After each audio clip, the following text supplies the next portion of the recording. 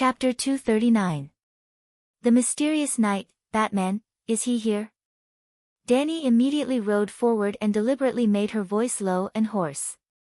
Batman is here. You've advanced. What? Congratulations on eliminating Dung Shell Jimmy. You've advanced. You don't have a match this morning. Report to arena number 44 in the afternoon. Remember not to be late, the MC said. Dani was stupefied. After a while, she rode away under the constant urging of the MC. Let's go, the old knight said. I want to watch more. Pay attention to the contestants nearby. The old knight pointed at the armored knights who were ready to go. Many of their armors are either old and rusty or assembled with second-hand parts. Knights who can't even afford armor are obviously skilled in battle tactics. If you really want to watch the match, it's better to go back to the main venue. Dani looked around and sighed. She silently followed the old knight and left the arena. He was right. There were no peerless swordsmen like Hoodlum and Fu Hongxue in this world. Relying on a broken iron ruler, without any martial arts manuals, and only practicing the two simple moves of stabbing and drawing the sword, one could become a top master in the world. This was a common story in martial arts novels. But in this world where physique, strength, skills, equestrian skills, warhorses, and armor were all important, such stories would never happen. Great knights could only be born in wealthy families where they did not have to worry about food or clothing and had martial arts masters to teach them since they were young. The horse walked steadily on the yellow dirt road.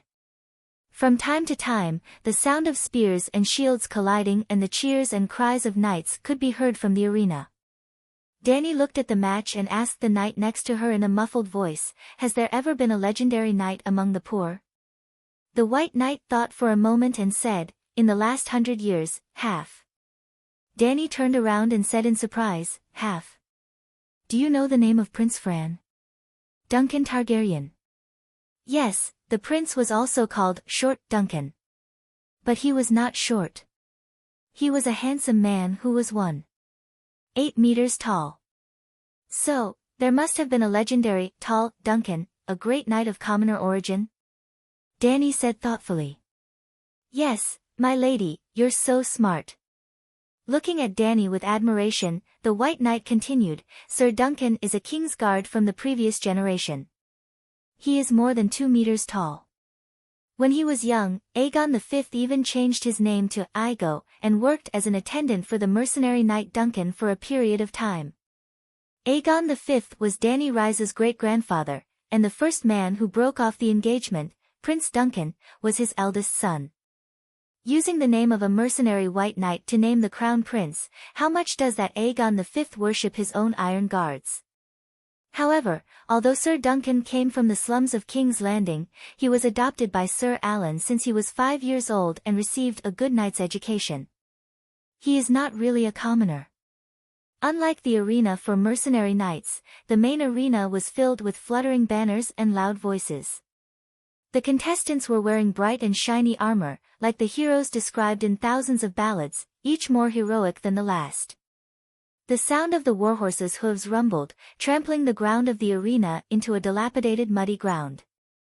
The wooden stage was filled with spectators, wearing gorgeous dresses, reservedly and passionately cheering for every victor and sighing for every knight who fell off the horse. Especially the noble ladies and young ladies sitting in the front row. Every time a knight waved to the audience on both sides, they would blush, cover their mouths with fans sprayed with perfume, and scream like crazy. It was as if they imagined all the knights as their own guardian knights. They might also think that since there were so many people shouting, no one could be sure that they were shouting, and no one could see their bloody mouths open like a hippopotamus. Woo woo woo. When Dani came over, she happened to hear the sound of the horn.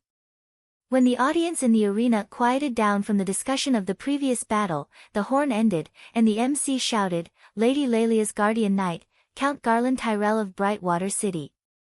The Count rode a black horse into the arena with a straight back. He was wearing a gorgeous silver armor, which was polished to a dazzling silver. A pair of green vines and 2 clusters of golden roses were inlaid on his chest. Danny and the other spectators were shocked to find that the bowl-sized golden flowers were mostly pieced together by countless golden crystals. Hiss! Thousands of throats gasped at the same time. The mysterious knight from Bright Water City, the old gardener. The MC continued to announce. A smoky gray armor covered with a lapis lazuli cloak. The cloak and his fox-shaped helmet were the only decorations on his body. However, when the mysterious knight appeared, the jubilant atmosphere suddenly froze, as if an awkward person that everyone knew had entered the lively banquet. Even the noble ladies stopped cheering. Who is this person? It seems like everyone knows him, Danny said, puzzled. A blue cloak, a fox helmet, from Bright Water City, and calls himself the son of the gardener. He must be a Florin. According to the information we gathered, he is most likely Sir Ale Ken, who came to ask Hyder for help, the old knight said with certainty. Just as the two of them were talking, the 2 knights in the arena had already charged over. Boom! The mysterious knight's long wooden spear hit Count Garland's wooden shield hard, and the spear shattered. At that moment, time seemed to slow down. Danny could clearly see the outer layer of the shield caved in, and then the white wood splinters flew in all directions like bullets, bringing about a fine muffled sound on the armor of the 2 knights.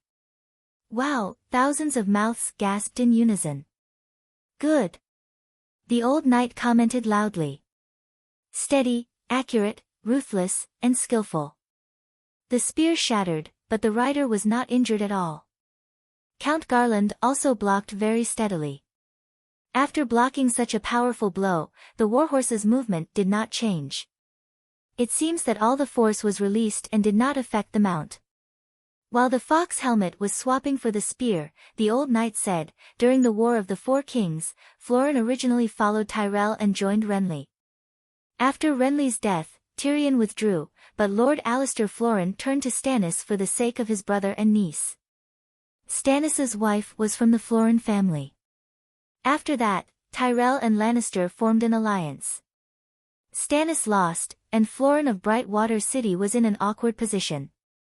Duke Tywin stripped the Florin family of all their lands and titles, and gave Bright Water City to Sir Garland Tyrell as a reward for his heroic performance in the Battle of the Blackwater River.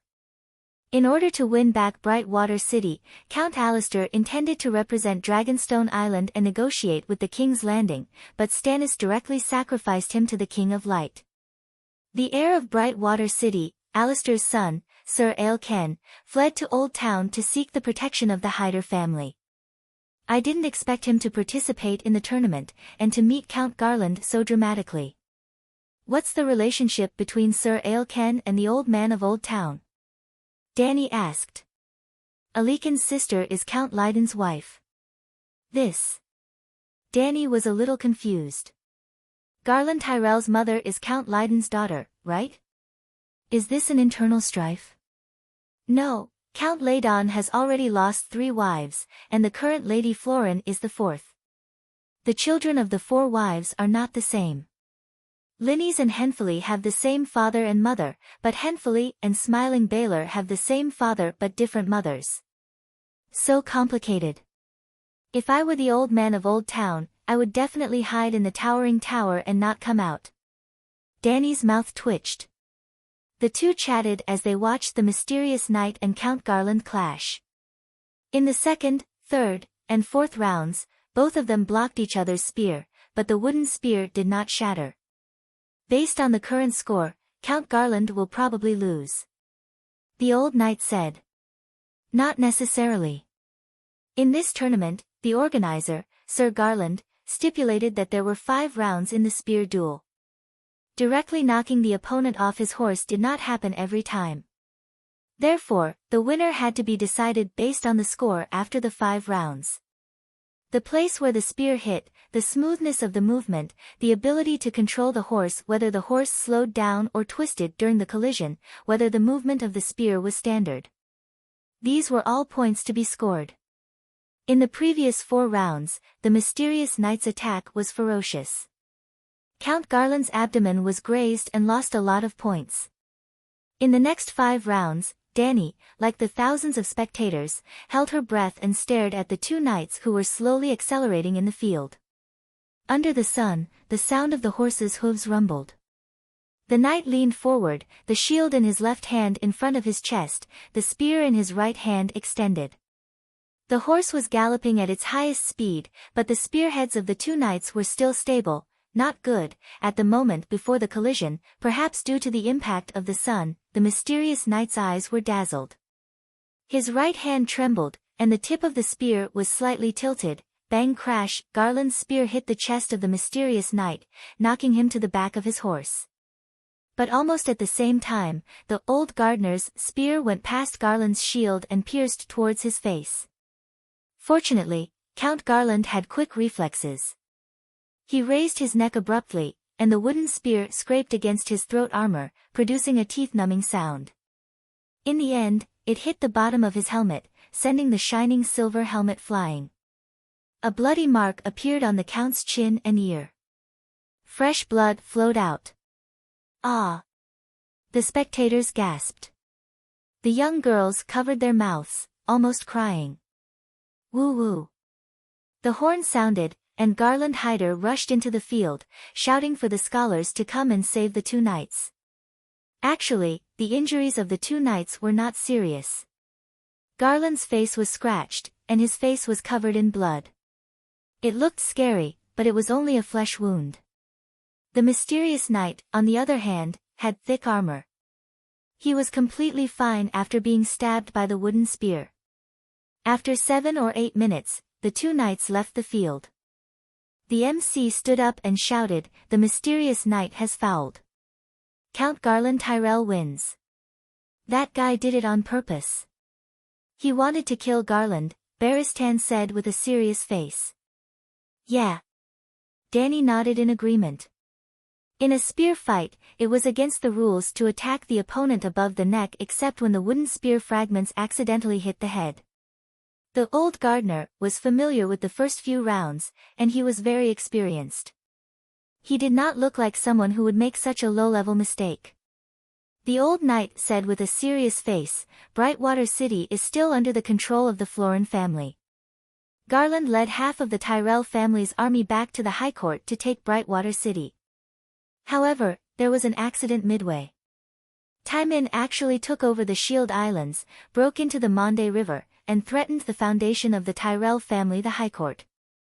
The 7 kingdoms have already destroyed the Northern Territory, Hajien, the Western Territory, and the Royal Territory. The Stormlands are still besieging the Wind's End Fortress, and River Bend is also under attack. What happened to the Westeros?" The old man sighed sorrowfully. Report. Suddenly, a fast horse galloped down Rose Avenue. The rider waved a scroll of parchment and shouted, the latest news from the City of Knowledge.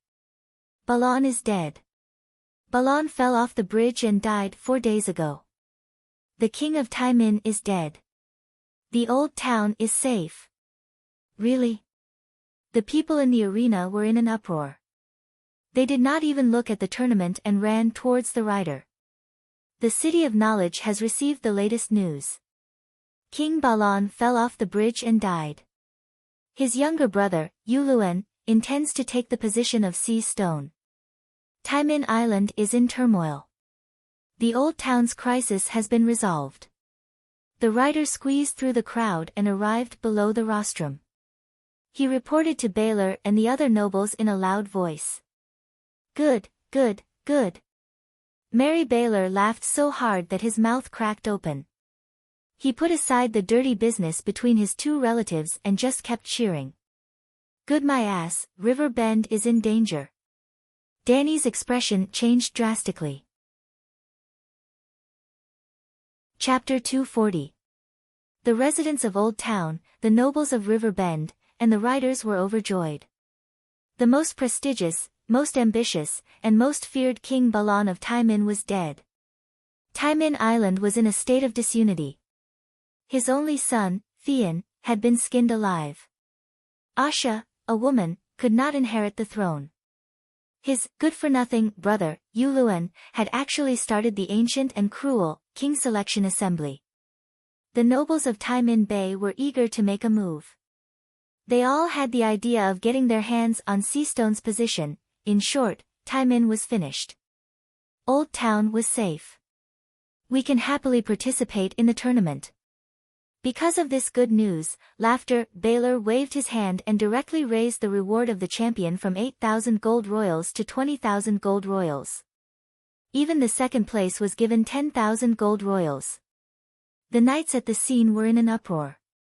People sang and danced. The banquet was held, and the music did not stop. Danny was puzzled. It's only been 4 months. How did Yuluan complete the second exploration of Valeglia Island in such a short time and cross thousands of miles of sea to return to Taimin Bay? The old knight was also very puzzled.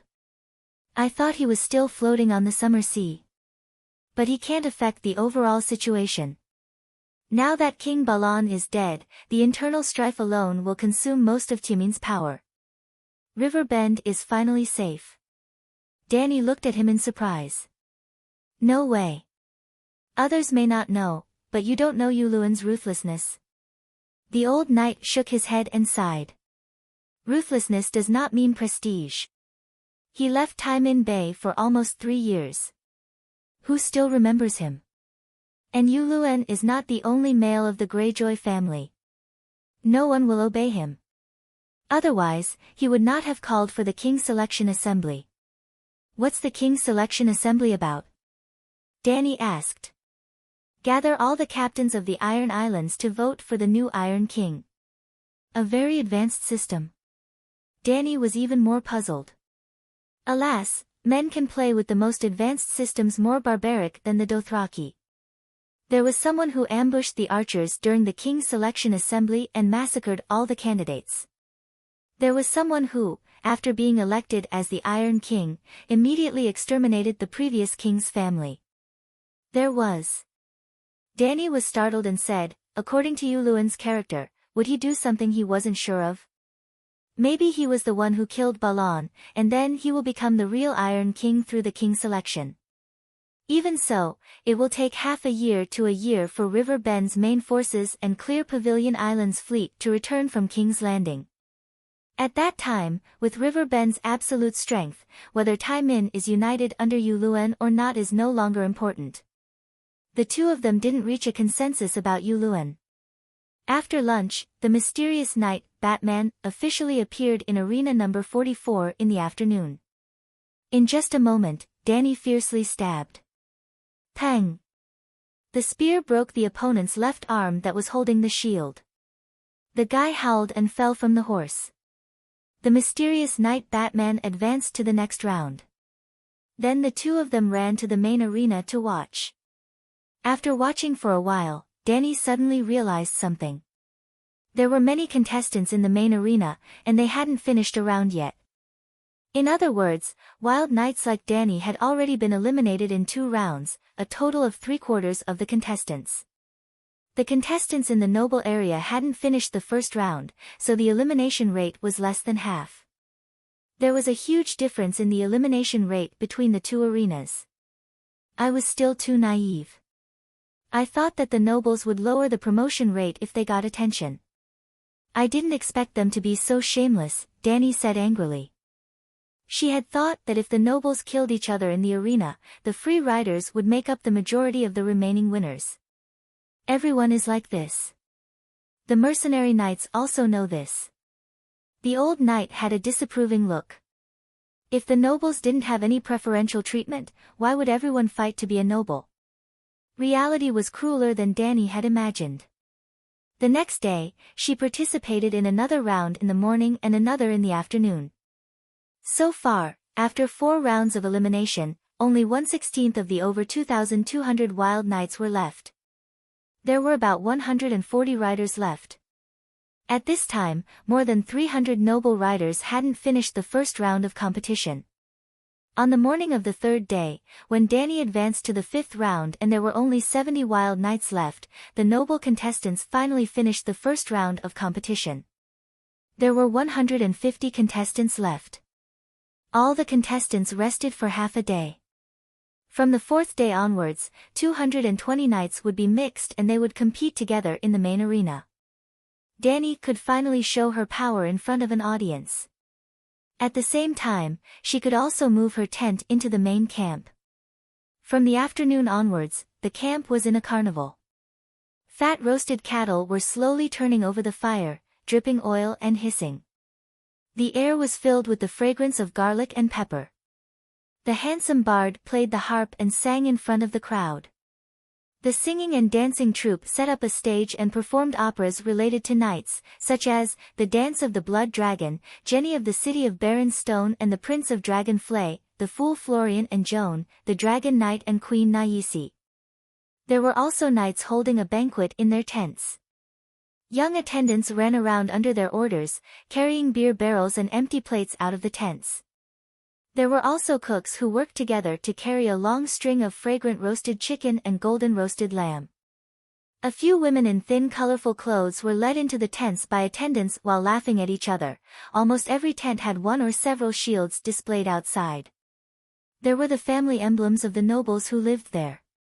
There was the trapezoidal white tower of the Old Town, the golden rose of Tyrell, the grape cluster of the Redwyn family, the wheat ears of the Harvest Hall, the horned bull skull of Black Crown City, the Holy Grail and Black Rose of the Three Towers Castle, the black and orange butterflies of Highland City. Of course, someone had also erected 3 long spears and a shield outside the tent. There was a black bat drawn on it. The old knight was very confused and dissatisfied with the design, so he purposely drew it a little like Big Black. Is Batman Knight inside? After lunch, Dani entered the dragon spirit state and closed her eyes to meditate with Big Black. Suddenly, there was a call from an attendant outside the tent. Yes, Big Black had returned to the Westeros for 2 days. The others only knew that Dani could control the black dragon, but they did not know the details of the dragon spirit. Cora wrote a letter and tied it to Big Black's leg and sent it over. Actually, Dani knew more about the current situation in Slave Bay than Cora. Big Black had specially checked around Slave Bay and New Gith. The Allied army still had no intention of launching an attack. That was right, Khal's dragon-slaying crossbow was not completed yet. After condensing the meditation vortex in her mind, Big Black seemed to have some positive changes. His magic power and physical strength had increased a lot, and his top speed had increased by almost 1/5. It only took him 30 hours to return to the Old Town. Another thing that surprised Dani was that when she entered the dragon spirit state, she could meditate together with Big Black. Their 9-color vortexes rotated at the same frequency, and her wizard power increased more than twice as fast as before. It was as if Big Black had helped her level up. Therefore, whenever she had free time, she would meditate together with Big Black. Dani sat cross-legged on the bamboo mat and did not move.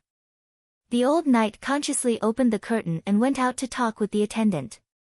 About a quarter of an hour later, he came in with a primary-colored oak barrel and reported, "My lady, Sir Garth invited you to a banquet."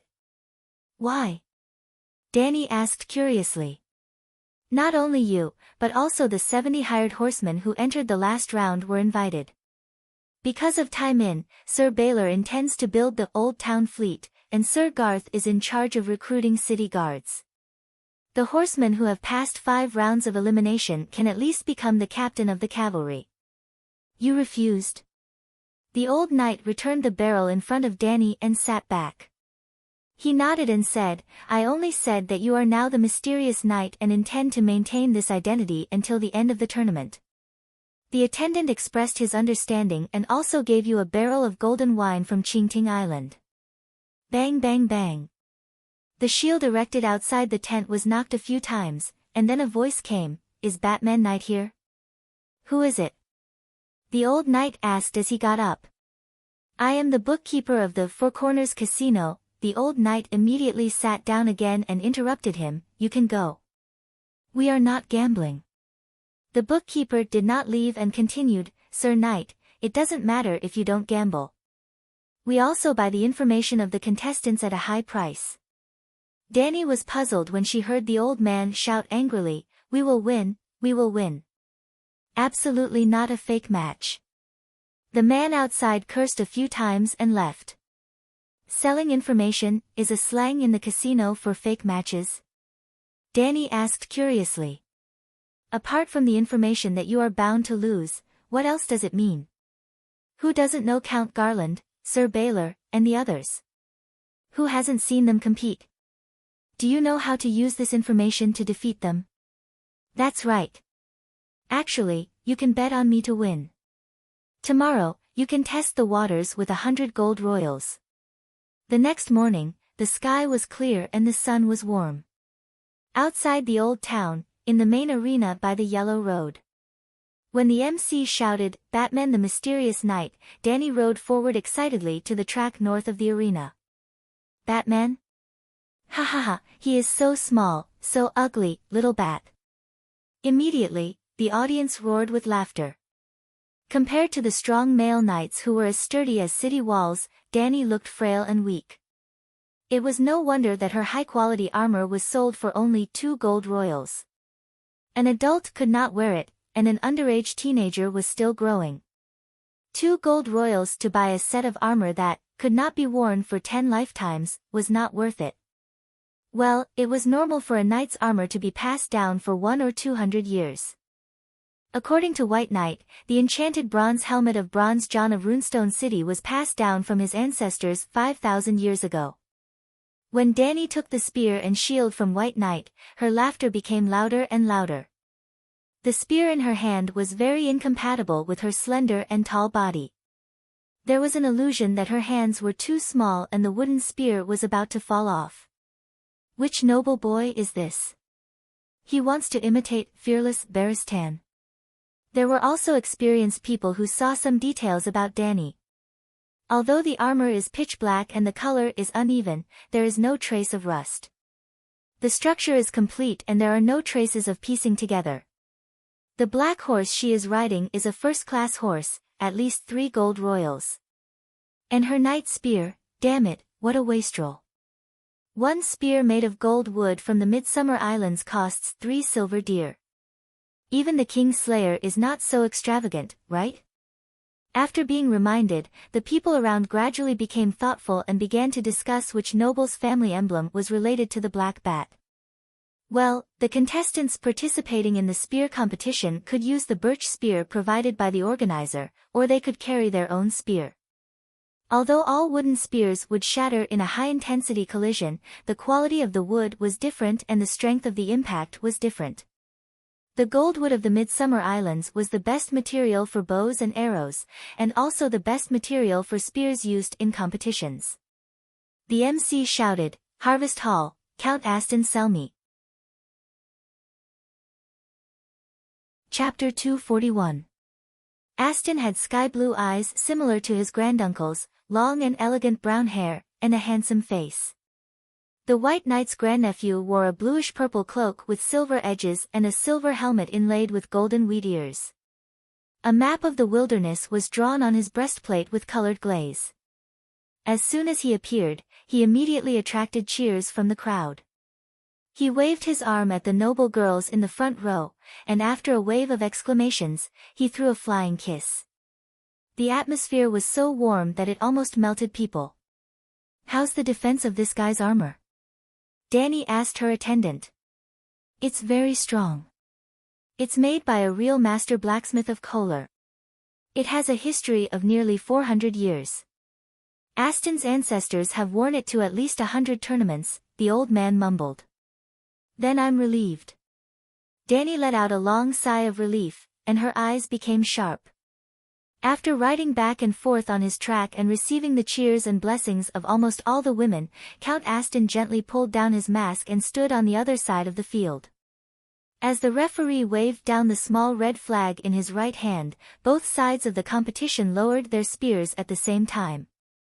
The 2 horses began to run at full speed, and the audience could feel the temporary stands shaking slightly. The Count of the Harvest Hall rode on his horse, his body leaning forward. The spear in his hand was as steady as a rock, almost drawing a straight line in the air. On the other hand, the mysterious knight seemed to be thin. As the horse sped up, his upper body gently swayed with the rhythm of the horse's hooves, and his arms also shook. The Count was overjoyed. He aimed his spear at the exposed side of his waist. But at the moment of contact, the mysterious knight shifted his body. The tip of his spear was deflected by the black bat's wooden shield. But before he could be surprised, dong! A bell seemed to ring in the field. Most of the audience almost didn't see what happened. They only saw the Count being hit hard and almost flying backward from his horse, while his horse continued to run forward. Clang! The Count flew 5 or 6 meters away, and finally landed on the ground with his head down and his legs floating up. The violent sound made the audience gasp. Fortunately, the old knight did not lie. His family's ancestral iron armor was indeed of good quality. Even on the soft yellow ground, the Count of the Harvest Hall's helmet was dented, but he did not faint. After struggling a few times like a tortoise, he got up on his own and waved to the audience on both sides. The audience immediately cheered wildly for him. But that guy was also a gentleman. He didn't delay for long. After catching his breath, he immediately led his horse to Danny's side. He gracefully bowed to her, took off his iron lobster gloves, and handed them to the winner. "This is my ancestral armor. How about redeeming it for 5 gold royals?" Danny nodded and handed the gloves back to him. 5 gold royals was very reasonable. In the previous 5 matches, she had also won 5 sets of scrap metal. The lowest price was 200 copper coins, so she happily let the mercenary knights redeem them. When the Count of the Harvest Hall's attendant pulled Baristan aside to pay, Danny rode her horse and swaggered around the venue. Everyone was happy to cheer for the winner. The little girls cheered wildly. Even Leah, who was wearing a crown on the rostrum, stood by the fence and applauded the thin little knight. "My lady, it's a big harvest. The others don't think highly of you. You won 25 out of 100 gold royals." On the way back, the old man said happily, "You said that they don't think highly of me, but isn't the ratio a bit low? It's not even 1:1. Danny was puzzled. "Sigh, my lady, although you're only one person, you bet a lot of gold royals, and 100 gold royals. It's too big. The casino adjusts the profit ratio according to the total bet of both sides. You won hundreds of gamblers alone. Since I've earned dozens of gold royals, I have to find a way to spend them." Danny touched her chin and began to whisper to the old knight. "This." Baristan's old face twisted into a ball. "Isn't it too ostentatious? Look at your grandnephew. Even a loser dares to be so ostentatious." It was another noisy night of banquets. The elimination round was only completed on the morning of the second day. There were only 110 contestants left. The final elimination round would be held in the afternoon. Yes, when there were only 55 contestants left, the final ceremony would be held, the fight for the title of Queen of Love and Beauty. The closer it was to the final, the more intense the competition was. There were also more people who came to watch the competition. That afternoon, in the shadow of the rostrum's pure white canopy, there were even 4 or 5 professors wearing long chains. "I didn't expect the professors from the City of Knowledge to come here personally. They want to record the competition," someone exclaimed. "They also know that Tiamin's crisis has been resolved. They came out to celebrate the victory with everyone. Let's celebrate together." The professors would witness the legends and record them. They would write the history books. Even if the other party wasn't a legend, as long as they wrote a legend and spread it through the storybooks, the knights would also become legends 1,000 years later. Therefore, the following nights became more and more ostentatious. Every time they appeared, they would flirt and play all kinds of tricks. For example, they would throw rose petals, spray perfume on their cloaks, find a craftsman to paint their armor in 7 colors. There were even knights who recited poems loudly as they competed. There was even a minstrel who played a melodious harp for them. Such a grand scene naturally caused the audience to be excited. Waves of cheers came one after another.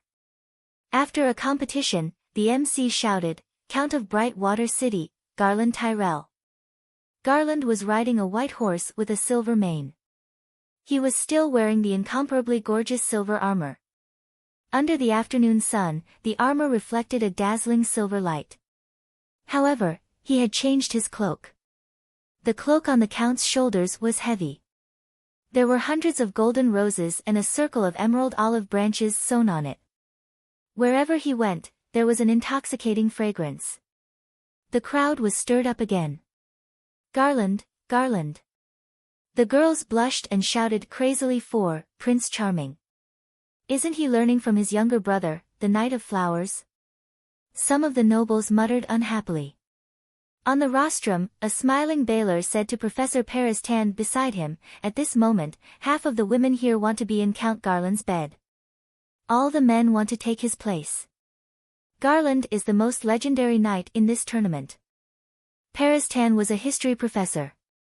His historical research was the greatest historical work in the City of Knowledge in the past 100 years. "Not bad, not bad." The old professor narrowed his eyes and nodded in satisfaction. "I'm sure that Professor Garland will definitely leave a deep mark in the legends of knights."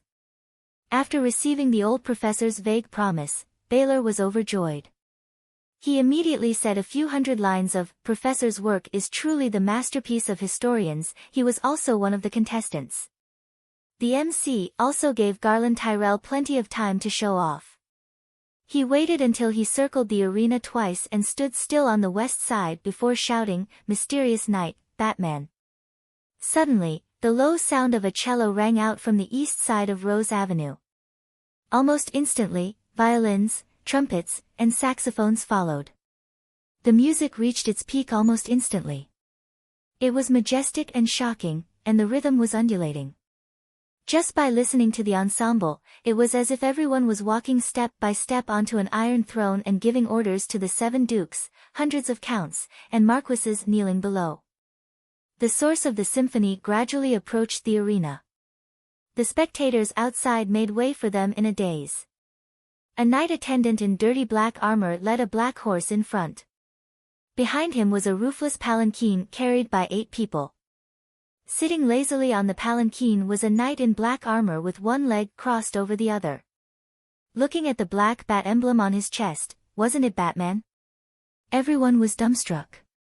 The 8 sedan bearers were all young girls with blonde hair and blue eyes. They all wore the same white dress with floral patterns.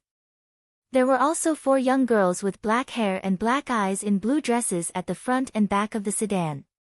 Each of them had a face like a hibiscus and a smile like a flower. Carrying flower baskets, they scattered red roses, white peonies, golden tulips, blue chrysanthemums, and other colorful petals around them with every step they took. After the palanquin passed by, there was another strange palanquin carried by 16 people. 16 shirtless men with golden ribbons around their waists were carrying a wooden platform with a fence. It was nearly 20 square meters wide. On it were either sitting or standing 12 musicians. There were cellos, violins, trumpets, harps, snare drums, saxophones, clarinets. The majestic symphony came from this wooden platform. The music was loud and clear, and the entire arena was silent. The jaws of the thousands of spectators dropped to the ground, and their eyes popped out of their sockets. They were so shocked that they lost the ability to speak and think. When the song, Game of Thrones, came to an end, the old knight pulled the black horse 5 meters in front of the palanquin. The 4 flower-throwing girls in front retreated to the sides, leaving an empty space. Then, 4 blue-haired girls in red robes carried over 4 colored stools and placed them evenly between the horse and the mysterious knight. Each stool was about 1.2 meters apart. As soon as the stools were placed, the tune immediately changed.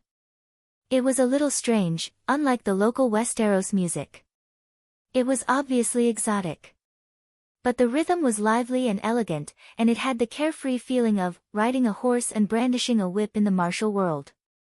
Well, to put it simply, it had changed from the theme song of the Game of Thrones to the debut song of the leader of the division. It was not the leader of the Iron Blood Youths, Ma Ninger, who pretended to be pretentious, but the leader of Fang Shiyu who successfully pretended to be pretentious. When the music reached its climax, the mysterious knight, who was lying on the soft couch, suddenly stood up. Following the rhythm, he strode over, almost as if he was flying. He stepped on 4 stools in succession, crossed a distance of 5 meters, and finally jumped onto the horse's back. His armor was heavy, and the stools creaked when he stepped on them. But the whole movement was light and elegant, as if he was treading water, giving people a sense of fluency that was harmonious with the music. When he stepped onto the saddle, the symphony on the wooden platform suddenly stopped. The afternoon sun shone on the ground. The arena of thousands of people was so quiet that only the sound of eyeballs rolling on the ground could be heard if there really was one. After watching the whole process of the mysterious knight stepping on the 4 colored stools, Count Garland's face flushed red. He wanted to tear off the flower cloak behind him immediately. Because the 4 round stools made of rattan were filled with green olive branches, golden roses, blue forget-me-nots, and red spider lilies. Others stepped on them, but he proudly draped them behind his back. This, in the Honey Wine River pretentious contest, in the old town, Danny swept the field and bravely won first place even if most of the contestants had not appeared yet. Chapter 242. The commission of 10 gold royals wasn't wasted. It was worth it. Danny sat on the saddle and looked up at the sky at a 45-degree angle. Feeling the bright and quiet afternoon sun, she was in a particularly good mood. A bunch of country bumpkins who have never seen the world, how dare they pretend to be in front of me? Ahem, ahem, ahem, I've learned something new. On the 5th floor of the high platform, Laughing Baylor put his chin and eyeballs back to their original places and reminded the trumpeter in front of the platform, blow the horn and get ready for the competition. Woo, the low and melodious sound of the horn brought the audience and the riders back to their senses. The scene went from a pin-drop silence to as noisy as a market. Oh my God, Sir Bat is so handsome. A noble girl screamed. The most shocking entrance in history. The Bat Prince will become a legend like Prince Flay and the Dragon Knight. That symphony, the mysterious knight, who had been looked down upon by many people, suddenly soared.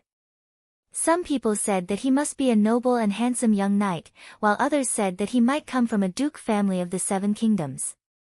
Some people even suspected that he was King Tomon. Only a young Kingslayer could be so rich and elegant. Then someone immediately refuted that King Tomon was short and fat, not slender and handsome like his rumored father, Jaime. Boom! The sound of the wooden spear breaking into pieces woke up the arguing audience.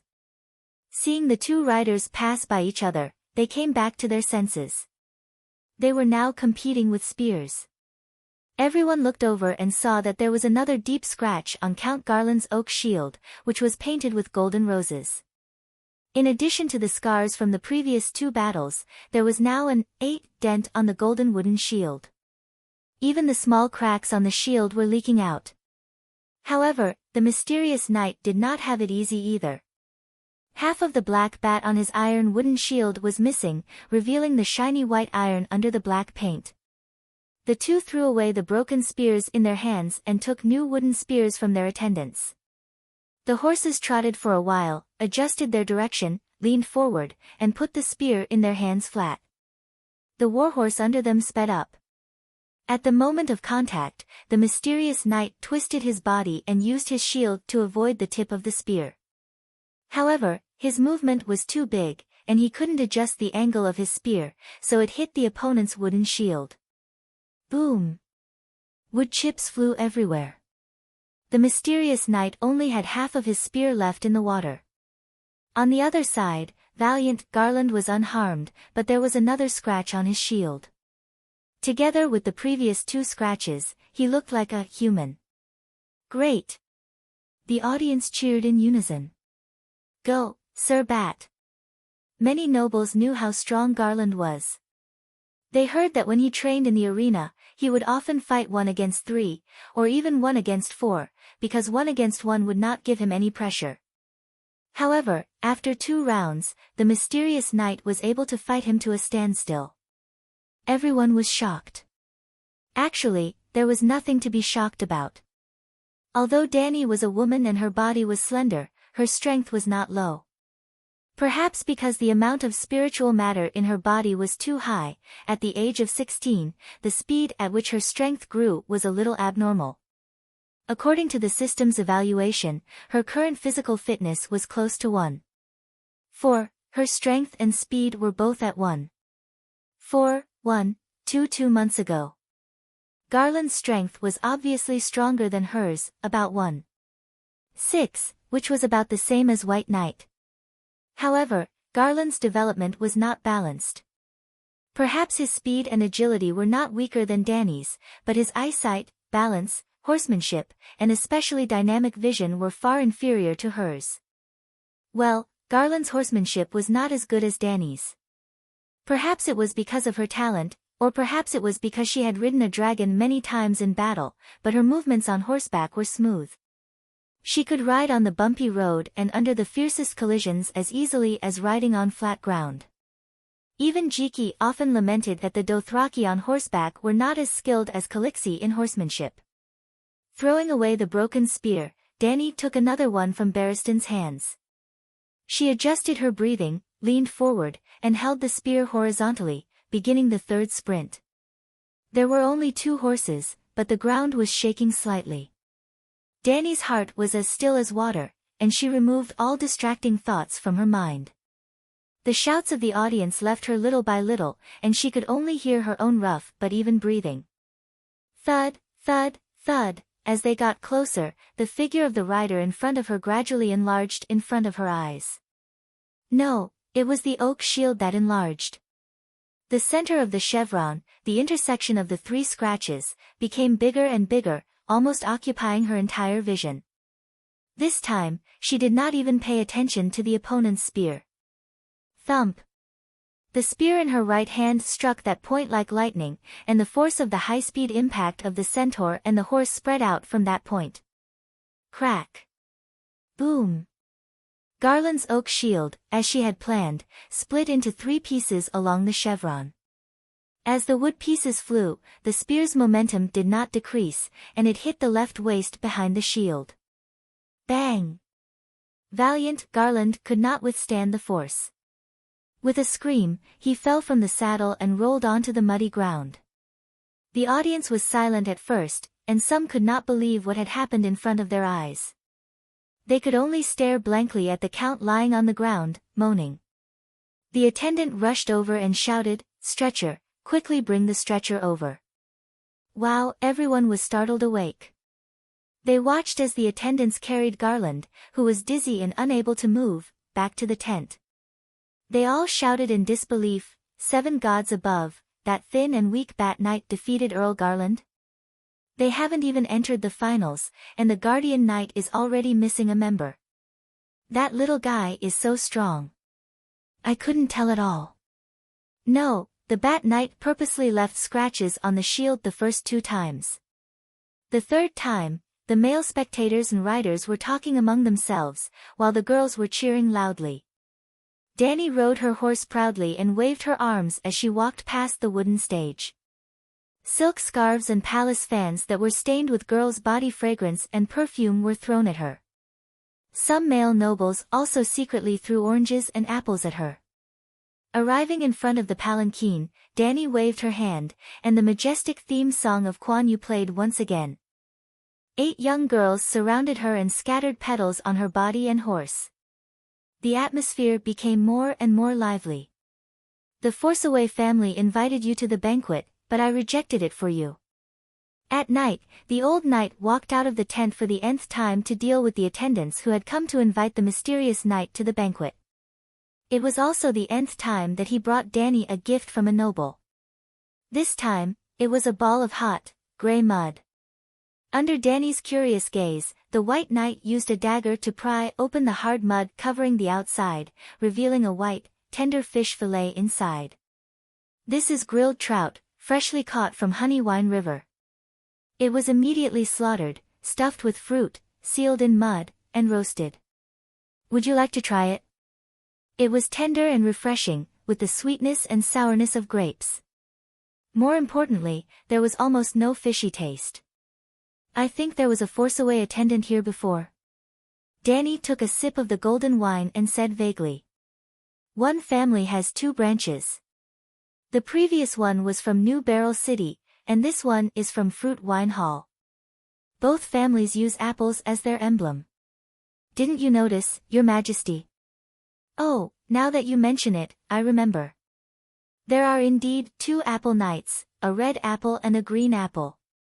Your Majesty, you're really in the limelight today. The old knight exclaimed. It's nothing. Danny waved her hand, pretending to be reserved. Then, are we still inviting the orchestra tomorrow? No, we have to keep a low profile for the next few days. The old knight, it was impossible for Danny to keep a low profile even if she wanted to. The next morning, when there were only 55 knights left, the cheers for Danny were no lower than laughter Baylor's. The competition for the Queen of Love and Beauty officially began. First, 4 guardian knights stepped forward.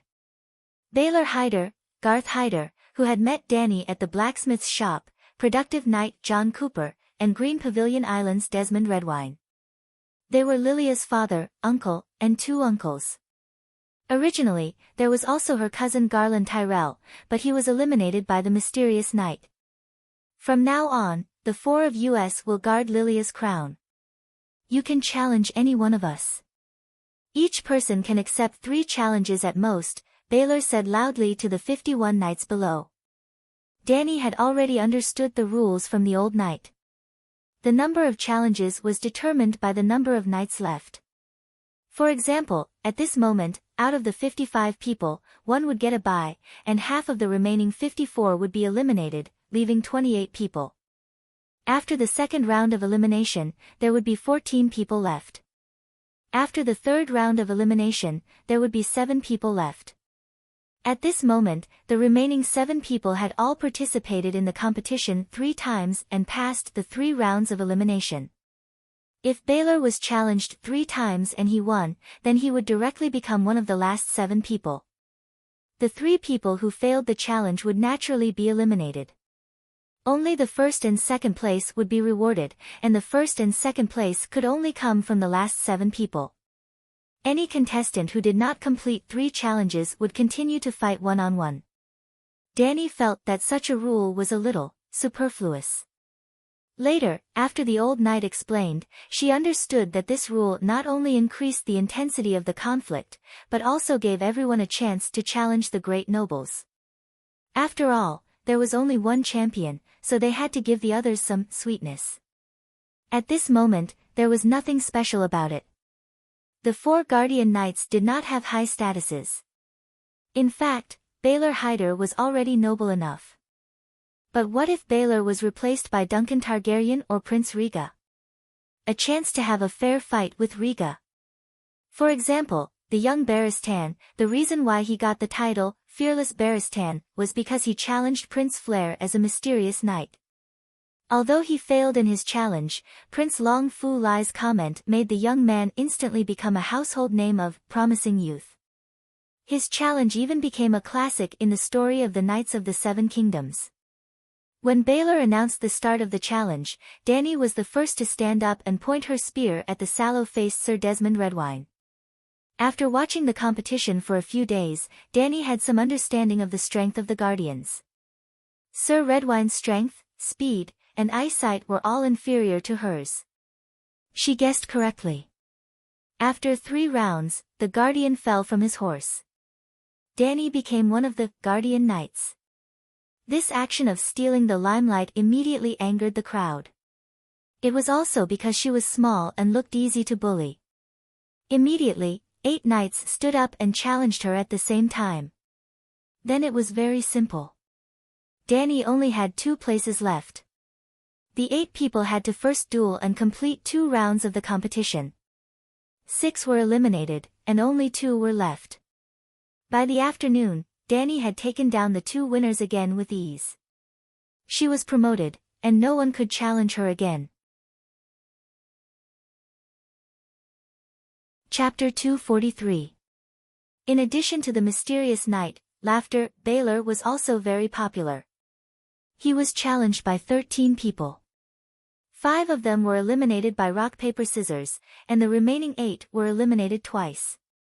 Only 2 powerful knights were left to fight against him. Almost every time the Guardian was challenged, not only would the audience shout in excitement, but the current Queen of Love and Beauty, Lelia, would also scream in horror with her small hands half covering her eyes when the spears shattered or the contestant fell off the horse. Obviously, to her, the competition for the crown was particularly exciting. In the end, the remaining 7 contestants, except for the mysterious knight's identity, were all of noble birth. The brothers Baylor and Garth, a Red Apple, Forceaway, Sir Errol of the Hay Hall in the Land of Storm, Sir Craig of the Chicken Hall in the Western region, and Sir Dickon Tarley of the Horn Hill.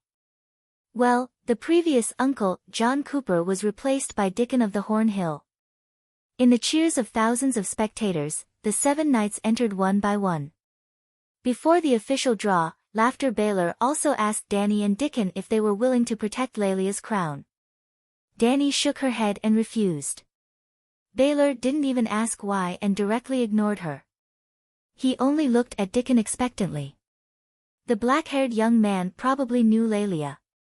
He first smiled apologetically to the blushing little girl on the wooden platform, and then explained to Baylor, "Sir, I'm sorry. I'm afraid you don't know, but a month ago, I married Eleanor, the eldest daughter of Count William Mouton, in Maiden Spring Town. In theory, the champion could give the crown of love and beauty to anyone, even if you were a rainbow knight like Loras Tyrell and gave the crown to a man. But giving the wrong crown was a big scandal in itself. For example, giving the crown to a lady who already had a husband or a fiancé, or the champion was married but didn't give the crown to his wife. Prince Liga had violated both of these taboos." "What, you're married?" Baylor exclaimed in shock. He seemed to realize that he had lost his composure. He forced a smile and asked, "We didn't receive any news at all. Your mother and sister didn't even go to the wedding, right?" His most important son-in-law candidate was actually Dickon Tarley. Or rather, it was because he knew that the heir of the Horned Hill happened to return from King's Landing that he elected his daughter Lelia as the Queen of Love and Beauty. This was not only the intention of the Hyder family. The Queen of Thorns, Alina, had also sent a letter to remind him of this matter. There was only one goal, to rope in the Tully family. In the original series, Jon's good friend, Sam Tully, didn't seem to have a prominent family background. There was nothing special about his background. Actually, that wasn't the case. Sam's father, Rando Tarley, heir, Barristan, believed that he was the 4th most famous general in the 7 kingdoms. However, the truth was that the current Westeros had fallen and Rando Tarley was the only general who had never lost a battle. Horned Hill also had a military force second only to Hiding Tyrell. It was a large family in River Bend that was second only to Hiding Tyrell and the old town of Hyder. Why does Alina want to rope in the Tarley family? Weren't they monarch and vassal? In the War of the Four Kings, regardless of whether they sided with Lannister or formed an alliance with Lannister, the Tarley family had always followed Hiding closely. Count Rando was indeed a trustworthy vassal, but now, let's start from Brightwater City. Rando Tarley's wife, Melissa Florin, came from Brightwater City. The mysterious knight who slashed Garan Tyrell's cheek, Aelken Florin, was Dickon's uncle. Melissa and Aelken were brother and sister of the same father and mother.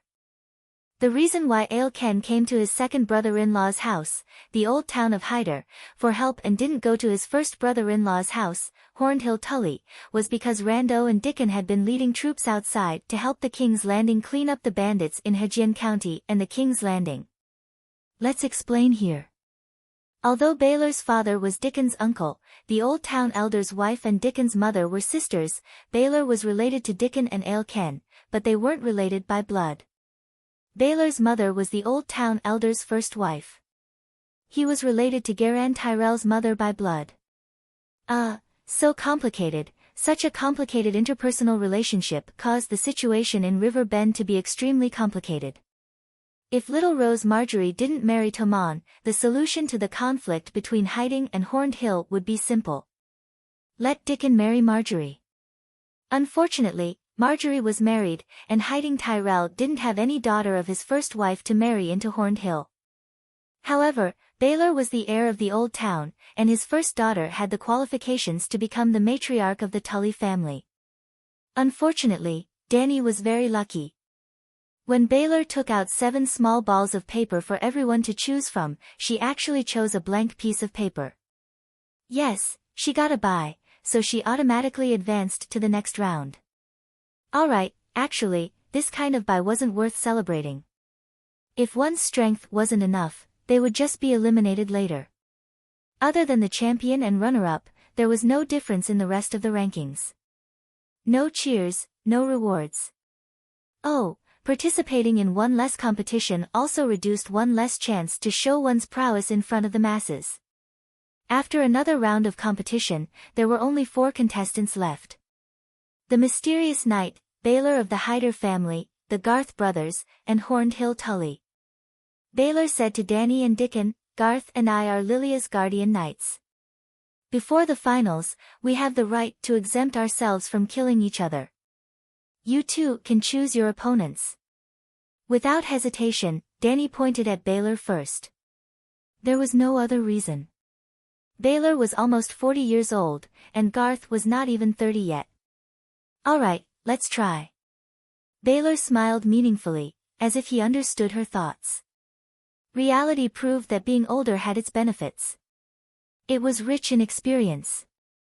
Under the exclamations of thousands of spectators, the two of them fought for 5 rounds without knocking each other off their horses. Dany's every attack was blocked by Baylor. In order to avoid the crisis of the broken shield, the experienced Baylor had to change his shield after every round. But after 5 rounds, without waiting for the noble judges on the high platform to finish discussing the points of both sides, Baylor took off his iron gloves and threw them in front of Dany's mount. He looked around and said loudly, "I've been in a defensive position. I'm far less impactful than the mysterious knight.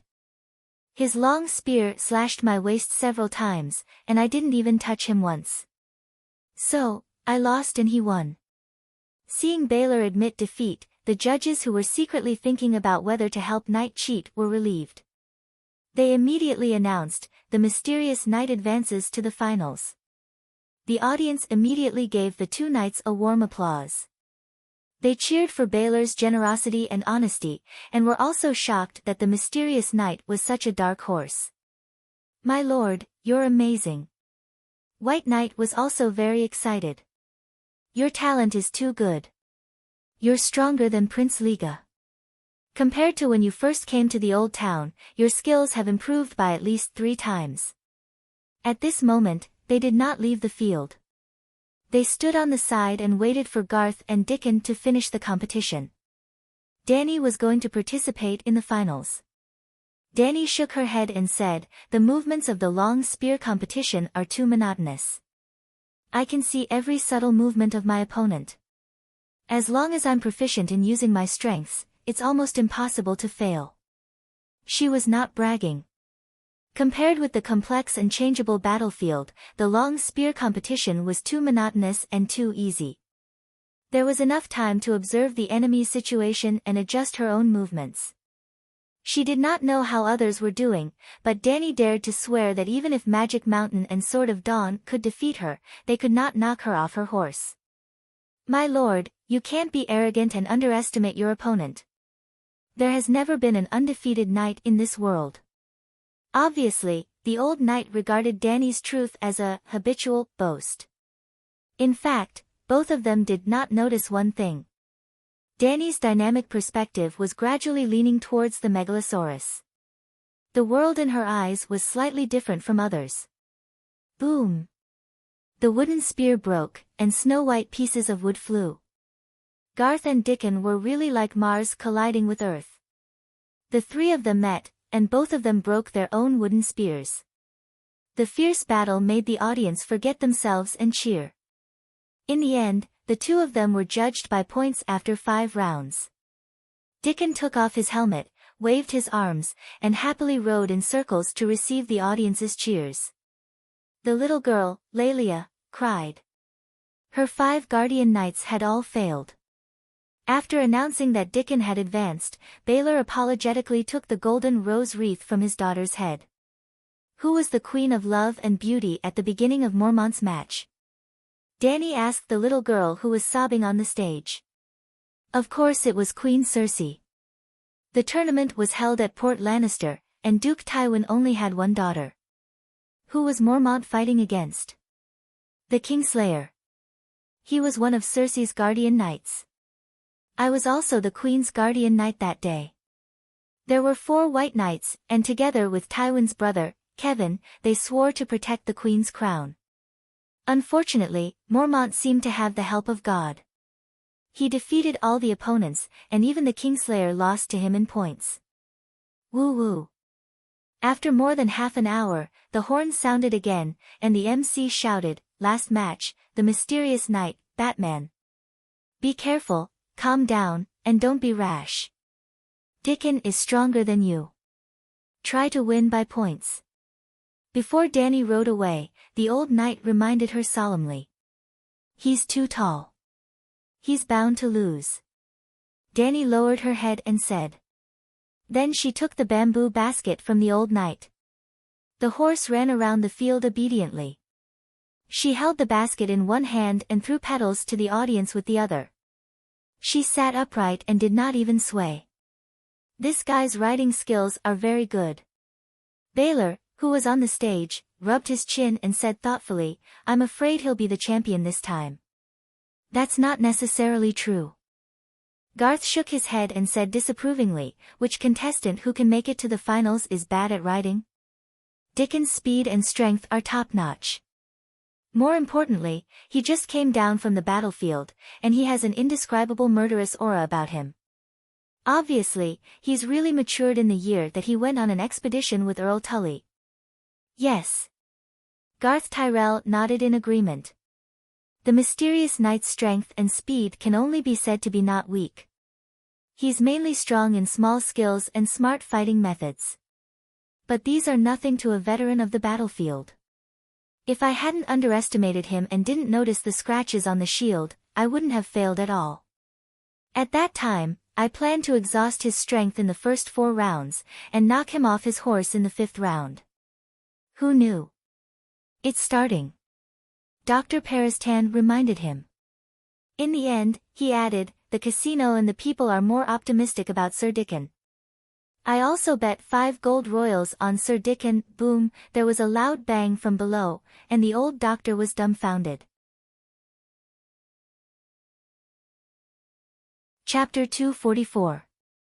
While the people on the rostrum were talking, the first round had already begun.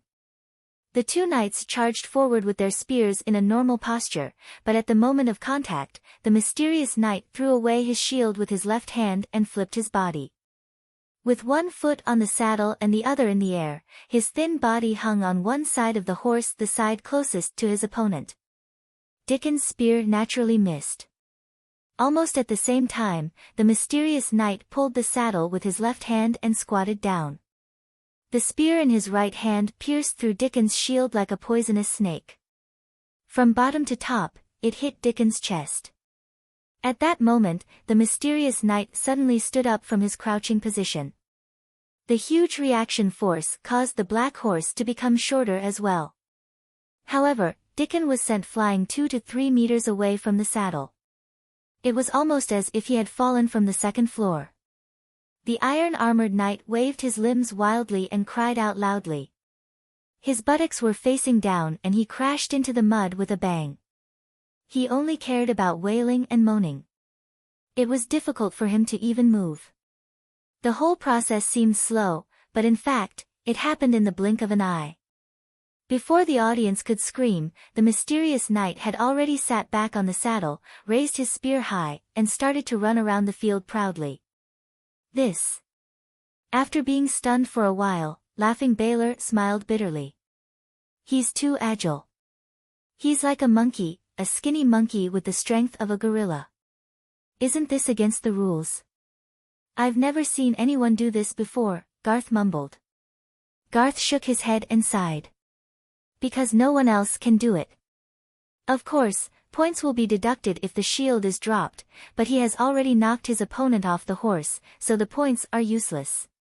Sigh, this is embarrassing. River Bend is the home of knights, but no one can take off that kid's mask. Baylor shook his head and stood up. He held the tray with the crown and walked down the wooden stage. There was a tradition of the mysterious knight in the tournament. During the competition, no one deliberately investigated the identity of the mysterious knight. Only those who defeated the mysterious knight were qualified to have him reveal his real name and origin. Garth greeted the two attendants who were guarding a big box and stood up to leave. As he walked, he smiled and said, now that the competition is over, he will take off his helmet. If his family background is good, it's not bad to marry Leah to him. Lelia is the eldest daughter of the first wife. Her identity. Let's wait and see. The eldest daughter of the first wife had a higher position in the line of succession. In terms of value, she was much higher than the youngest daughter. Just look at Sansa and Arya. Sansa was engaged to Crown Prince Joffrey, while Arya could only marry the second son of the Frey family. That's right, Arya once had a sacred marriage contract. Amidst the cheers of the crowd, Dany was even more excited than when she had defeated Meereen and Yuan Kai. She ran around the arena on her horse, waving at the people who were applauding. It wasn't until the horn sounded that she noticed the laughing Baylor holding a tray under the wooden platform. Knight, you are the champion of this year's martial arts competition. Please choose the queen of love and beauty in your heart. Baylor said with a smile. Batman, I'm not married. In the south stands, the girl in the purple dress made a trumpet with both hands and shouted. I'm from Golden Tree City. The scholar said that I'm going to have my first period soon. Batman, give me the crown. A teenage girl in the north shouted with a red face. Batman, the girls almost went crazy. Their fathers and brothers just watched from the side with a smile. Many nobles even applauded their daughters' courage and shouted how much dowry they were willing to give for their daughters.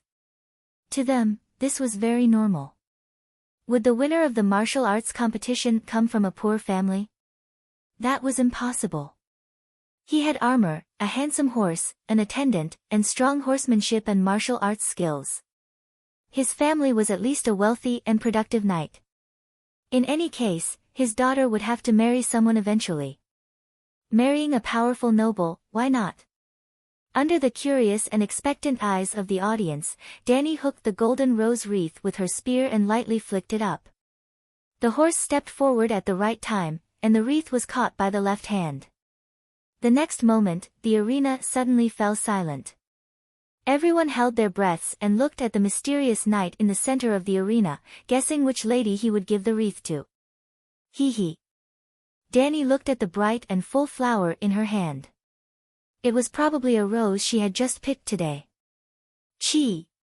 She stabbed the wooden spear into the soft ground. She twisted a few buttons under her neck and suddenly took off her helmet.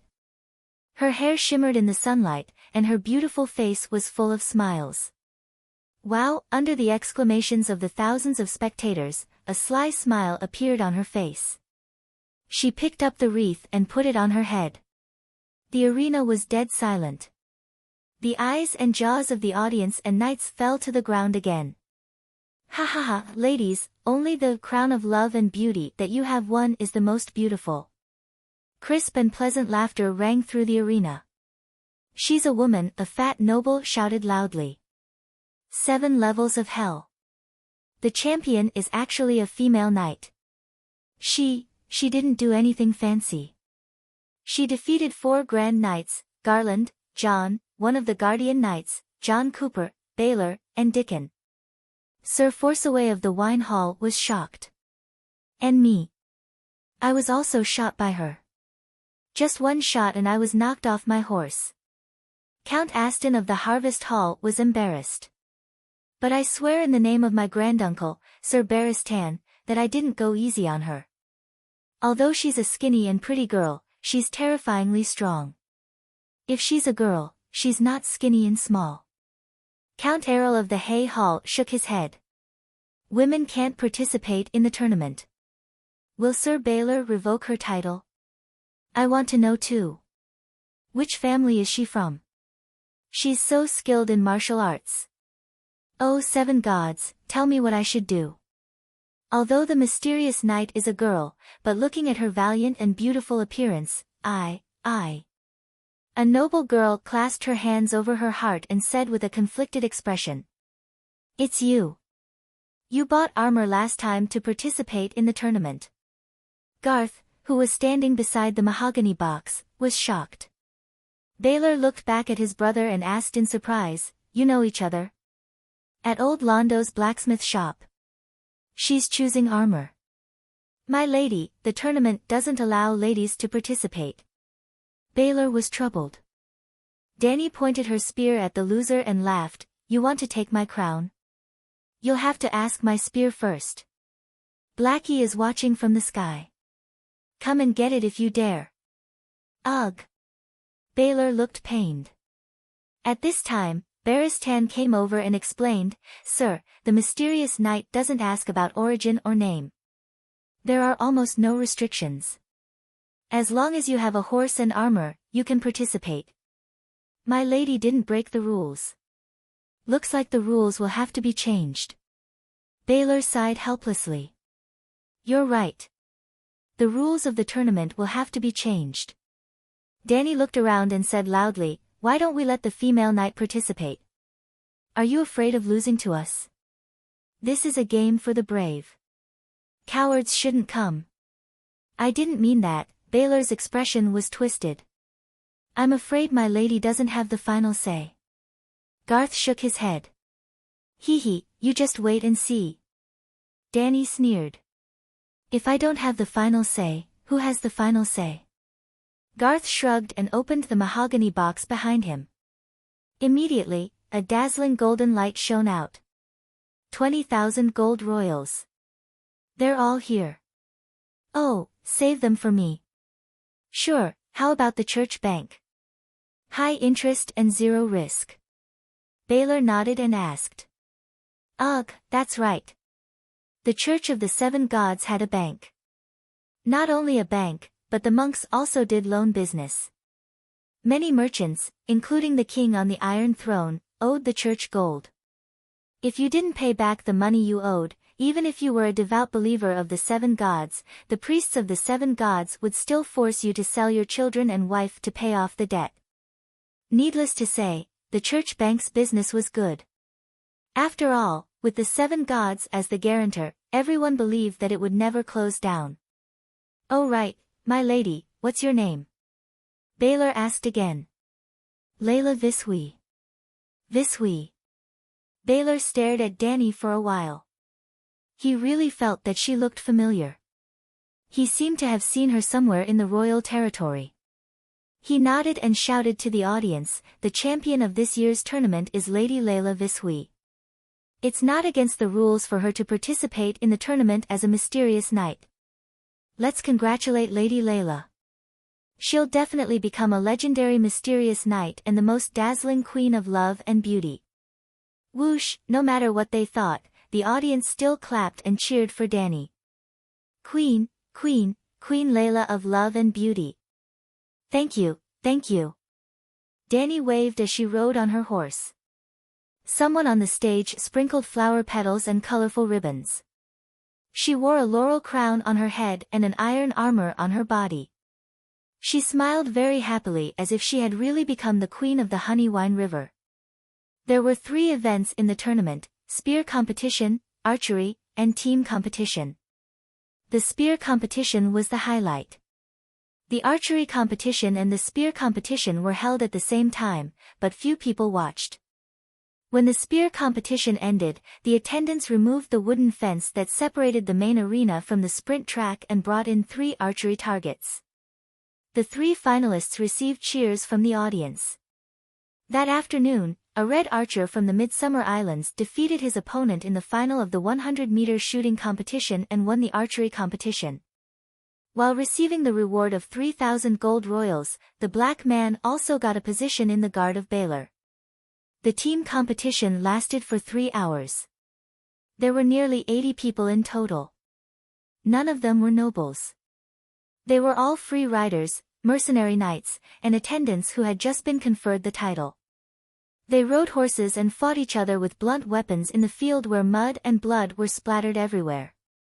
They formed small teams to fight against the enemy, and in the blink of an eye, they had internal strife and killed each other. The alliance had just been formed, but it was broken until only one person was left standing. It looked bloody and cruel, but it was actually much more civilized than the Githa's slave fights in the arena. Since the contestants were all using blunt weapons and wearing thick battle armor, no one died after the chaotic battle. There were only 2 unlucky people with broken legs, one with a broken collarbone, and more than a dozen with broken fingers. The team champion had a bounty of 5,000 gold royals, which was won by a Dornish warrior. The Dornishmen and the Midsummer Islands only had a bounty of 8,000 gold royals, which was less than half of Dany's. From this, it could be seen how high the spear competition was in the Westeros. Chapter 245. On the night of the tournament, a grand banquet was held in the camp. After taking off her helmet, Dany could no longer reject Sir Baylor's invitation. The Hyder family's tent was near the waterfront. The tent was made of golden silk and was the largest and most luxurious building in the camp. However, there were 2 iron shields outside the tent. They were decorated with the white tower of the Hyder family and the green rose of the Tyrell family. Beside the tent, there were 7 large bison rotating on a spit. They were slaughtered in the early morning, marinated in the morning, and roasted in the afternoon. They had been roasting for a few hours now. During this time, the cook was busy applying butter and spices until the meat was crispy and fragrant. The banquet was held outside the tent. Long tables and benches were set up on the spacious land beside the river. The maids were placing a wine pot filled with golden wine, a fruit plate filled with strawberries, bananas, and apples, and a large piece of freshly baked white bread on the table. "Miss Layla, you're so beautiful tonight," Dickon said awkwardly as he walked over with difficulty while holding his waist. As the heir of the Horned Hill, Dickon was naturally invited to the banquet. He came from the other side of the camp and they bumped into each other. He seemed to have sprained his waist in the morning. He supported his waist with one hand and held a young girl with the other. Dany was not dressed too brightly. She was wearing a blue velvet dress with white embroidery. Her dyed black hair was braided and fixed on the top of her head with a sapphire hairpin. She did not even have a necklace around her neck. She looked capable and elegant. On the other hand, the young lady beside Dickon was wearing a silver satin dress with squirrel fur trimming. Her long sleeves were lined with light purple fur, and her thick golden hair was covered with an exquisite silver net inlaid with deep purple gems. Doesn't she look like a married woman? Is this your wife? Dany asked hesitantly. Hello, Miss Layla. I'm Eleanor Morton from Nookwyn Town, the young girl said shyly with a red face.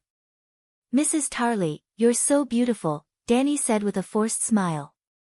You're so young. How can the big Dickon do that?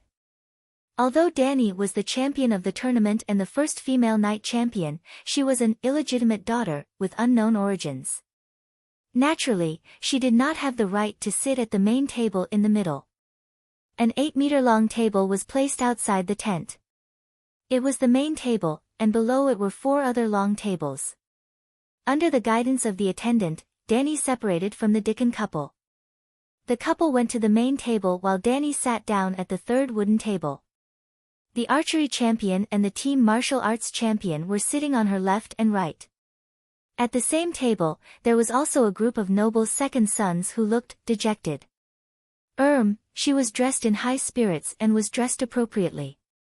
The reason why she was weak was all because of Dany's psychological effect.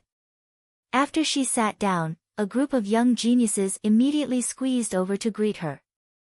Miss Layla, I'm the 3rd son of Earl XX. You're so beautiful.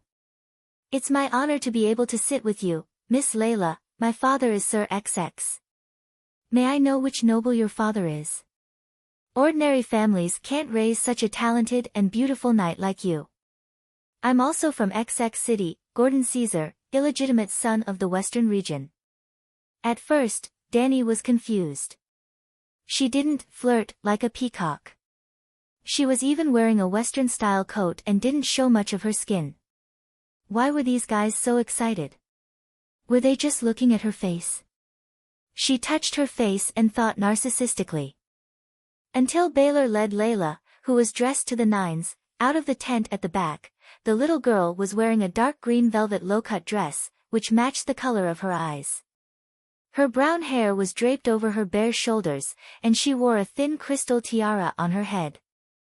There was a ribbon inlaid with emeralds around her waist, and a purple gemstone the size of a pigeon's egg hung from a fine silver chain around her neck. She was indisputably the most eye-catching lady tonight. That wasn't the point.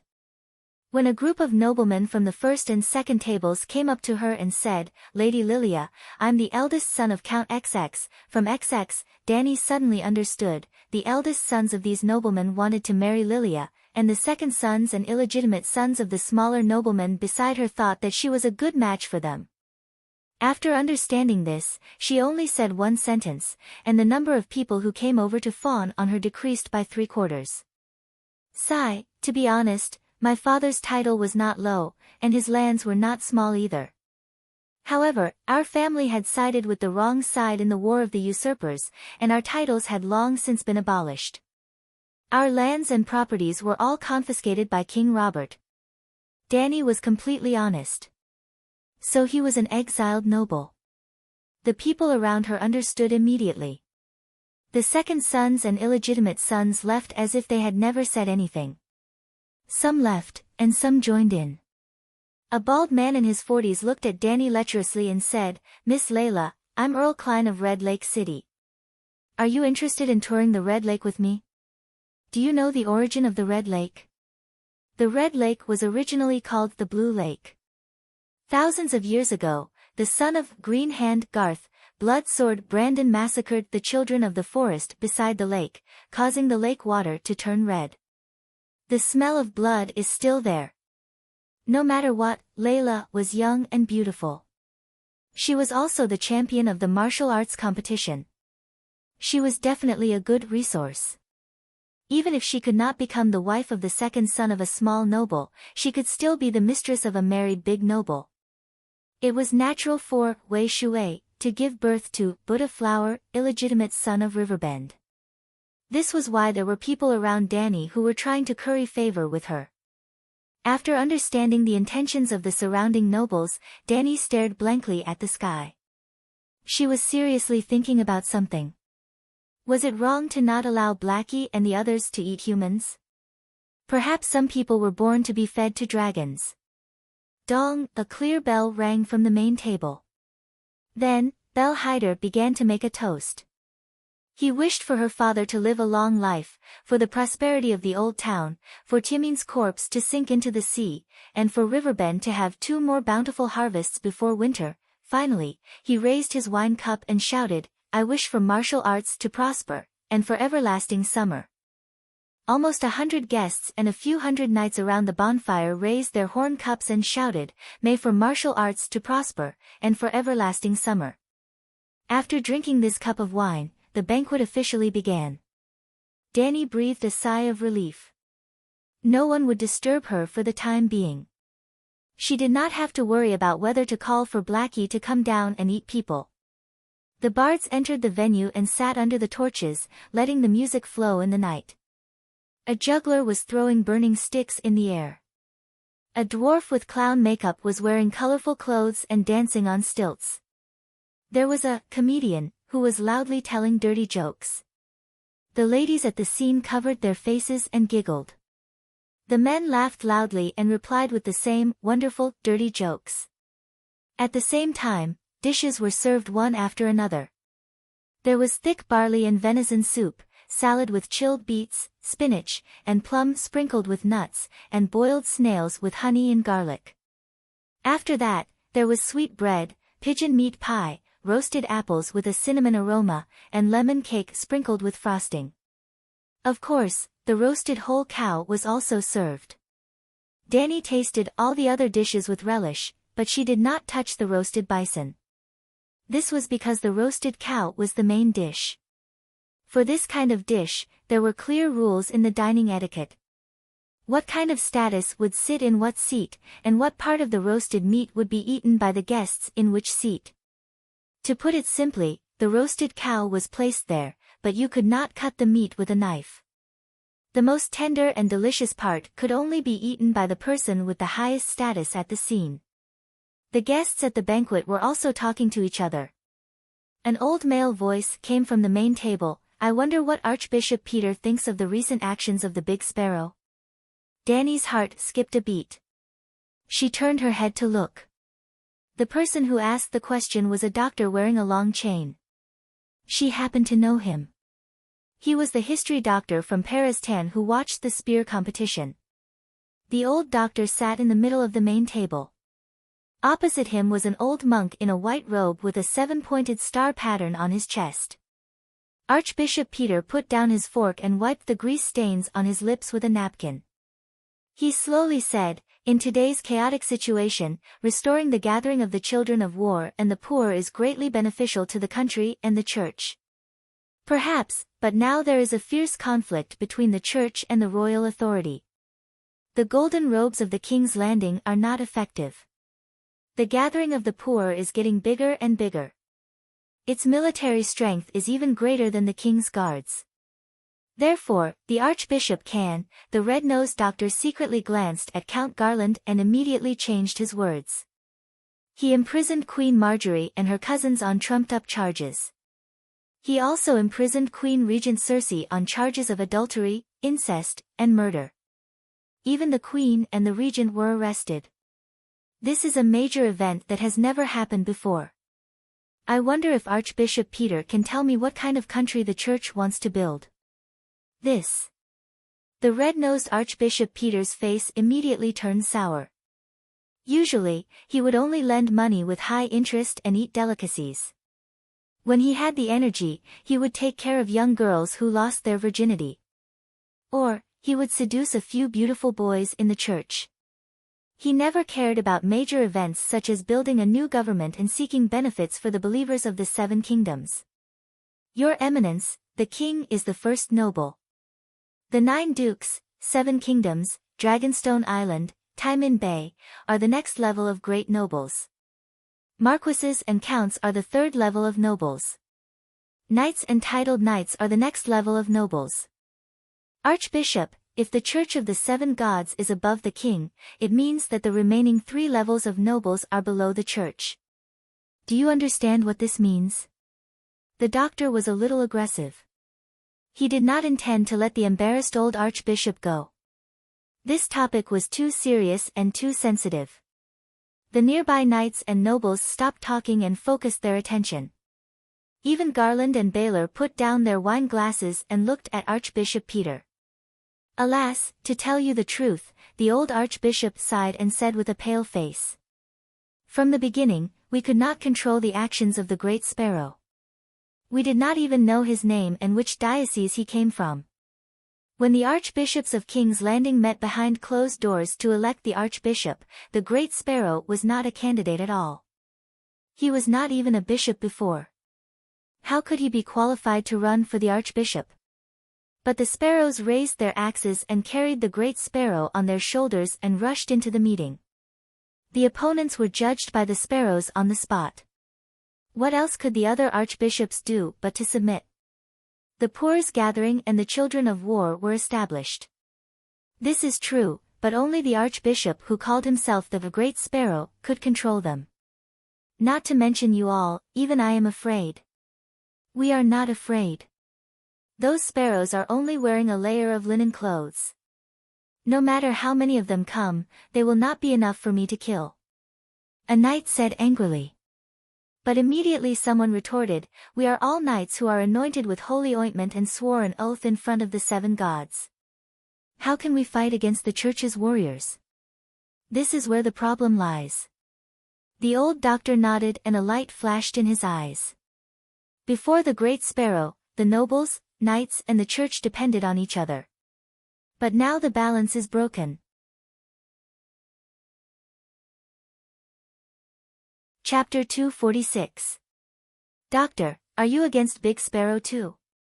Danny could not help but ask. The old doctor turned around and saw that it was the champion of martial arts who asked the question. He nodded and shook his head with a bitter smile. The City of Knowledge does not have the scholars' armed forces. How can we be qualified to participate in politics? But winter is coming, and the City of Knowledge has already warned the lords 4 times. I even personally wrote a few letters to the Archbishop of King's Landing, advising him to focus on the big picture, stabilize the situation, and plant the last batch of winter wheat if only God has mercy. It seemed that the City of Knowledge did not completely fail in its duty. Unfortunately, a person's strength determined his voice. The scholar's voice was too soft, and no one listened to what he said. What did Big Sparrow say? Garan asked curiously. He did not answer me at all. That's why I asked Bishop Peter. The old doctor said awkwardly. Dickens sighed and said, I just came back from King's Landing. I know the situation there better than any of you. Big Sparrow is now. I don't know what he is really thinking, but King's Landing is indeed under the control of the church. After the war, countless farmers in Hejian County and King's Landing went bankrupt and lost their jobs. The old town is still warm, but Hejian County had a light snow 2 months ago. Winter is coming for Hejian County, but it has already arrived for Hejian County. Even if my father works hard to clean up the bandits and remnants, Hejian County will not be able to resume production in a year or 2. The poor farmers have nowhere to go. Joining the church and becoming a member of the poor is their only hope to survive. The war is not even over yet. Count Aston in the Harvest Hall said with a bitter smile. Dragonstone Island, Storm's End Fort, Tiamin's Rebellion, the conflict between the Iron Throne and the Church, Lord Stannis who has gone missing, I heard. Seeing his strange expression, a count next to him asked curiously, what else? Well. Aston touched his nose and said in a low voice, I don't believe that none of you have heard about Danny Rise. Hiss. The face of the noble who asked the question changed. He looked around cautiously. Seeing that everyone was silent, he let out a long sigh of relief, but decided not to say anything else. What are you afraid of? Wasn't it just the mother of dragons, Danny Liz? Danny rolled her eyes and shouted. Dozens of eyes glared at her. It seemed that even though the City of Knowledge had intentionally concealed information about the dragon and the Dragon Queen, the great nobles more or less knew some inside information. With that in mind, Danny purposely asked, what's wrong? Even if she could eat people, she would be thousands of miles away. The Anti-Mother of Dragons Alliance is a major event in the world. Why is it a taboo topic here? Ms. Layla, what do you know? Baylor asked with a frown. The key is that you don't know anything. Since you are also a Westeros, you should naturally understand why we are avoiding this topic. I really don't understand, Danny said honestly. Baylor glanced at the expressionless Garland and sighed. Arryn Valley, Hejian, the Northern Territory, Lannister, Stormlands, 5 great kingdoms, 5 great dukes, directly led to the destruction of the Targaryen dynasty, and even the extermination of the entire race. Hiding was originally a partner and supporter of Prince Rhaegar, but now he has a marriage alliance with Lannister.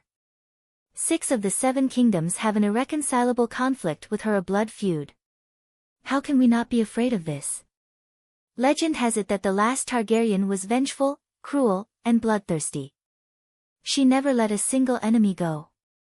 She tortured and killed nobles, slaughtered civilians. She bathed in the blood of babies, fed bones to dragons, sacrificed her family to hatch dragons, practiced the magic of shadows and blood, and every night, even if the rumors are exaggerated, even if they are exaggerated by 10 times, and the remaining 10% is true, she is still an inhuman existence like a demon. The veins on Danny's forehead throbbed. She suppressed her anger and said, I thought the nobles near the City of Knowledge would be more rational. Sir Baylor, you have disappointed me. Oh, did I say something wrong? Baylor frowned. Who are the people who oppose the Mother of Dragons? Danny asked. Baylor thought for a moment and said, the merchants and nobles of the various trading cities. What kind of people are they? Baylor did not hesitate or force himself to answer. He said matter-of-factly, cultured gentlemen. There is no way to continue this topic. Danny held her forehead and groaned, the Mother of Dragons wants to abolish slavery and liberate the oppressed slaves. Slaves support the sea trade of the world today. Without slaves, the sea trade of the free cities will shrink by 3/4. For the hundreds of millions of gold royals, the Allied army was formed. I understand what you mean. Baylor nodded thoughtfully. He turned to Professor Peristan and said calmly, Professor, the rumors about Danny rise within the 7 kingdoms all came from the City of Knowledge. It seems that she is not the same person as the Mother of Dragons that Miss Layla mentioned. What, those comments about the Mother of Dragons came from the City of Knowledge? Danny was stunned. She thought that Baylor was a rotten person on the inside and was easily deceived by the sea merchants of the free cities. She never thought that the City of Knowledge was spreading unfavorable rumors about her. She even praised the City of Knowledge's wisdom and responsibility in the matter of cold winter. Professor Peristan pursed his lips and thought for a moment. He sighed, we are not lying. Did any of the guy's nobles in Slave Bay survive? I am talking about the virtuous lord, the great lord, the kind lord. Almost all of them died. Danny nodded. The old professor shrugged and asked, the kind lord is equivalent to a duke. Can you imagine the scene of killing all the dukes of the 7 kingdoms? Isn't that cruel enough? Too cruel. A noble trembled and said. Danny, the old professor asked again, thousands of people saw her dragon eat people with their own eyes. She ate hundreds of Second Son's mercenaries. Is that fake? But Sir Baylor was talking about babies. The Mother of Dragons bathed in the blood of babies and then fed the bones of the babies to the dragon. Danny retorted. Maybe it is a little exaggerated, but it is more or less correct. Everyone thought, dragons even eat adults. Why would they let children go? We have records in the City of Knowledge. Dragons eating children is nothing new. The old professor said with conviction. Yes, when I was young, before I went to bed, my old grandma told me about dragons eating children many times. Sigh, my old grandma told me about it too. Me too. Many nobles were surprised to find that their old grandma had told them similar stories. So, the dragon must have eaten children. They concluded.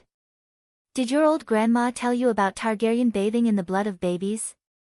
Danny said with a straight face. It wasn't Targaryen. It seemed to be a countess from Hellenberg. The Count of Harvest Hall said thoughtfully. If a countess can bathe in the blood of babies, why can't the Mother of Dragons? Professor Peristan said with conviction. According to your logic, if the thieves at the docks steal things, do you think everyone here will steal things too? Danny's mouth twitched. I have a theoretical basis. The red-nosed old professor said with conviction. That woman personally admitted that she needs to sacrifice her loved ones to hatch a dragon. What does this mean? It means that she is a witch, a child of shadow, an evil blood wizard. Isn't it natural for a blood wizard to bathe in the blood of babies? How did she offend the City of Knowledge? Why did they try so hard to slander her? Was it to warm up public opinion for the upcoming power struggle? But wasn't the City of Knowledge an academic institution that pursued knowledge and truth? Why was there such a strong political bias? At this point, Danny had a rough understanding of the City of Knowledge's attitude. Due to the approaching winter, endless wars, and political chaos, the scholars were sincerely worried about the people of the 7 kingdoms. However, they did not think that the Dragon Queen was the best candidate to end the chaos. They were even extremely repulsed by her. Danny did not try to correct the noble's view of her. Instead, she went straight to the point and asked, if one day, the Dragon Queen returns to the Westeros and intends to restore the Targaryen dynasty, how will the City of Knowledge and the nobles deal with her? I'm afraid that it will be difficult for her to get past the allied army. The old professor looked indifferent. She has 4 dragons. Dany reminded. Aren't there only 3? Baylor was puzzled. I heard that another one was hatched. Dragons are not invincible. The history professor shook his head and said with certainty. I study history and know how high the dragon's casualty rate is in regular wars. In the era when there were no dragon-slaying crossbows, Valeglia attacked many times in the form of an army. 100 dragons, 200 dragons, 300 dragons. Even with such a powerful army, there was still a loss of close to 2%. Especially in the battle with the Lorners, 60% of the Dragon King died in battle. After the battle ended, he was ambushed by the gods at night and died in the flood. Nearly 10% of the Megalosaurus died as well. Not to mention that the woman only has 4 dragons and can't withstand a few rounds of exhaustion. Before the Dance of the Blood Dragons, the Targaryens had more than 20 Megalosaurus. Why didn't they have the ambition to challenge the world? I am also very puzzled by the stupidity of the Targaryen ancestors. For the sake of a broken place like the Westeros, there was internal strife and fighting to the death. Even the dragons became extinct. If they had the strength, they might as well conquer Slavers Bay, conquer Volantis, conquer Queers, and promote the Targaryen royal family to a world-class royal family. Perhaps the Dragon Queen won't be able to get past the allied army, but when she has nowhere else to go, she might have no choice but to accept the position of Queen of the 7 Kingdoms. At that time, accept the position. Baylor was unhappy. Aren't the Westeros the center of the world's civilization? Isn't the King of the 7 Kingdoms the best job in the world? Dany sighed and said helplessly, everyone, I am also a Westeros, but we have to face reality. In the eyes of the world, the Westeros are a barren land. Their culture is backward and their political system is not advanced enough. They are also especially closed off and poor. How are we backward? Poor. Who doesn't know that Duke Tywin's shit is made of gold? The Count of Red Apple retorted angrily. Dany glanced at him and said calmly, it is said that the Dragon Queen seized 50 million gold royals worth of wealth from Slavers Bay. In terms of weight, it is 100 times more than what Tywin eats. I don't believe that Duke Lannister's shit is more than what he eats. Hiss, everyone gasped. It was as if they were in an illusion. Countless golden cuties were falling towards them like a waterfall. Of course, the poverty of the Westeros isn't just due to the lack of gold. In the world trade, the Westeros have the 3 major seaports, King's Landing, Old Town, and White Harbor. But have you noticed? The most popular export product of the 7 Kingdoms is wine. Wine from Qingting Island and Dorne. What does this mean? What? The nobles looked at Dany blankly. Sigh, the Westeros import Baron porcelain, Summer Islands furniture, Mere lace and glass, Pentos spices, transit station, and Tyrosh handicrafts from sea trade. Dany turned to the old professor, even the poison used by the scholars is imported from Lizzie. Am I right? Yes, other than nurturing bed slaves, the Lizzie people's ability to create poison is also world famous.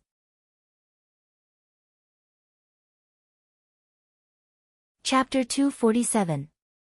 In other words, other than wine, the Westeros don't have any good products. Isn't this considered poor? This. Baylor was stunned. This isn't considered poor, right? It can only be said that the local specialties are different. Qingting Island's golden wine is unique in this world and is in short supply. Sir, do you know about the trade deficit? Dany asked curiously. What's that? Baylor was confused. Treat the Westeros as a whole. The gold royals that come in every year minus the gold royals that go out, if there's a surplus, it means that the 7 countries have earned money from world trade. If it's negative, it means that the king is losing money. I call it the trade deficit, Oh, other than the brainless nobles, Garland, Baylor, Garth, Peristan, and the others who understood her looked at Danny in surprise. I didn't expect Miss Layla to be so knowledgeable as well as skilled in martial arts, Count Garland praised sincerely. The Westeros also had customs. Littlefinger Peter made a name for himself by increasing customs revenue and was even promoted to the position of Minister of Finance. However, the customs in this world only had one mission: to collect taxes, crack down on smugglers, and increase taxes for the king as much as possible. Adjusting tariffs, controlling the trade deficit, and adjusting the domestic industrial structure were not the tasks of the Minister of Finance. In other words, the nobles of the 7 countries didn't even have the awareness to do so. How does the trade deficit affect the Westeros? The old professor asked nervously. It doesn't affect them in the short term. Sea trade goods are luxury goods that ordinary people can't use. The gold and silver accumulated by the nobles for thousands of years isn't worth much. It's not much of a difference to the country if it's piled up in the cellar and exchanged for high-end goods. This woman is crazy. She said that gold and silver are worthless. Someone sneered. Needless to say, there were many people who agreed with him. Even Baylor and the old professor were confused. Winter is coming. I believe that with the Tyrell family's wealth, they should be able to take out 2 million gold royals, right? Danny looked at Count Garland. Garland was in a difficult position. His family could take out 4 million gold royals, let alone 2 million.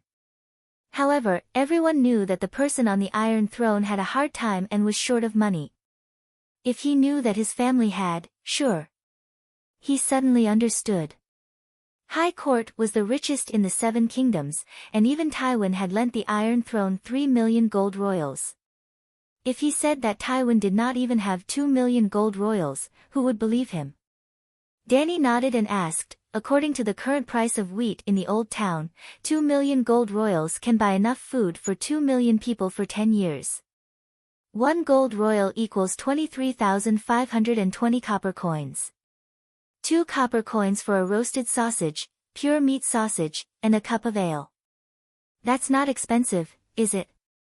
Original setting, the price difference between meat and grain in this world was not as exaggerated as in modern society, but under normal circumstances, 1 gold royal should be able to buy 10 tons of wheat. Lannister should be able to take out another 1 or 2 million gold royals. If we calculate the winter as 5 years, wouldn't this amount of money be enough to save all the people in the Westeros? No, Baylor shook his head. If you buy so much food, the price will probably increase by 10 times. Danny nodded. She scanned the crowd and asked, "Do you understand now?" The difference between 10 times and the normal price represents the devaluation of the gold in your hands. Just buying and selling wheat once can devalue the gold to 1/10 of its original value, or even a few tenths. Do you still think that gold and silver are valuable? The crowd was at a loss. They wanted to refute, but they could not find a reason to. The old professor was also a little confused, but he quickly recovered and changed the topic. What are you trying to say? Didn't you say that the Westeros are poor? Well, let's continue. The trade deficit does not affect the Westeros in the short term, but after hundreds of years, the 7 kingdoms have lost too much gold, so much so that the Iron Throne has to borrow money from the iron treasury of Braavos and the bankers of Myr, Pentos and other cities. King Robert's extravagant spending is one of the reasons why the Iron Throne is short of money, but he has spent nearly 10 million gold royals in 14 years. In addition to the 6 million in foreign debt, there are also millions of gold royals left by the Mad King, and the treasury itself has income. Then, may I ask my lords, did the 10 million gold royals that King Robert spent go into your family's treasury? No, my family has been paying out for more than 10 years.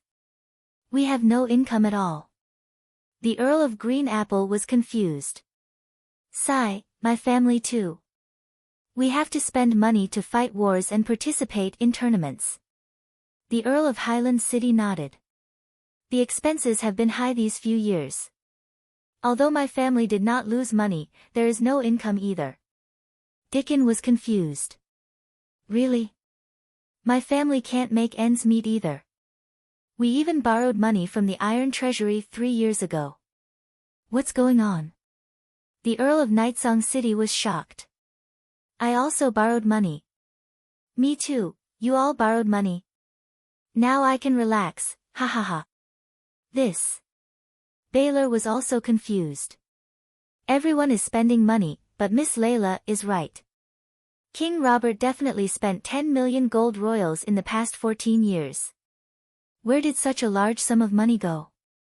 Is someone secretly getting rich? Professor, do you know what's going on? The nobles could not help but look at the only expert on the scene.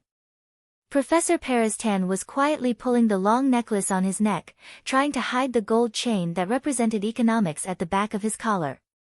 His action was seen by everyone. Awkwardly, the scene fell into a suffocating silence. Ugh! The old man's cheeks were red, and he was so embarrassed that he almost cried. Professor Perestan mainly studies history. Baylor touched his nose and helped the professor out. Maybe it's like what Miss Layla said. The trade deficit has been lost to other countries. More than 10 million in 14 years. Including all of us, how much money have we lost? Hee, now you know why I said the Westeros are poor. Dany smiled casually, as if it was none of her business. To be honest, when she was rebuilding the trade system at Slavers Bay, she guessed that the Westeros might be in a constant trade deficit. She also guessed that Robert's extravagance would accelerate the loss of gold. However, she did not expect that most of the nobles in the 7 countries would be emptied. Dany could not help but think of the era when the Jews, led by Rothschild, controlled the economic lifeline of Europe. Perhaps, the moneylenders and bravos were equivalent to the Jewish bigwigs in the other world? Then what should we do? Closing the customs will only benefit the smugglers, but it will not cut off the trade deficit you mentioned. Garland said with a serious expression. I have a plan that can solve this problem once and for all. Do you want to know? Dany said mysteriously. What plan? Everyone looked at her. Everyone will take a loan from the Bravo's Iron Treasury. Borrow as much money as possible. The nobles of the 7 countries will borrow together. What do you mean? Reneging on the debt. Dany smiled evilly. The Westeros also have their own specialties, knights. It can be said that the knights of the 7 countries are the most powerful in the world. 20,000 Dothraki roaring warriors could not take down Qohor, but 10,000 golden mercenaries could take over Qohor in one wave. Do you understand? Yes, Qohor had fallen before. The story of 3,000 immaculate warriors protecting Qohor had been passed down for hundreds of years. It seemed to give the nobles of Qohor the illusion that as long as they were protected by the immaculate warriors, no one could touch them. Decades ago, the exiled knights of Westeros formed the Golden Mercenaries. Qohor hired them to fight for territory in the plains of the Rhone River. The Golden Mercenaries asked for a high price, but they were capable and completed the mission easily. In the end, the nobles of Qohor wanted to renege on the debt and refused to pay the balance, similar to how some unscrupulous businessmen dealt with migrant workers. Unfortunately, the Golden Mercenaries were not migrant workers. They defeated the Qohor Iron Cavalry and thousands of immaculate warriors and took down Qohor City in one day and one night. However, the founder of the Golden Mercenaries, Cold Iron Igor Riverman, one of the illegitimate sons of the Dragon family who started the Black Fire Rebellion, was very principled. In order to make a name for himself, he did not ransack or burn the city. After he received his commission and compensation, he took the initiative to leave Qohor. Yes, the motto of the Golden Mercenaries was, "Their word is gold." They never broke their promises and were famous for their reputation and combat power.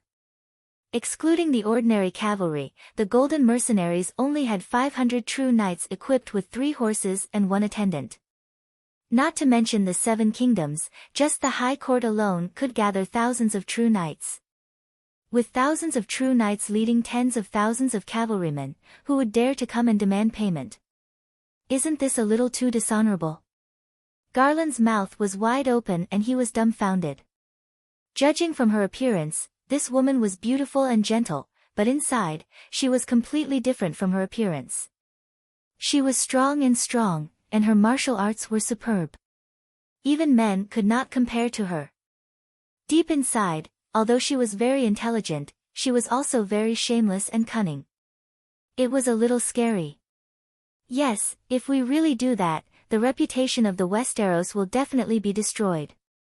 Even the local bankers will not dare to lend money to the nobles anymore. Bishop Peter was so nervous that his nose was sweating. The church's bank still had millions of gold royals, the Iron Throne alone had borrowed 1,000,000 gold royals, outside. If everyone followed suit, wouldn't they go bankrupt? I'm just saying. It's up to you. Dany waved her hand and said casually. However, she then returned to the previous topic, you should understand, right? The Dragon Queen occupies the rich Slave Bay. There is almost no winter there, the land is fertile, and the 4 seasons are like summer.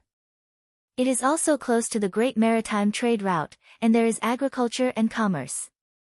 Especially in terms of popular sentiment, the newly liberated free people all call her Misha.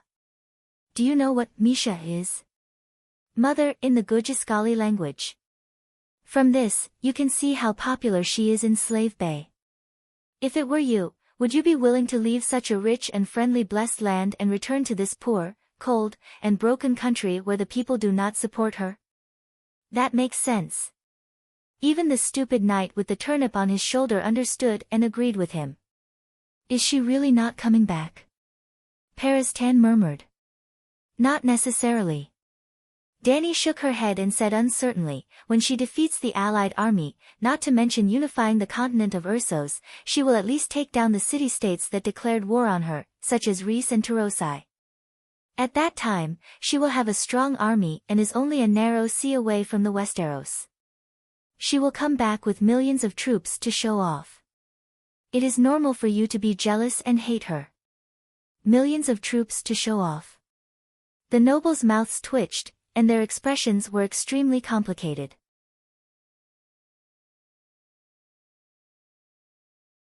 Chapter 248. Seeing that everyone was in low spirits, the old professor immediately cheered them up. We don't have to be envious or jealous. The Westeros are always striving for self-improvement.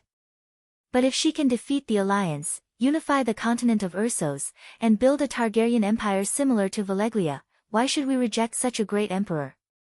To put it bluntly, with her current achievements, not to mention Tommen and Cersei, she can't even compare to Aegon the Conqueror, right? The one who said this was an olive-skinned, black-haired man. He wore a furry coat with 3 poisonous scorpions embroidered on his chest with black silk thread. Laughing Baelor glanced at the wooden garland beside her and scolded, Sir Aaron Kogel, what nonsense are you talking about? Nonsense? Sir Kogel smiled contemptuously. I'm speaking the truth. The Dornishmen never hide their hostility towards Lannister, but someone has to sit on the Iron Throne. Targaryen is much stronger than Cersei Lannister and the Child King. Sandstone City is located in the central desert of Dorne. How did you know about that woman? Professor Paris-Tan asked worriedly. Sun Halberd City is a trading port no weaker than the old town. Everyone is not stupid. More than one sailor talked about Targaryen and dragons. How could we ignore it? 16 years ago, our king's surname was Targaryen. She can't defeat the Alliance. This is common knowledge. One person can't fight against the entire world, Professor Paris-Tan said with certainty. Professor, if she fails, she can only give up the great cause of freeing the slaves and go home to inherit the Iron Throne. Dany said strangely. What do you mean? The old professor was surprised. She has dragons, 4 dragons. Even if the Alliance takes Slaver's Bay, can they stop her from escaping on Megalosaurus? But the whole world is against her. Where can she escape to? Only her hometown, the Westeros. The Alliance will even support her return to the Westeros. After all, she has dragons, prestige, and a chance to turn the tables. If the mother of dragons obediently returns to the king's landing to fight for the Iron Throne, the slave merchants will welcome her with open arms. What should we do? Danny's analysis was reasonable, and the old professor was anxious. If they won, they would be able to lead their million-strong army back to their hometown and live a life of luxury. If they lost, they would have to ride their dragons back home and sit on the Iron Throne. Can't the people of the Seven Kingdoms escape from her shadow? Danny's eyes flashed a ray of light as he said, "We can invite Faceless One." The low and deep voice silenced the scene for a moment. The orange light from the burning torches fell on everyone's faces, imprinting all kinds of strange expressions. Their eyes flickered as they quietly looked at each other, but no one said a word. Ahem, ahem. Baylor coughed a few times and changed the topic with a faint smile. Tonight is the celebration banquet of the martial arts tournament. Let's not talk about irrelevant topics. Clown, come and tell us a joke. The musicians played the music, and the guests cheered. The venue became lively again, as if the previous discussion had never happened. The next morning, although the camp of the martial arts tournament was not demolished, most of the participating nobles were preparing to leave. Baylor also returned to the city to continue supervising the construction of the warships, while Hyder stayed to recruit free riders. The news of the female knight, Layla, winning the martial arts tournament spread like wildfire in the city. When Danny led the horse back to the wine bottle, she heard a handsome blonde singer sitting in the hotel lobby, playing the harp and singing the story of the first female knight in history, with a mellow voice. A group of apprentices and merchants surrounded him, listening with great interest. Danny also saw a few familiar faces, such as the black girl Larissa and her friends, Lame Morand, the stupid little fatty Rooney, and others. But there was no Pater. What made Danny frown was that the girlfriend of the lousy apprentice, the flower of the hostess, Rosie, was in the arms of a handsome blonde young man. Although he was wearing green and gold-striped silk clothes instead of the gray robe of a scholar, the 4 metal chains on the silk rope around his neck showed his identity. He was a scholar apprentice. An apprentice from a rich family. Could it be that Pater had been poached? It didn't seem like it. Rosie looked sad, and her eyes were red as if she had cried. Obviously, she was unwilling to accept her fate, which was to become a hostess like her mother. Ah, Knight Layla. Just as she was wondering, a hostess saw Danny and opened her mouth to shout. This time, everyone in the hall looked over, and even the singer stopped singing. He hugged his harp and ran to Danny, saying affectionately, "Oh, Lady Knight, let me be your personal attendant. I want to write a legend for you and let countless people know of your deeds." In Slaves Bay, there were too many gigolo bards who recommended themselves to the queen, and Danny did not know how many of them she had rejected. She skillfully threw over a gold royal and said with a faint smile, "I'm very satisfied with your song, but I don't need an accompanying singer." Then, under the protection of White Knight, she walked past a group of groupies who were asking all kinds of questions and went straight to the backyard. She did not stay in the hotel for long. After washing up and changing into clean underwear, she still wore her armor and left the tavern from the backyard. She walked along the stone arch bridge to the famous City of Knowledge. In theory, the core area of the City of Knowledge did not receive women, and would not recruit female apprentices, but the purpose of the rules was to wait for the privilege to break them.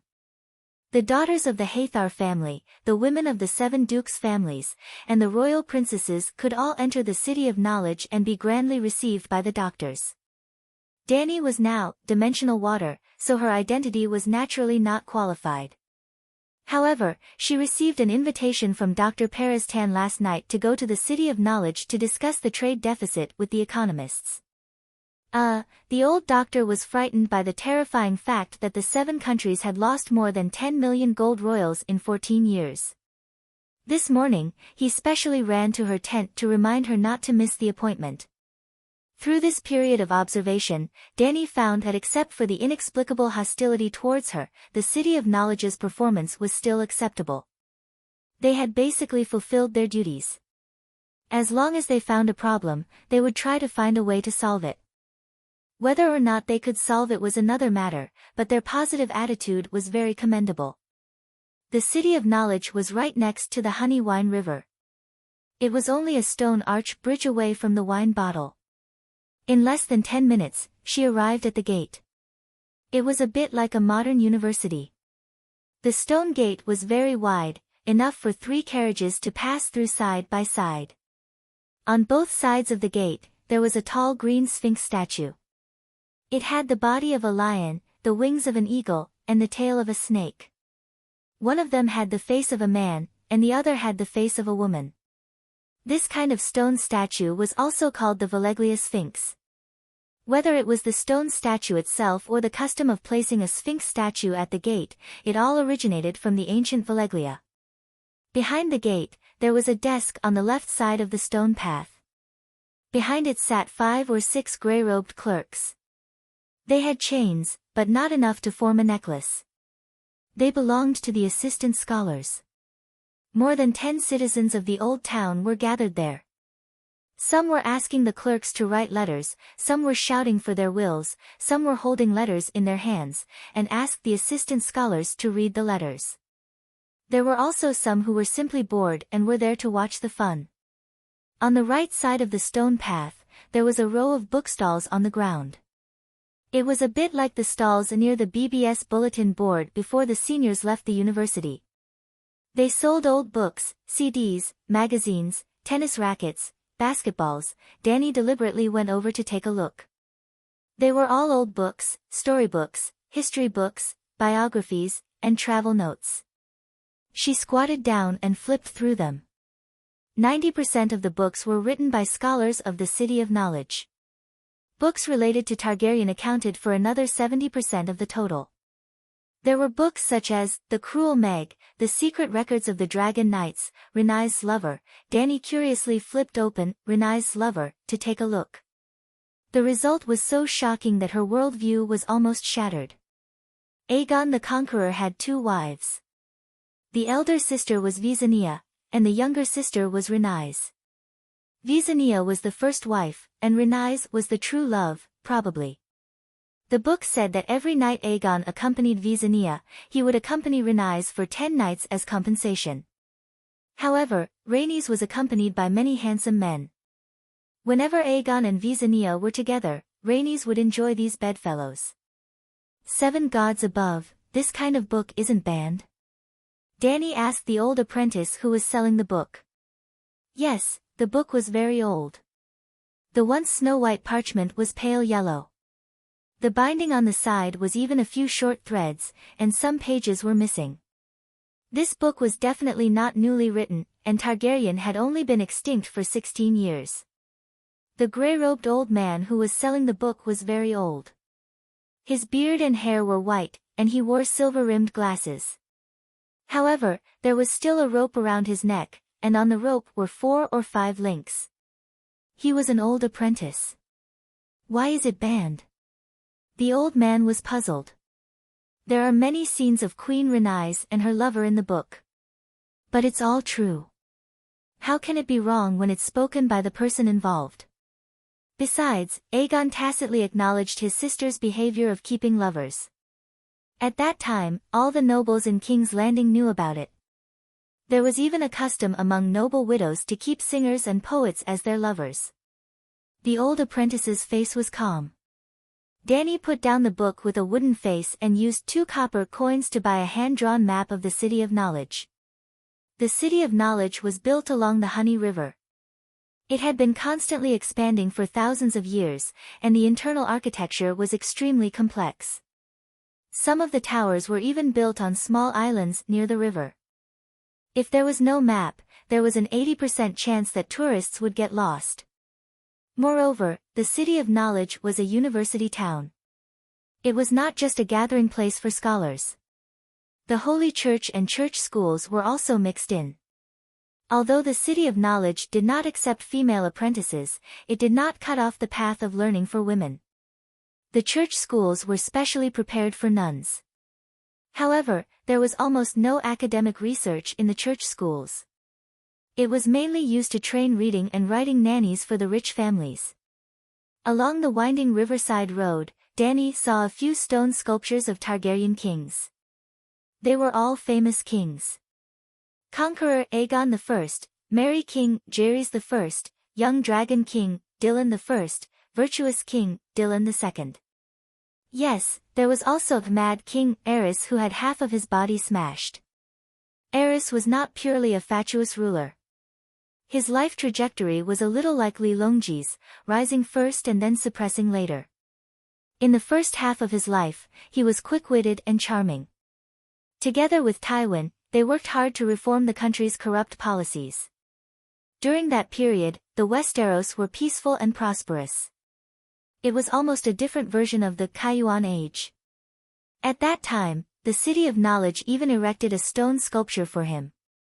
Who would have thought that he would change so much later on? Dany and Barristan arrived at the door of the chief steward's pavilion and saw a middle-aged apprentice in his 40s being dragged out of the door by two assistant scholars. Barristan grabbed a tall and thin scholar who walked past and asked, "What's going on?" Zion stole Dr. Varen's waffles.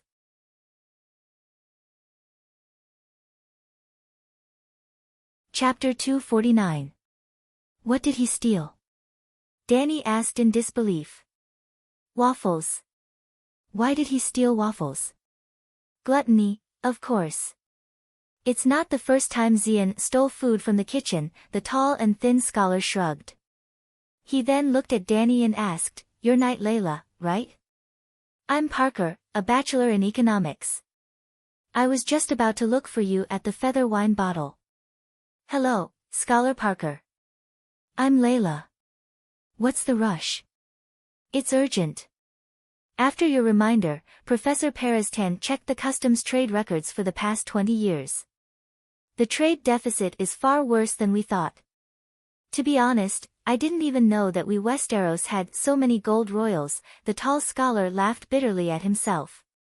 They stood in front of the stairs and exchanged a few words. The two tall and strong assistant scholars dragged Zion out of the door. There was a wooden hut the size of a phone booth at the door. The assistant scholars were trying their best to stuff Zion inside. Zion seemed to be extremely afraid of the hut. He grabbed the door with his fingers and struggled with all his might. He screamed, "I'm hungry. My family is poor. I can't afford to go out to eat. I only stole the professor's biscuits because I was hungry." Bang, bang, bang.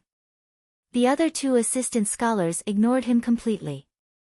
They kept on kicking the middle-aged apprentice until he cried out in pain. He had no choice but to let go of his hands. The wooden door was immediately closed with a puff sound. The assistant scholars locked the thick oak door and left cursing. Zion was left alone with his frantic banging and crying. It was miserable. What's going on? Do the apprentices in the City of Knowledge go hungry? Dany asked. Not under normal circumstances. You can get a commission if you work for the professor. But Zion is too old, and he hasn't been able to get a chainring. The professor doesn't seem to like him, and he doesn't like the work of a servant, so. The lanky Parker shrugged and didn't continue. Dany couldn't help but think of the old apprentices who sold books at the entrance of the City of Knowledge and wrote letters for the people of the old town. It seemed that Pate wasn't an exception. The life of the apprentices in the City of Knowledge wasn't good. But compared to the people, the apprentices were already above the rest. Then, how difficult was the life of a rural farmer? Inside the general manager's pavilion was a spacious hall of more than 500 square meters. The floor was made of marble, and there were tall arched windows on the four walls. The lighting was excellent. Dany and Barristan's iron boots made a crisp sound on the floor. Compared to the many grey-robed scholars, their iron armor was too conspicuous. However, the title of Layla Martial Arts Champion had already begun to spread.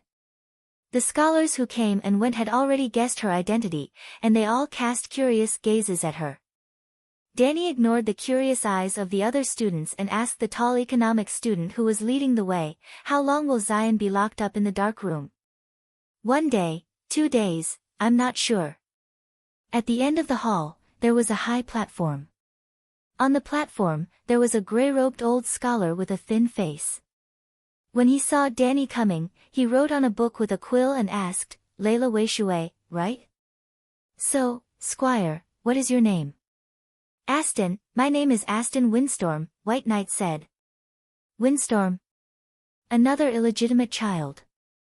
The old man wrote down the name that White Knight said, and handed over 2 small wooden plates and a bronze key. "Both of you are honored guests invited by the City of Knowledge. You can take the wooden plates to the library to borrow books." Danny took the wooden plate and the key.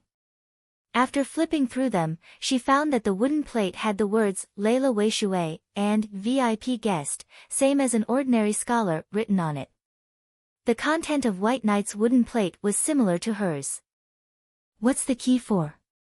She raised the bronze key and asked. "You'll understand when you get to the library." The old man waved his hand and began to ask the next visitor. While climbing the stairs, Scholar Parker explained, "Other than the books compiled by past scholars, we also buy books from any city, any nationality, and any language brought by anyone. After thousands of years of accumulation, the City of Knowledge has the richest collection of books in the world.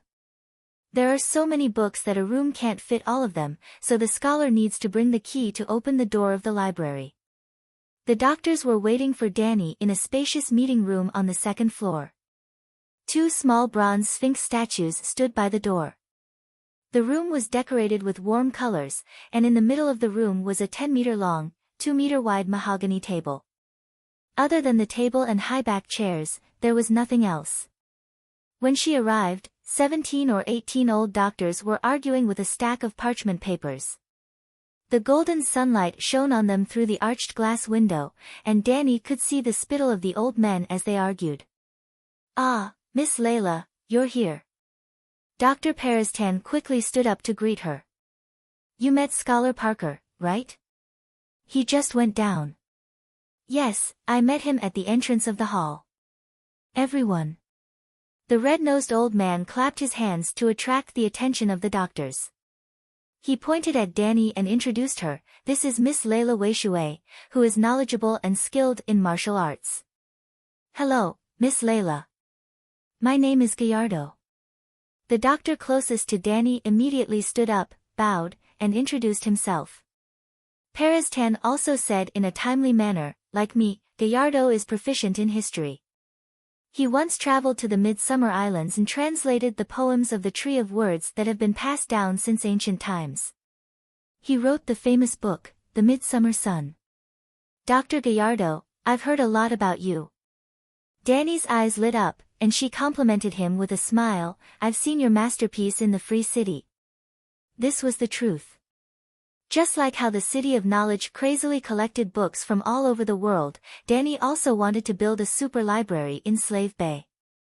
Sea merchants often came to Astapor with all kinds of books, and then took away large amounts of gold, sugar, liquor, and other goods.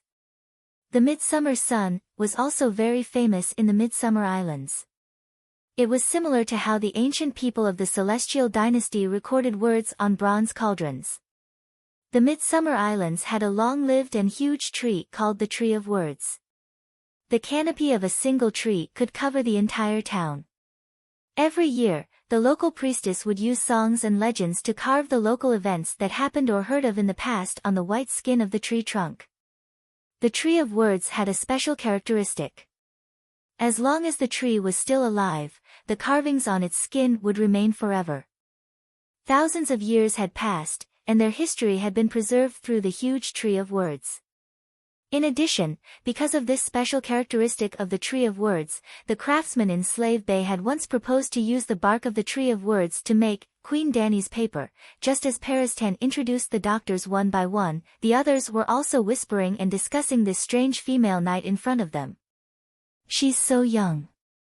She's indeed young, not more than 18 years old. However, she was the first to propose the concept of trade deficit. Just based on this point, she can at least create a link in economics. I just don't know if she has a way to solve the deficit. In the 14 years that King Robert was in power, the 7 countries lost 16 million gold royals. That's terrifying, Actually, the noble's collective debt reneging law that she proposed last night could be tried. That would make all Westeros be nailed to the pillar of shame and be cursed by foreigners for 10,000 years. The 18 doctors, except for the head steward himself, almost all of them had 2 or more copper, history, links and gold, economics, links. They also had copper or gold alloy canes and rings. Yes, the City of Knowledge's apprentices had smooth necks. Apprentices who had forged metal links were qualified to become bachelor's assistants. When they had accumulated enough links, 10 links, and formed a chain, they would be promoted to bachelor. When they had a deep understanding of a certain subject, or when they had more than 3 metal links, they would be qualified to become doctor. The doctors would wear masks, canes and rings that corresponded to the metal according to their research project. For example, Dr. Peristan had links made of silver, gold, lead, iron, black iron, platinum and many other metals. However, his main research project was history, so he had 5 copper links. Therefore, his ring, scepter and mask were all made of copper. If you met a person in a gray robe in the City of Knowledge, as long as you saw his appearance clearly, you would not be mistaken about his identity and profession. After meeting all the doctors, Dr. Peristan then led Dany to the old man in the lead. Head steward, this is Miss Layla. Snore. Snore. The old man tilted his neck and let out a light snore. The warm afternoon sun shone on the old man. He was sleeping soundly in this quarrelsome room. His face was extremely old. Almost all of his hair had fallen out, revealing a baby-like pink scalp. The muscles on his cheeks were shriveled, and his pale skin was covered with soybean and broad bean-sized age spots. Dr. Wargrave. Dr. Peristan could not wake the old man up. He could only step forward and push him lightly. Doctor, head steward, Miss Layla is here. The meeting can officially begin. Oh, the meeting has begun. The old man rubbed his nose and sat up slowly. He only glanced at Dany and was suddenly stunned. He immediately struggled to stand up and shouted, Your Highness, please forgive me. I didn't know you were here. Clarson, help me up to greet Your Highness. Dany did not understand the situation at all and was stunned. Dr. Peristan looked embarrassed and shouted with a red face, Doctor, you've got the wrong person. This is Miss Layla, and Clarson went to Storm's End Castle half a century ago. Tap, tap, tap. Just then, a small door on the left wall opened. A young apprentice ran in from the next room and supported Dr. Wargrave. Doctor, what are you doing? Pater. Dany was surprised to find that the apprentice was Pater, whom she had not seen for a long time. His face was not as red as before and was as pale as a patient who had lost a lot of blood. However, his cross-eyed eyes were more lively than before. Hello, Miss Layla. Pater smiled awkwardly and explained in a low voice, I'm Dr. Wargrave's assistant. I'm responsible for helping him complete his work.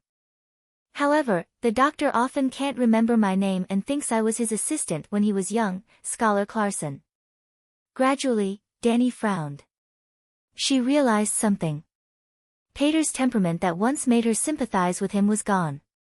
Instead, he had an aura that made people disgusted. It would be an exaggeration to say it was disgusting, but that kind of aura always made people unhappy. However, there were too many people here and she did not have time to study the little apprentice's changes. The old doctor was still causing a ruckus. What are you all talking about? Hurry up and greet. Dr. Wargrave said and was stunned again. He muttered, Sigh, is this Princess Lay or Princess Layla? I didn't hear clearly. Dr. Seaboard should be the one to preside over the meeting. A doctor covered his face and sighed. Sigh, it's not his fault. Dr. Wargrave is 94 years old this year. He was fine during the election last year, but he got Alzheimer's in just a month. The doctor next to him shook his head and sighed. Everyone was talking. Dany was embarrassed and shocked. She did not notice that two old doctors in their 50s with bronze rings were looking at her strangely.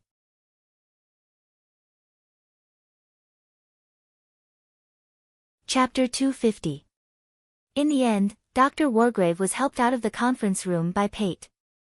The old man in this state was completely unable to communicate. Danny also breathed a sigh of relief. The old man was clamoring to see Princess Lay for a while, and then he pulled Crescent to salute Queen Layla.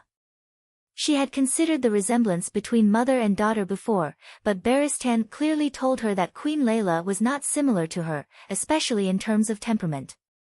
He could not see the Queen's shadow in her. As the White Knight said, before meeting Dr. Wargrave, no one doubted her identity. Sorry, Dr. Wargrave is old and his memory is in a mess. As you can see, he can't even remember his assistant who served him for 3 years, Dr. Barristan apologized awkwardly. It's okay. Danny waved her hand and sat down on the right side of the old doctor. When everyone sat down, Barristan announced the start of the meeting. First, he handed Danny a piece of parchment with the income and expenditure of sea trade for the past 50 years. After returning to the City of Knowledge last night, 25 economics students and I sorted out the trade data of the 6 major trading seaports: Port Lannister, Old Town, Sun Halberd City, King's Landing, Seagull Town, and White Harbor. Finally, we calculated the trade deficit of Westeros for the past 40 years. Danny took a closer look. During the period of Mad King Aerys, there were surpluses and deficits. If the years of trade deficit were singled out, it was almost a horizontal line, about 200,000 gold royals per year. Well, there were even a few years of small surpluses in the middle of summer, but there would be a large deficit in winter. But everything changed after Robert came to power. Not only did the deficit increase every year, but the extent of the deficit also increased crazily, from 800,000 gold royals in the second year of Robert's succession to 2 million gold royals in the year before his death. Well, the data after the War of the Four Kings fell, and the deficit hovered around 500,000 gold royals in the last 2 years. Of the 14 years Robert had been in power, 10 had been in summer. This is crazy. In the 16 years after the War of the Usurpers, the Westeros lost 16 million gold royals. Danny said incredulously. Barristan rubbed the dark circles under his eyes and smiled bitterly. We didn't expect it to be so terrifying either. I was so scared that I couldn't sleep for the entire night. We need to rebuild the statue of King Aerys.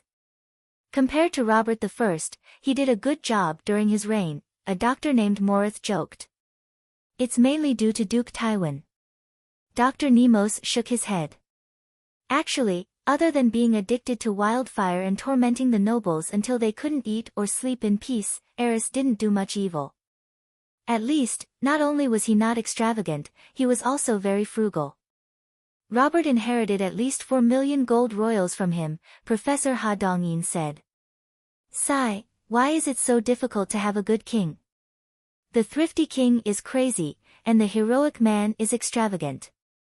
Dr. Nemos held his head and sighed. Danny's eyes flashed, and she suggested tentatively, the Westeros are indeed at the time of reform. The City of Knowledge can launch a Grand Council, to learn from the advanced experience of the trading city-states and limit the power of the king. Don't even think about it. The City of Knowledge is just a service organization. It doesn't have the right to initiate a meeting, nor does it have the right to participate in the game of power. The professors shook their heads in unison. What's going on? There's no need to lie at this time, and their expressions don't seem to be perfunctory. Then, why would the City of Knowledge, which doesn't participate in the game of power, target me? Danny's mind was filled with more and more doubts. Ahem, let's get back to the topic. Doctor. Barristan coughed a few times and reminded everyone, the most urgent problem now is how to reduce the trade deficit. Danny frowned and said, to solve this problem, we have to figure out where the Westeros spend their money. We have statistics, Barristan said as he handed over another sheepskin scroll. During the reign of King Eris, the City of Knowledge's witchcraft lens experiments accounted for 1/10 of the country's external financial expenditure. Luxuries such as mere lace, brocade, kohr iron, barren spices, and ivory accounted for 80%. The remaining 10% was necessities such as grain, linen, salt, whale oil, and sugar. However, we also exported wood, fur, and wine to the trading city-states, especially the wine from Qingting Island. This made the old town a major port second only to the King's Landing. Danny lowered her head and flipped through the sheepskin scroll. She asked casually, "How far have you researched the witchcraft lens?" "Miss Layla also knows about the witchcraft lens?" "Yes, I've read about it in a book." "Sigh, the creation of the witchcraft lens requires witchcraft. However, we've researched it for many years and proved that magic is a scam. We've wasted more than 1.5 million gold royals." Dr. Perestan shook his head. "Magic?" Danny stopped flipping through the sheepskin scroll. She raised her head and looked at the old professor. "Are you sure you want to use magic?" "Of course, we have all the information on the creation of the witchcraft lens." As he spoke, he pulled his necklace and revealed a black chain. "Do you see this? Valeglia's steel. I've researched magic for 20 years, and I'm also a master magician." Danny stared at his brown eyes for a long time. Other than his determination and pride, there were also 2 lumps of yellowish-white excrement at the corners of his eyes. She didn't see a single meditation rune. He was purely a muggle. "Professor, how do you study magic?" Danny asked tentatively. "I memorize the basic rune table and study the composition of the incantation runes. First, I disassemble it into hundreds of individual runes. Then, I compare the similarities and differences of the runes through the specific functions of witchcraft and analyze the meaning of the various combinations of the individual runes." Danny widened her eyes and said in disbelief, "7 gods above, your process of learning magic is very formal and systematic." "Yes, formal, just like studying a certain major in a university." This was completely out of Danny's expectations. The process of learning magic was very professional. If she didn't know that the old professor was a muggle, she would have thought that the old professor had graduated from a wizard academy. "It's fake." The old man shook his head disapprovingly. "It's true," Danny said seriously. "Your way of learning magic isn't wrong, but you've neglected 2 prerequisites. Miss Layla, you even know about occultism?" Professor Nemos asked curiously. "Not really. I only know some basic knowledge. There are 2 prerequisites to learn magic. First, the learner must have the talent to become an extraordinary. Second, there must be a magic tide, which means that there are dragons in the world or the place where the divine power radiates." After saying that, Danny was also confused. "You even know the orthodox way of practicing magic. There's no reason that you don't know these basic knowledge, right? Let's not talk about anything else. Just go to the docks and find a fire mage or a red god priest." The expressions of the professors changed. "Miss Layla, the fire mages are all liars," Professor Perestan said in a condemning tone. "You're all wise people who know the truth. Think about it and you'll understand. The witchcraft lens was invented by the people of Valeglia, and the people of Valeglia are famous for their magic skills. It's definitely real. Without real magic, how can you create the witchcraft lens? Actually, the reason why you can't create the witchcraft lens is that the dragons have died out over a century ago, and the world has entered an era without magic. You won't be able to learn magic no matter what. Runes without magic are the same as the patterns on armor. They have no practical use." "Is that so?" Some of the professors were enlightened, but most of them didn't think so. Some even looked disgusted by the topic. Danny observed their expressions and immediately changed the topic. "I understand now. King Robert is extravagant, and the other nobles are imitating him. The trend of extravagance is spreading from the King's Landing. The 7 kingdoms consume too much luxury goods, so naturally, the deficit is huge. As long as the next king is diligent and thrifty, and appropriately raises the tariffs on imported goods, the deficit will be easily solved. Well, Miss Layla, your suggestion is good, but it's hard to implement. Paristan paused and explained with a bitter smile, the king has 2 types of taxes for the lords of the 7 kingdoms, land tax and business tax. Land tax is related to the population and land under the lord, so it's hard to raise it under normal circumstances. But business tax is different. If the old town's commerce is flourishing, the king's share of the tax will naturally increase.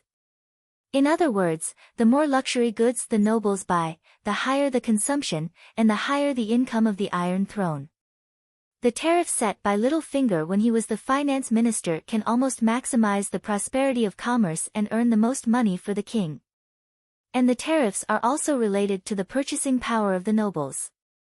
The higher the tariffs, the higher the prices. You can imagine that they're already used to spices and fancy clothes. Raising the tariffs will offend the king and the nobles at the same time, but there's no obvious benefit. Since they can't bear to be poor and suffer, there are only 2 options left, Danny said after thinking for a while. There are 2 options? The professors were pleasantly surprised. Yes, I mentioned the first one before. Cheat the Iron Treasury of their money. Paristan frowned. Credibility, Danny waved her hand and interrupted him. Don't want credibility. The Westeros will completely abandon their international reputation. What do you mean? 17 pairs of confused eyes looked at her. Obviously, the Iron Treasury can only be cheated once, right? That's right. After cheating, the Westeros will completely lose their credibility, right? That's right. Then let's go all the way and become a rogue nation. Danny waved her hand and said boldly, I said before that the warriors of the 7 kingdoms are unparalleled in the world. We can build a few hundred pirate ships and learn from Tiamin's ancient road. We can seal off the narrow sea and collect toll. This suggestion was too crazy. The professor's eyeballs almost fell out of the table. After a while, Professor Paristan shook his head regretfully. It's possible, but it doesn't conform to the teachings of the 7 gods and the traditions of the 7 kingdoms. That's simple. Take off the knight's armor and pretend to be a foreigner. The foreigners will form a group and occupy the narrow sea. What's the difference? Paristan was confused. You should feel a little better. You don't even believe in magic. Do you think the 7 gods are real? If even the 7 gods are fake, why can't you pretend to be a foreigner? The professors opened and closed their mouths. They were conflicted but did not know how to refute. Moreover, the 7 kingdoms are now in a state of collapse. Killing relatives, killing the king, violating the rights of the guests, violating the sacred oath, these are happening one after another. Let's just give up and become a nation of beasts. Danny waved her hand and said boldly. Paristan and the other professors almost broke down when they heard this. Maybe the king can set things right. Let's talk about the second option, the old professor groaned.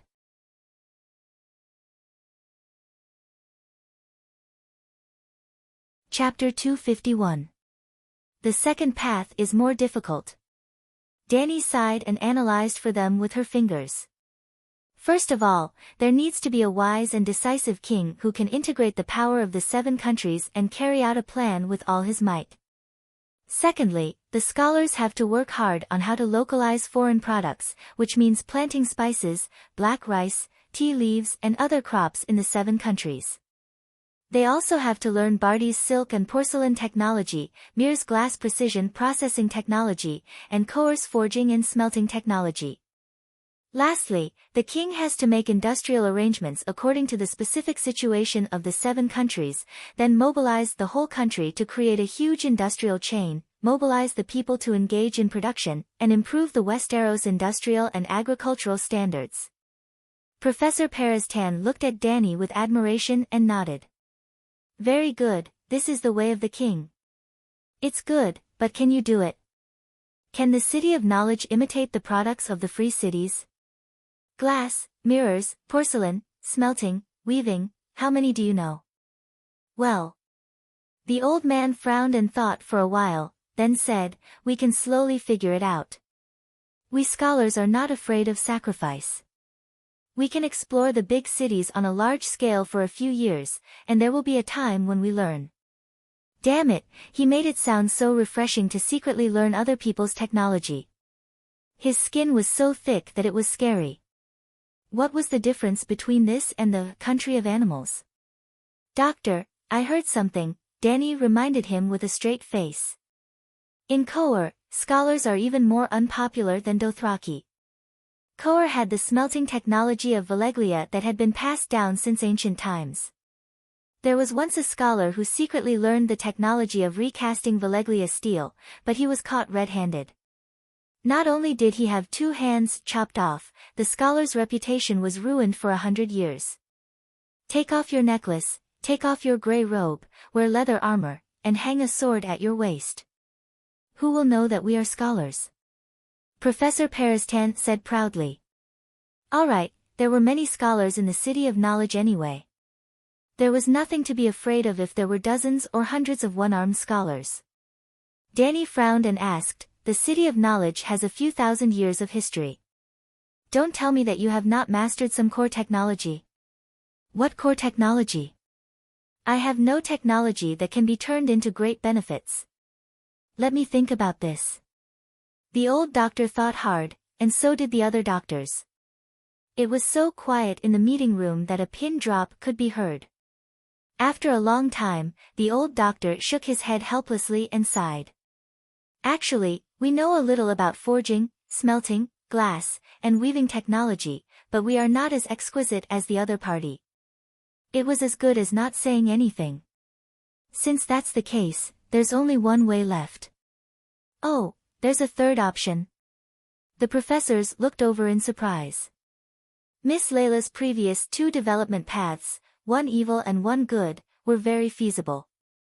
This made everyone look forward to her third path. Let the Iron Throne and the nobles do whatever they want. When the last gold royal is spent, we'll declare bankruptcy and reorganize. What do you mean by bankruptcy and reorganization? Professor Peristan was confused. When the previous kings and lords stepped down, they invited the creditors who borrowed the most money to become the King of King's Landing and the Lord of the territory. For example, the current Queen Regent just happened to be widowed and unmarried. She could go to Braavos and import a major shareholder of the Iron Treasury to be her husband, and the financial crisis of the Iron Throne would be easily solved. The professor frowned.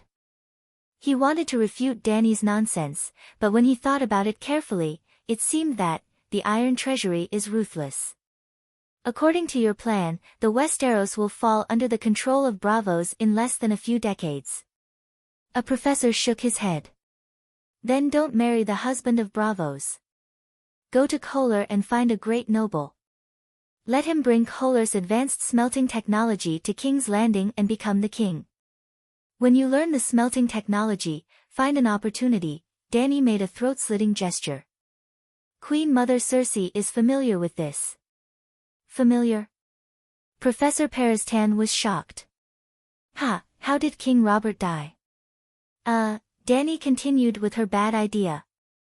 Then let Queen Mother Cersei go to Myr to find her third husband, Tyrasai, Barbarian Land to find her fourth, fifth. The old professor shook his head and interrupted her. Impossible. She's not stupid. Why would she allow her core technology to be leaked? Also, with Cersei's personality, not only will she not agree, she will also chop off the head of the person who suggested this. This won't work, that won't work. Then what do you suggest? Danny leaned back in her chair and asked coldly. Trade deficits were a difficult problem to solve in modern society. Otherwise, the Americans would not have been so crazy in recent years. Even the great American empire has decided to be shameless, and you're still picking and choosing here, hoping to solve the problem in an honorable and trustworthy way. Let's discuss it further. After the meeting in the evening, the professors racked their brains and finally found that the three unreliable methods proposed by Layla were the most feasible. The others were prepared to stay up late and work hard, determined to come up with the perfect plan. However, Danny left the meeting before dinner. She wanted to talk to Pate about the recent situation, but when she went to the small lounge next door, she found out that he had left the steward's pavilion with Wargrave in the afternoon. When she returned to the Feather Quill for dinner, Danny was shocked to see a one-eyed horseman throw 2 silver coins to Emma. He then hugged her daughter Rosie and walked to the bedroom on the 2nd floor with a lecherous smile. There was also a sailor who stared at Rosie's back lustfully and asked Emma, "Didn't you say that only a gold royal can taste little Rosie's bud? That's her first night." Without waiting for the plump waitress to answer, a scholar's apprentice who occupied a table by himself, it was the blonde young man who held Rosie in the afternoon, laughed softly and said, "Count Garland gave me a bag of gold royals the day before yesterday, and little Rosie's bud opened that night. In just 2 days, her price dropped from 1 gold royal to 2 silver dear.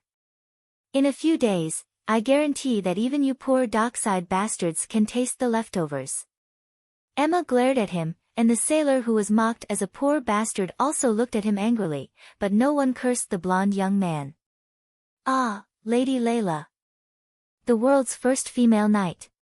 She's the woman who crowned herself with love and beauty. I didn't expect her to be so beautiful." Like an international superstar appearing on the noisy street, Danny instantly became the most dazzling person in the hall from the moment she stepped through the door. Even the singers who were singing and playing the piano immediately changed their tune and sang their own songs, such as Knight Layla's poem and The Iron Knight's Laurel. That's right. Danny had almost surpassed Prince Flare and Jenny of the city of Baron Stone, Dragon Knight and Queen Nayisi, and she had reached the level of a legendary hero. Well, Prince Flare and the like were only modern heroes. Only the protagonists in legendary stories such as Fool Florian and Joan, King of the Frontier, Winterhorn, Star-Eye, Simeon, Bard Bell, Winter Rose, and other legendary stories that had been passed down for thousands of years and were known by Westeros to be real legends.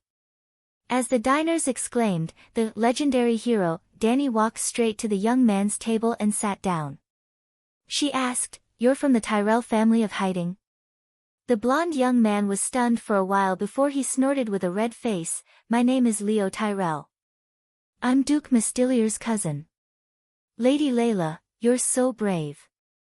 I saw you defeat Count Garland and Sir Dickon with my own eyes. You're also very beautiful. You're as dazzling as the sun in the entire tournament. This young man is not bad. Not to mention his character, his knowledge is really impressive." "Leo, I know Pate. I'm friends with him," Danny said lightly. "Ah." Leo was stunned for a while before he realized that this lady knight was going to stand up for swineherd Pate. "Damn it, I'll buy Rosie tonight to vent my anger." "Lady Layla, you've wronged me," Leo complained. "Although my father doesn't have a fief, he's still the brother of the Duke. He's also the commander of the old town's garrison. It's common for me to spend a silver dear on a meal. I'm not boasting about my background by saying this. I just want you to understand that if I wanted to deliberately insult Pate, I would have done so with my financial resources." "I heard everything just now." Danny's eyes flashed with a faint light, and gradually, there was a trace of dragon soul power. Leo's heart trembled as if he had fallen into an ice cave. His whole body was cold, and he unconsciously told the truth. "That evening, I saw Pate and Rosie arguing by the river. Not long after, Rosie ran away crying. I found Rosie outside the tavern and found out that the two had broken down after I asked her. Pate decided to give up on love and focus all his energy on his studies in the future, so that he could wear the necklace one day. Although I've said many times in front of Pate that I want to buy Rosie's first night, we see each other all the time. Why would I make him and his friends dislike me for a waitress?" Danny didn't listen to Leo's one-sided story. After that, she used a silver dear to confirm it with Rosie's mother, Emma. "Alas, I also want my daughter to have a good home, but her mother is a waitress, and I don't even know who her father is." Would a big family want her as a daughter-in-law? But marrying an ordinary farmer is not as good as having a stepmother. I won't hide it from Miss Layla. In the past 20 years, I've saved a total of 18 gold royals. Even without Rosie's support, it's enough for the rest of my life. It's 10 times, 100 times better than a peasant woman. As for that swineherd, Pate. Perhaps he was indeed infatuated with Rosie for a period of time, but I've met too many Pates in my life. They've also said a lot of sweet words to me, but in the end, they still left. But Dani still felt that there was a problem. She could understand a man's heartlessness, but Pate hadn't done it yet. If Pate indulged in beauty, the carrot dangling from his mouth would only make him more persistent, and he wouldn't suddenly give up. If Pate really loved Rosie, he wouldn't leave his beloved to other men, unless he was practicing martial arts. It was a pity that there was no great art of Dowhart wearing hat in this world. After dinner, Dani and the old knight walked to the City of Knowledge again. They were going to the library tonight to look for information. Carrying a lantern and walking on the dark path by the river, Dani asked, "When you met Pate this afternoon, did you feel that his temperament changed?" "Yes, less cowardly and weak. More calmness, more wisdom, and more." The old knight seemed to be deep in thought. "It's hard to describe. I can't say that I hate him, but there's a coldness that I don't want to come into contact with." Dani's eyes flashed and said with certainty, "There's something wrong with Pate."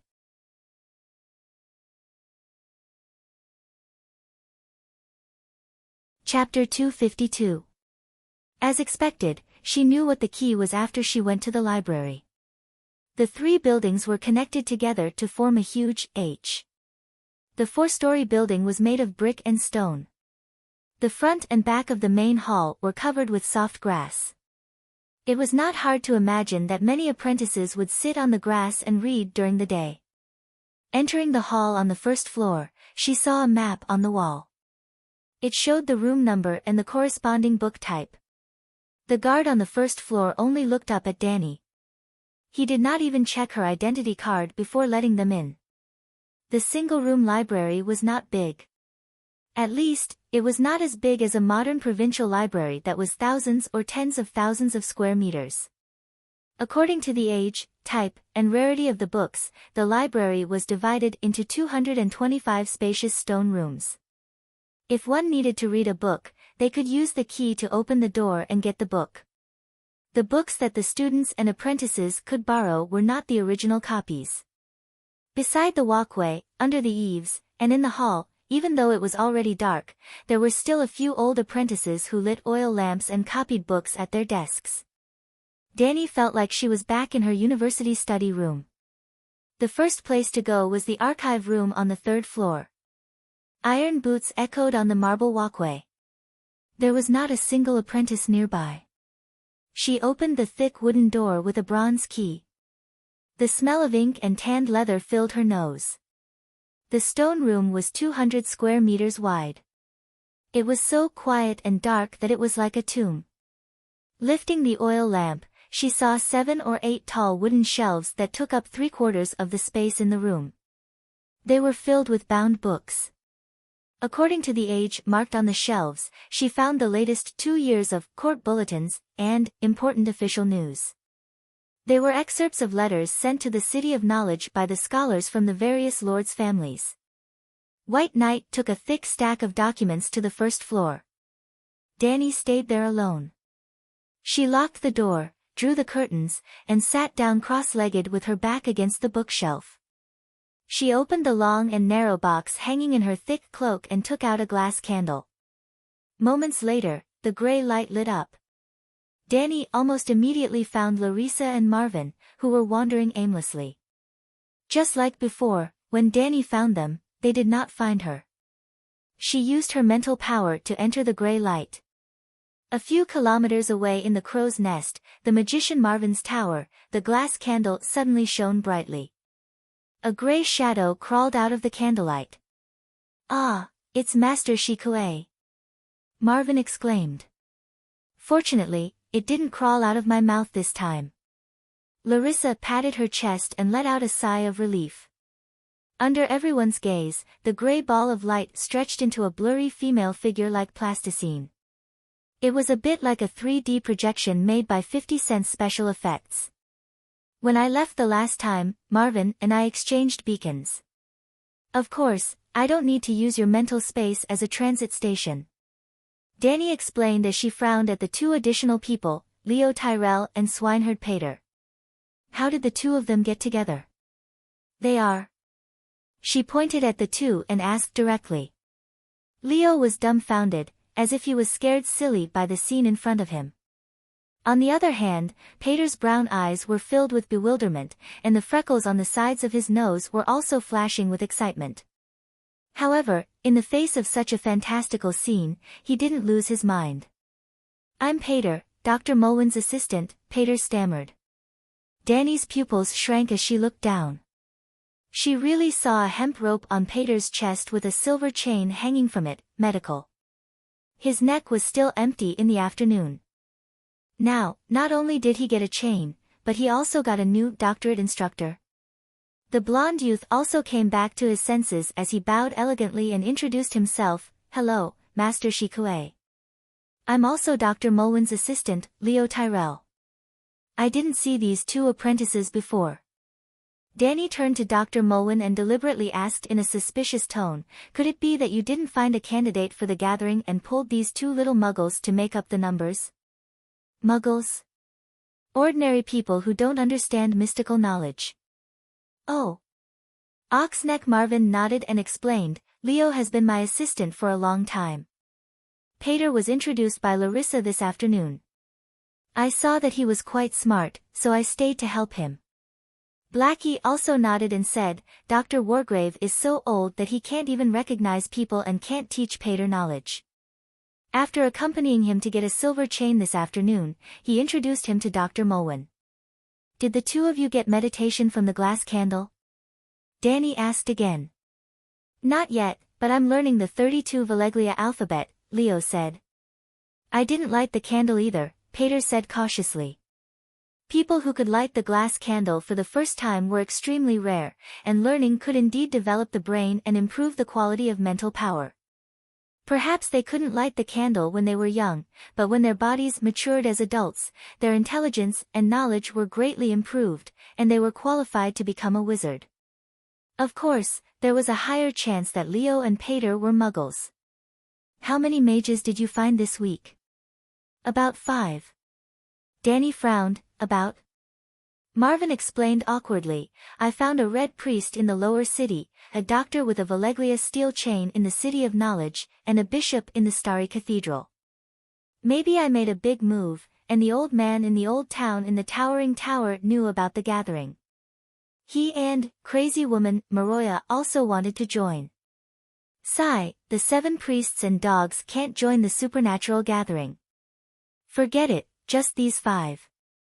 Do you have an agreed place to meet? It's best to find a place where there are few people. High-level magic is a little harmful to ordinary people. Is the towering tower okay? There are many empty rooms in the tower. Danny nodded and finally asked, let's meet 3 days later at midnight under the towering tower. Okay. Just as Danny was about to end the conversation, Larissa suddenly stepped forward and bowed, asking, Master Shikue, I've encountered some difficulties recently. Not only can I continue to construct the meditation runes, but a quarter of the completed runes also shows signs of collapsing. What's going on? Your talent is actually good, but your basic knowledge is too poor. The meditation runes in the glass candles involve 64 runes, but you only recognize 32 of them, and 7 of them are wrong. There's also a problem with the runes combination. Danny shook her head and sighed. Then what should I do? Blackie was a little panicked. Stop cultivating, or go to the City of Knowledge's library to find the Veleglia secret codex, or find a fire mage teacher.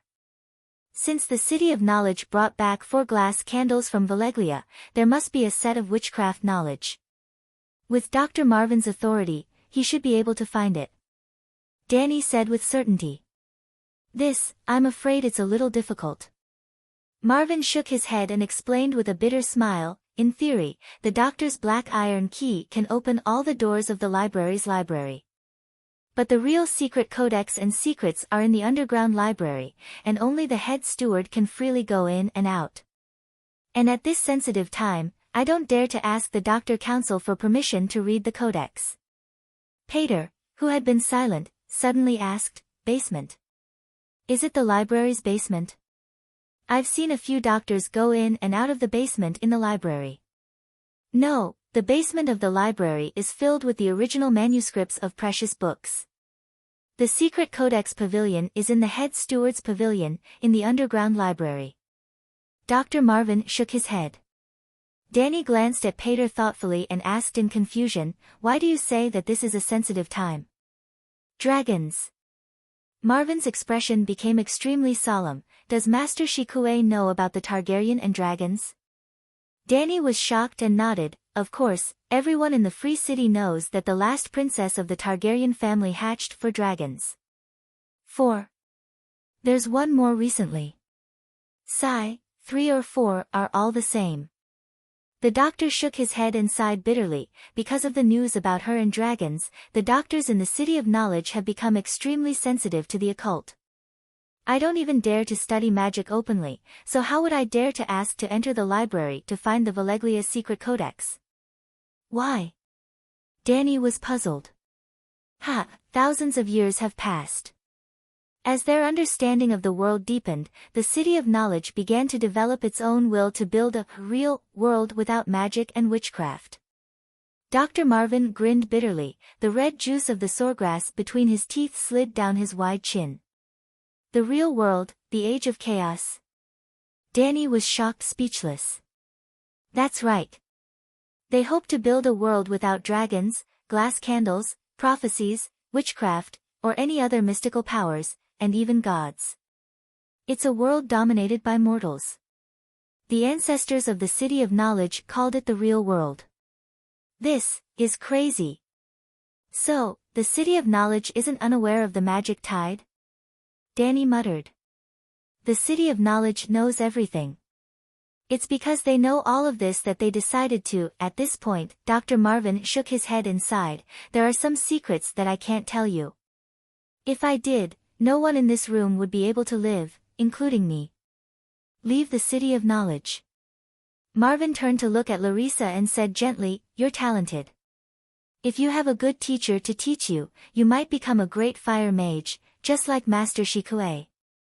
As he spoke, he secretly glanced at Danny. Blackie also knew what he meant. She looked at Danny with longing eyes. Obviously, since she could not read the secret books of the City of Knowledge, becoming the disciple of Shikue, the successor of Valeglia, was the best choice for Larissa. Let's talk about it after the gathering. Danny was not in the mood to think about taking in a disciple. In the library on the 3rd floor, the gray light of the glass candles went out instantly. Danny frowned and sighed. No wonder the City of Knowledge deliberately targeted me. If there were no dragons, they might not mind the restoration of Targaryen. But dragons revived magic, which is contrary to their expectations of the Age of Chaos. She had mixed feelings. She did not know whether to admire the scholars of the City of Knowledge or to mock them for wasting their efforts. Dragons could bring the magic tide to the human world, but where did the tide come from? The tide came from the sea. Dragons were like the wind, causing waves in the sea of magic. But the existence of the sea of magic was not determined by dragons. In the Age of Chaos, the power of the gods was still active. Knock, knock, knock. While she was in a complicated mood, someone knocked on the heavy wooden door from the outside. My lady, it's me. The old knight sounded a little anxious. I found a terrible message in the files.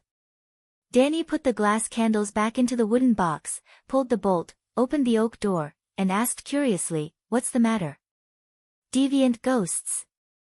The old knight panted and said anxiously, the Great Wall of the Northern Region sent an urgent report. The legendary deviant ghosts have appeared. A large number of savages are being driven south. The night watchers are not strong enough. The Great Wall can't be defended.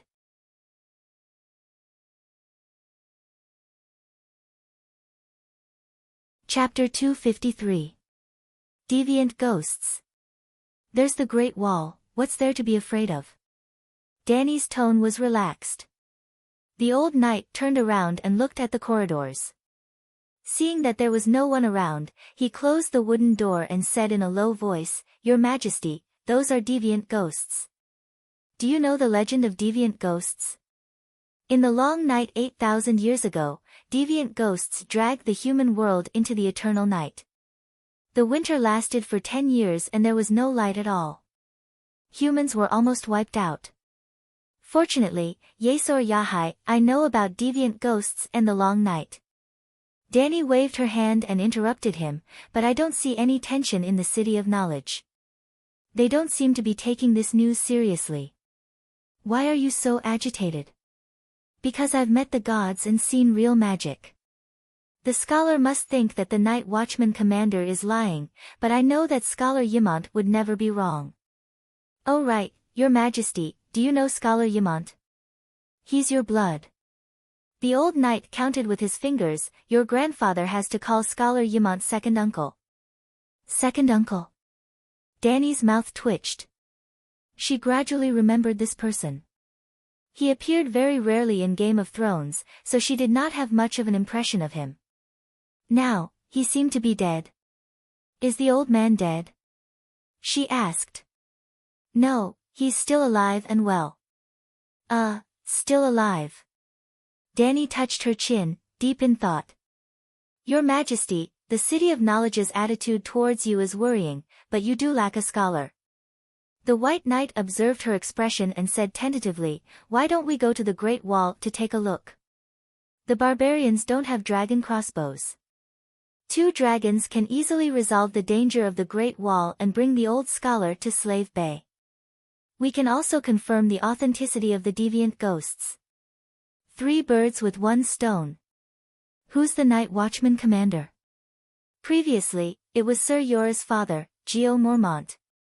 A year ago, he led 300 Night Watchmen north to the Great Wall to investigate the deviant ghosts and barbarians. In the end, they encountered the deviant ghost army at the Fist Peak of the Ancestors. The Night Watchmen were almost completely wiped out. In the end, the old man's expression became extremely gloomy. He gritted his teeth and said, the Night Watchmen violated the guests' rights and killed the barbarian caste who served them. They even violated the oath of the Night Watchers and murdered their sworn brother, Commander Jiro. Morality has declined to such an extent. It makes one's heart burn with worry. The old man was so sad that he almost shed tears. What about now? Danny asked. At this time, the commander of the Night Watchmen is still uncertain. At least the City of Knowledge hasn't received any letters from the Great Wall. Maybe the election is going on, or maybe the messenger crows are on their way here. After all, the old town is thousands of miles away from the Great Wall.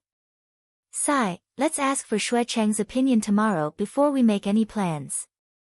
Danny sighed and slowly explained Xue Cheng's attitude towards her. So, you understand? I think it will be very difficult to ascend to the Iron Throne, and the choice of the Maester represents the attitude of most of the Andalite nobles. Even if I go to the Great Wall and discover deviant ghosts, it will be difficult for me to do anything. The old knight furrowed his brows, his expression changing back and forth. To be honest, if it wasn't for the fact that it involved the queen that he was loyal to, the old knight would definitely agree with the City of Knowledge's wish to create a real world. Just as Danny had said, the choice of the City of Learning had a very high base of support from the masses. The Andalite civilization naturally rejected the power of gods and monsters. This could also be seen from the doctrine of the 7 gods that they had developed. The 7 gods were the 7 human virtues, and not the worship of natural phenomena. For example, Lalo's light and shadow, Inami's sea, and the old gods wind, wood, mountain, water. After a long while, he asked with a hoarse voice, "What are your plans, Your Majesty?"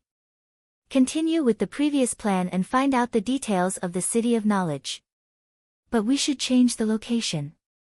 The real secret vault is in the steward's pavilion, and the basement of the library only stores the original manuscripts of the documents. Well, when they were planning to come to the old town, Danny had planned to go to the secret vault of the City of Knowledge to take a look. She had already thought of a way. Previously, she had asked the old knight to go to the first floor to carry out the plan. However, when the old man saw the news about deviant ghosts, he was so scared that he even forgot about the task of being the coordinates. Your Majesty, since the conflict between you and the City of Knowledge is almost irreconcilable, then we have to change our plan. Baristan, who was gradually recovering from his shock, immediately remembered the responsibility of the White Knight and considered Danny's safety. 2 hours later, the White Knight carried a stack of books and accompanied Danny to the steward's pavilion. There are chairs in the library, and it's very quiet. However, that place is too empty and too quiet. It's scary to think of one person occupying an entire floor in the middle of the night, Danny said with a smile. After the old knight secretly stuffed 4 silver deer into the hands of the watchman in the hall, they were given a 40-square-meter lounge on the second floor. There was a soft couch, chairs, and a small fireplace. If you need tea or food, you can ring the bell outside the door. An apprentice will come and serve you, the watchman, Rokas, said. Thank you. As soon as the White Knight closed the door, Danny disappeared from the room like a phantom. The next moment, as if she had teleported, she appeared on a narrow spiral staircase. She walked down the narrow wooden staircase and swept her right hand lightly across the wall. The surroundings were quiet and the space was dark. It was so dark that she could not see her own fingers. After a while, Danny found a torch by the wall. Unfortunately, the torch was too heavy. She could not lift it at all in her spiritual projection state. Snap! Danny raised her hand and snapped her fingers. TSK TSK. A few dark red sparks the size of rice grains flickered on the torch. They were extinguished as soon as they appeared. Well, it had been almost 10 days since she came to the old town. Danny had not stopped practicing the fire manipulation spell. She had almost completed 90% of the runes for the second level, gathering fire elements. If her real body was here, she could ignite the torch with just a thought. Even without the torch, it would not be too difficult for her to create a small fireball the size of an egg. She was much better than Lisbon back then. However, she was only a spiritual projection now. Her level of witchcraft was greatly reduced. These few sparks were also because her real body was too close to her spiritual projection. If she was 100 or even 1,000 miles away, her spiritual projection would not be able to use any witchcraft. If her spiritual projection was beside her real body, she could almost do everything that her real body could, except for the side effect of consuming too much witchcraft. It was very similar to the shadow clone technique in Naruto. This was the reason why Danny had brought the glass candle to the 3rd floor of the library. At first, she thought that the secret codex of the City of Learning was hidden in the basement of the library, so she asked Baristan to wait on the 1st floor while she cast a spell on the 3rd floor. Her projection passed through the ground and entered the underground study. That was because the distance between her real body and her projection was no more than 50 meters. Not only could she use the inferior version of witchcraft, but her spiritual projection could also carry a lot of weight.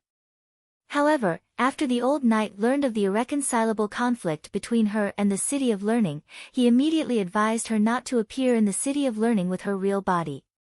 Although most people would not associate you with Queen Layla at first glance, it is undeniable that you are mother and daughter after all. The two of you do have some similarities. Obviously, he had not forgotten about the incident with Dr. Wargrave in the afternoon. At that time, the old knight's heart was in his throat. Well, it was the spiritual projection that had followed the old knight to the steward's pavilion. Her real body had quietly returned to the inn. Blackie was hiding in the river beside the inn.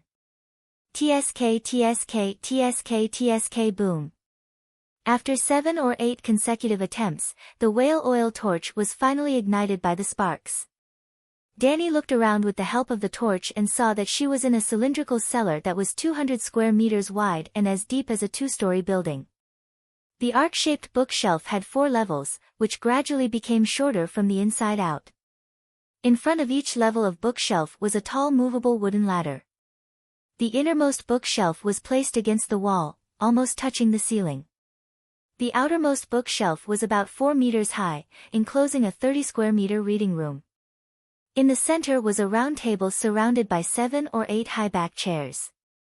Danny hugged the torch with both hands, and the burning red flame at the top. Teng teng teng, visible to the naked eye, the bright red flame swelled and rose, as if a flame retardant had been added. Then, Danny went from hugging to holding, as if she was holding up a lotus flower from the water. The flame the size of a vegetable bowl broke away from the wooden handle wrapped in oilcloth and burned in the palm of her hand. Danny looked like she was kneading dough, or like Naruto kneading a raisingan. The illusory flame the size of a vegetable bowl changed from an irregular shape to a round ball. Soon, it shrunk from a bright red the size of a volleyball to a dark red the size of a baseball. Finally, when she opened her right hand, a small fireball the size of a pigeon's egg floated out of her palm. It floated in front of her forehead as if she was wearing a headlamp. Then, Danny jumped and flew down from the top of the stairs like a fairy. She was lighter than a feather and more agile than a swallow. She landed right next to the wooden table in the center. She randomly found an ebony bookshelf. It wasn't full, but almost every row had a few or dozens of books of different thickness. There were also white painted markings on the side of the bookshelf, corresponding to each row of books: Witchcraft Asha Shadowbinder, Witchcraft Asha Necromancer, Witchcraft Asha Paladin of Judgment. In addition to Asha's mystical profession, there were also extraordinaires from other parts of the world: Witchcraft Queer's Male Wizard, Prophecy Jujesnai Moon Singer, Witchcraft Barbarian Necromancer, True Blood Witchcraft Koer Black Goat Priest, Alchemy Kings. Landing Alchemist Guild, Witchcraft. Bravos Faceless. The more Danny read, the more shocked she became. She felt as if she had entered the Jade Cave of Langxian and the Huancher Water Pavilion. Those despicable people in the City of Knowledge, even though they say they don't want it, their bodies are very honest. They practically took all the secret arts that could be collected from all over the world and brought them to their own home. Continuing to walk forward, Danny saw a pale ebony bookshelf that belonged to Valeglia: Witchcraft Valeglia Fire Mage, Witchcraft Valeglia Fire Warlock, Prophecy Valeglia Dream Walker, Witchcraft Valeglia Witchcraft Lens, Witchcraft Valeglia Undying Stone. Just Valeglia alone occupied a large bookshelf. After that, there was a bookshelf dedicated to dragons: Legendary Creature Dragon Dragon Egg, Legendary Creature Dragon Young Dragon Taming, Legendary Creature Dragon Dragon Taming, Legendary Creature Dragon Dragon Dung, Legendary Creature Dragon Dragon Slayer Crossbow, Legendary Creature Dragon Body Structure. Just the Dragon Slayer Crossbow column alone was piled with books that were close to 10 meters thick. It could only be described as thick. It was packed to the brim. There were so many documents and books that one couldn't count them all. Fuck, what were the ancestors of Targaryen doing? The City of Knowledge had almost thoroughly researched dragons. The books on the dragon bookshelf were more than all the extraordinary information that she had seen before, other than Valeglia.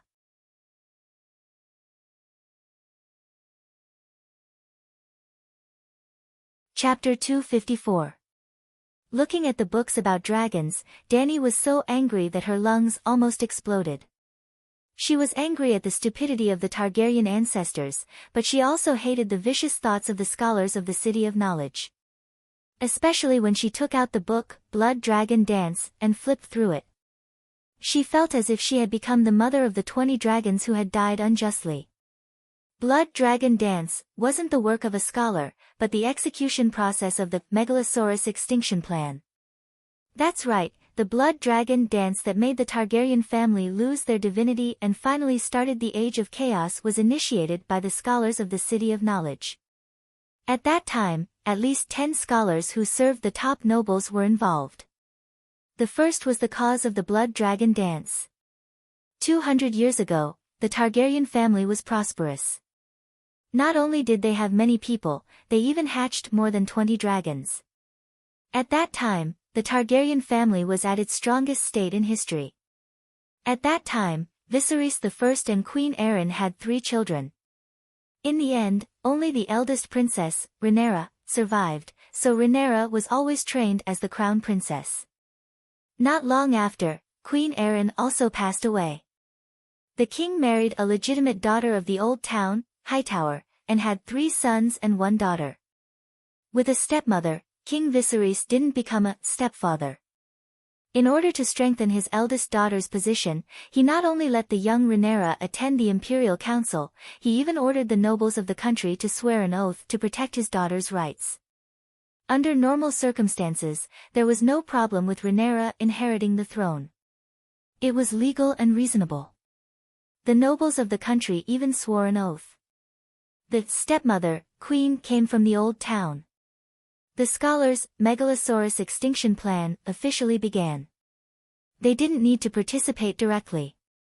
As the instigators behind the scenes, they easily encouraged Queen Hadel to have the idea of dethroning the crown prince.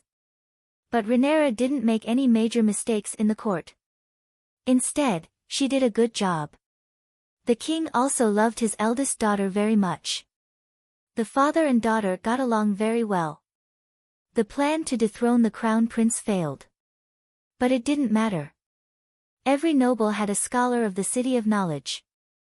The City of Knowledge could easily set off a storm of public opinion. The stepmother queen and the eldest princess were not on good terms. Prince Aegon had the possibility of competing with his half-sister for the throne. Actually, this wasn't a big deal. The nobles had sworn that Rhaenyra didn't do anything wrong. Even if the conflict between Queen Hightower and Princess Royal was made public, no one would really think that the crown prince could be changed. When Viserys I died, Princess Rhaenyra was on Dragonstone Island. The title of Prince of Dragonstone Island was almost equivalent to the title of Crown Prince, but the City of Knowledge deliberately delayed the arrival of messenger crows to Dragonstone Island. They encouraged the queen to directly push her son onto the Iron Throne, creating an established fact in reality. Anyone with any sense would know that doing so would definitely cause a civil war. Because Rhaela had been the crown prince for 30 years, and the old king had always helped her develop her power, the crown prince could be said to be fully fledged. Let's put it this way. When Prince Aegon II, was pushed to the throne, he didn't want to compete with his half-sister for the throne at first. After all, Rhaenyra had been the crown princess for so many years, and her father supported her so much. Her younger brothers had no intention of usurping the throne. In the end, the scholar used the captain of the King's Guard, Criston Cole, to tell Prince Aegon, "You also know that your mother and Princess Rhaenyra have been fighting for more than 10 years, right? When she ascends the Iron Throne, she will definitely kill your mother and your brothers and sisters. Don't doubt, even if you refuse, Rhaenyra will know what happened today. Will she let go of people like us who have committed treason?" This was also the truth. Aegon had already been pushed onto the Iron Throne. Even if he struggled to run down, ran to his sister's side and cried, "I was forced." But in order to stabilize the rule and establish authority, Rhaenyra would most likely not let him and his mother go. Therefore, the civil war broke out according to the scholars' script. After the civil war broke out, the scholars didn't stop their actions. Among them, the incident of the King's Landing rioters attacking the Dragon's Den was the most shocking. A total of 5 adult Megalosaurus died in the hands of the rioters with axes and iron swords. One of them described, lumberjack Habu quickly learned the skills taught by Scholar Dick. Dick also gave him an iron axe made of Kohler's first-class steel, and let him enter the Dragon's Den with the rioters. Habu didn't let us down. Srikos, an adult female dragon, was chained up. He nimbly jumped onto her neck and got stuck at the 3rd joint. Our research wasn't wrong. Srikos couldn't turn her head and spit dragon flames at him, nor could she shake her neck to throw him down. Habu was facing the weakest part of the Megalosaurus skull, which was like the temple of a human skull. He shouted the names of the 7 gods while using the axe to chop Srikos' head. After chopping it 15 times, the bone that Professor Danis named Dragon's Wing Point was finally broken. Sigh, as expected of a legendary creature that represented the upper limit of the world's physical creatures. Even the weakest wing point was tougher than steel. Even the blade of the axe was curled up, scorching hot blood and brain matter sprayed out, and Habu's head instantly melted into a pile of mush. However, he had completed his mission, becoming one of the rare dragon slayers of the ancient times. After that, we kept promoting the legend of Lumberjack Habu and reduced the number of times he chopped Srikos to 7. Yes, in Habu's story, he represented the 7 gods to enforce justice on earth. He was the great hero who killed the devil. When he shouted for the last of the 7 gods, stranger, the 7 gods responded to his request and granted him divine power. He finally pierced through Sriko's scales and bones and smashed into her brain. Fortunately, Dani wasn't in a physical form. Otherwise, she would have broken her teeth. Damn it, damn it. She cursed loudly to vent the anger in her heart. It was as if the one who was smashed to death wasn't Srikos, but her son, Blackie. Yes, there was also a colorful picture on the page. It was a picture of Lumberjack Habu riding on a dragon's neck. It could be seen that Srikos was also a black dragon. But the more she read, the more she understood the truth behind the blood dragon dance. Dani fell silent instead. That's right, the City of Knowledge was playing dirty tricks behind the scenes to instigate a civil war among the Targaryens. But in the process of the blood dragon dance, the Targaryens themselves were too vicious and stupid. If the gods wish to destroy, they must first make them mad. In order to fight for that iron chair, almost every Targaryen became a kinslayer. Other than the 2 main characters, Rhaenyra and Aegon, there were also a few illegitimate sons of the dragon family who overstepped their authority and claimed the throne. In those years, the King's Landing was the changing of the King's banner on the city wall. The Targaryen's divinity was completely shattered by a group of unfilial sons and grandsons. Why should I be a lord if I can be a king? A bastard named Shulf said when he claimed the throne. Faced with other people's doubts, he said righteously, "This is the right of a conqueror. I have a dragon under my crotch." Yes, in order to increase her own strength, Rhaenyra allowed the Targaryen bastards to go to Dragonstone Island to subdue the Megalosaurus. Shulf was one of them. In the end, the bastards weren't trustworthy at all. A few of them betrayed the eldest princess. The City of Knowledge was responsible for the blood dragon dance that caused the Megalosaurus to wither away. The Targaryens were responsible for half of the blame, and the rest of the nobles of the 7 kingdoms shared the remaining 30%. If all the nobles followed Stark's oath, the blood dragon dance wouldn't have happened at all. That's right.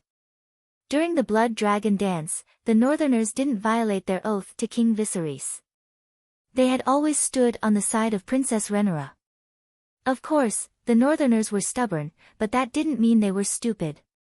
With dozens of dragons fighting, wouldn't they be courting death if they participated? Although they fulfilled their oath, they didn't participate much. They only sent 2,000 cavalrymen to form the Winterwolf army to the south to rescue the king. A bunch of morons. Sooner or later, I'll kick you idiots out of the family tree. Dani was furious. She threw the book back while cursing. After that, she left the dragon bookshelf and decided to look for books that would make people feel happy. Valeglia's secret arts were very good at making people feel happy. Just like in Langhuan Blessed Land, the Shaolin Musclebones Strengthening Scripture, and Dali 6 Meridian's Godly Sword, were empty, the Valeglia Witchcraft Row was also empty. There were only a few notebooks. Dani picked up the thickest book and flipped through it. The author was a scholar named Gurney from the City of Knowledge 1,000 years ago. Gurney sold himself as a slave in Valeglia and worked for the Wizard Council for 50 years. In the end, he learned the long-distance communication witchcraft of Valeglia. Yes, it was the witchcraft that the great wizards used to communicate with the various cities in the world through magic energy balls. Dani found Marvin by accident last time. They were too close to each other. The glass candle came from Valeglia, and the rookie Larissa didn't know how to protect herself. This parchment book was half as thick as a dictionary. It only recorded the magic network spell. It was full of pictures and detailed the entire process of creating a magic energy ball in a wizard tower. Unlike the glass candle, a complete magic network could store information and process multiple sets of data in parallel. For example, when Danny contacted Marvin through the glass candle, it could only be one-to-one. Both of them had lit the candle, and the candle couldn't use other witchcraft. If a magic network was built, even if Marvin was not online, Danny could still send him messages even if they were thousands of miles apart. If Danny and Marvin were chatting through the magic network, and suddenly a third or fourth party came to Danny, she wouldn't have to close the chat window with Marvin. She could multitask and communicate with multiple people at the same time. If Kuei-shi happened to find her, the mark on her right wrist flashed with soul waves. Danny didn't need to find another glass candle. She could directly use the magic network to project her power of the will to Kuei-shi. At the same time, she could also chat with others. The magic network invented by Valeglia was similar to the magic internet. A wizard's power of the will was like a stream of data that could be instantly transmitted to the ends of the earth. However, Scholar Gurney had mentioned in the preface that the magic network had two fatal flaws. First, the magic sphere had to be built at the mouth of a volcano, and the magic within the magma was used to maintain its daily operation. Second, only a great wizard with perfect inheritance could create the spell formation at the center of the node. Sigh, why is this book so thick? There are hundreds of thousands of words in it. I can't even remember them all. Danny lamented. Maester Gurney's two fatal flaws were nothing to her. She already had the perfect inheritance, and Dragonstone Island was the Targaryen's land. She could give up the Iron Throne, but she had to take back Dragonstone Island.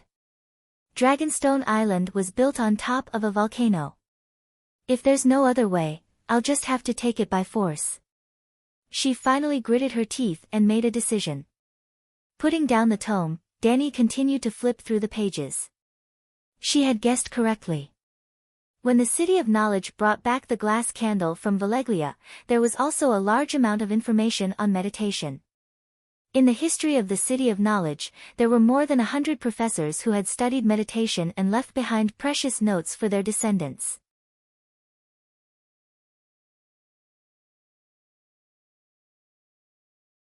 Chapter 255. Yes, there were many scholars who had mastered extraordinary powers. At that time, the Valeglia steel chain in the scholar's necklace lived up to its name. Well, the Valeglia steel chain was custom-made in Valeglia. There were 50 pieces, which added up to 1 kilogram. It was the remuneration for a scholar to serve the Wizard Council for 30 years. The quantity was limited, so after the scholar died, his chain would be reclaimed by the City of Knowledge. In the past 2,000 years, nearly 1,000 scholars had worn the Valeglia steel chain. Excluding those people after the Blood Dragon dance, 95% of the scholars were true magicians. Among them, there were even more than 100 grand magicians. The notes on the bookshelf were left behind by the grand magicians. There was not much research on the specific fire witchcraft. It was mainly an elaboration of the essence of magic. They had long known the relationship between dragons and magic tides. In one of the notes, Danny saw the word real world for the first time. A history professor named Fire Demon Hades had a similar experience as Longlegs Lomas. He had traveled to almost every corner of the world. Fire Demon Hades was the bandit title he got when he fought with witches in Asia. When a witch was about to sacrifice a little slave girl to a shadow demon, Dr. Hades used fire control witchcraft to make the flames of the firewood avoid the child. Instead, the flames rolled back and burned the witch to death. When he walked out of the flames with the little girl in his arms, the surrounding barbarians kneeled on the ground and shouted, "Fire Demon." Since then, the name, Fire Demon, Hades spread like wildfire. Obviously, Dr. Hades was also very proud of this. He had made a name for himself in Asia and even recorded all of his experiences in his notebook for future generations to worship. Well, I digressed. Although Dr. Hades was famous for his fire magic and was often proud of it, he himself had doubts about whether or not the civilization of mankind needed magic because he had seen too many tragedies caused by extraordinary powers. Valeglia used magic to enslave the world and destroyed countless countries and races. Every year, Asha imported many slaves, and most of them were used by evil sorcerers as sacrifices to demons. After the sorcerers used magic, they would leave behind long-lasting energy radiation, causing terrible damage to ordinary people like a curse. Dr. Hades lived in Valeglia during the Free Fortress period. Naturally, he did not know about the changes in the land of long summer in the future. However, he had been to the Lorne River, the middle reaches of the Lorne River after the war between the Valeglia and the Loinars. It was also the part of the river that was now known as the Sorrowful Territory. The heartbroken hill was shrouded in grey fog all year round, and there were many stone people infected with the grayscale disease living there. Hades believed that the grayscale disease originated from the magic radiation near the Sorrowful Lair.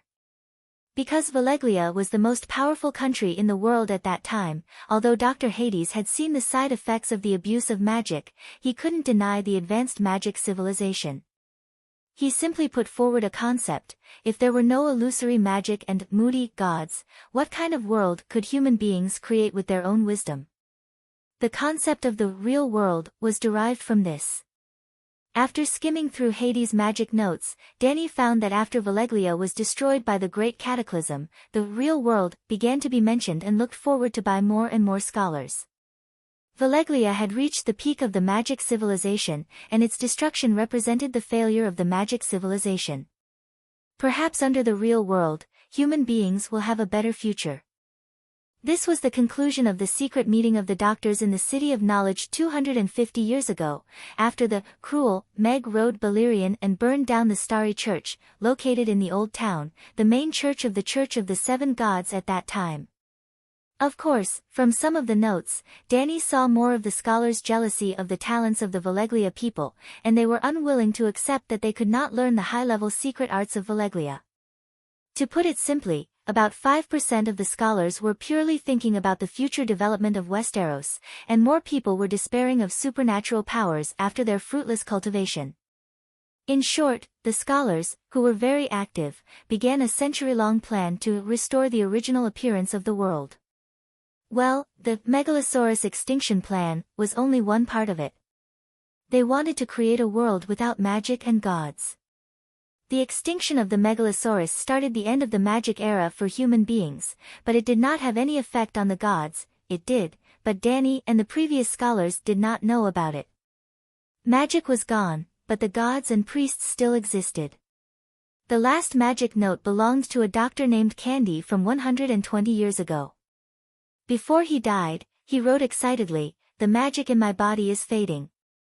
Ha ha ha, our generation has finally achieved an unprecedented feat and stopped the magic tide completely. I hope that the future generations will continue to work hard and completely end the era of the gods." Well, the scholars of the City of Knowledge are really daring. The Megalosaurus is just an appetizer. Even the gods are their targets. Danny was very curious about how the City of Knowledge intended to deal with the gods, so she prepared to look for books related to the real world. But at this moment, a kacha-kacha sound suddenly came from above. Someone was opening the door. The next moment, she extinguished the flame floating in front of her eyebrows. Her body passed through several bookshelves like a ghost and hid in the innermost corner, hiding her body well. Creak, creak. The person did not carry an oil lamp. After closing the thick iron door, he walked softly on the wooden ladder. In the quiet environment, Danny also heard the subtle sound of fingers rubbing the wall. The guy was like her before, looking for the torch on the wall. Creak. Sparks of light flashed, and Danny heard that the other party was scraping the flint. But after more than a dozen times, the torch was not ignited. What's going on?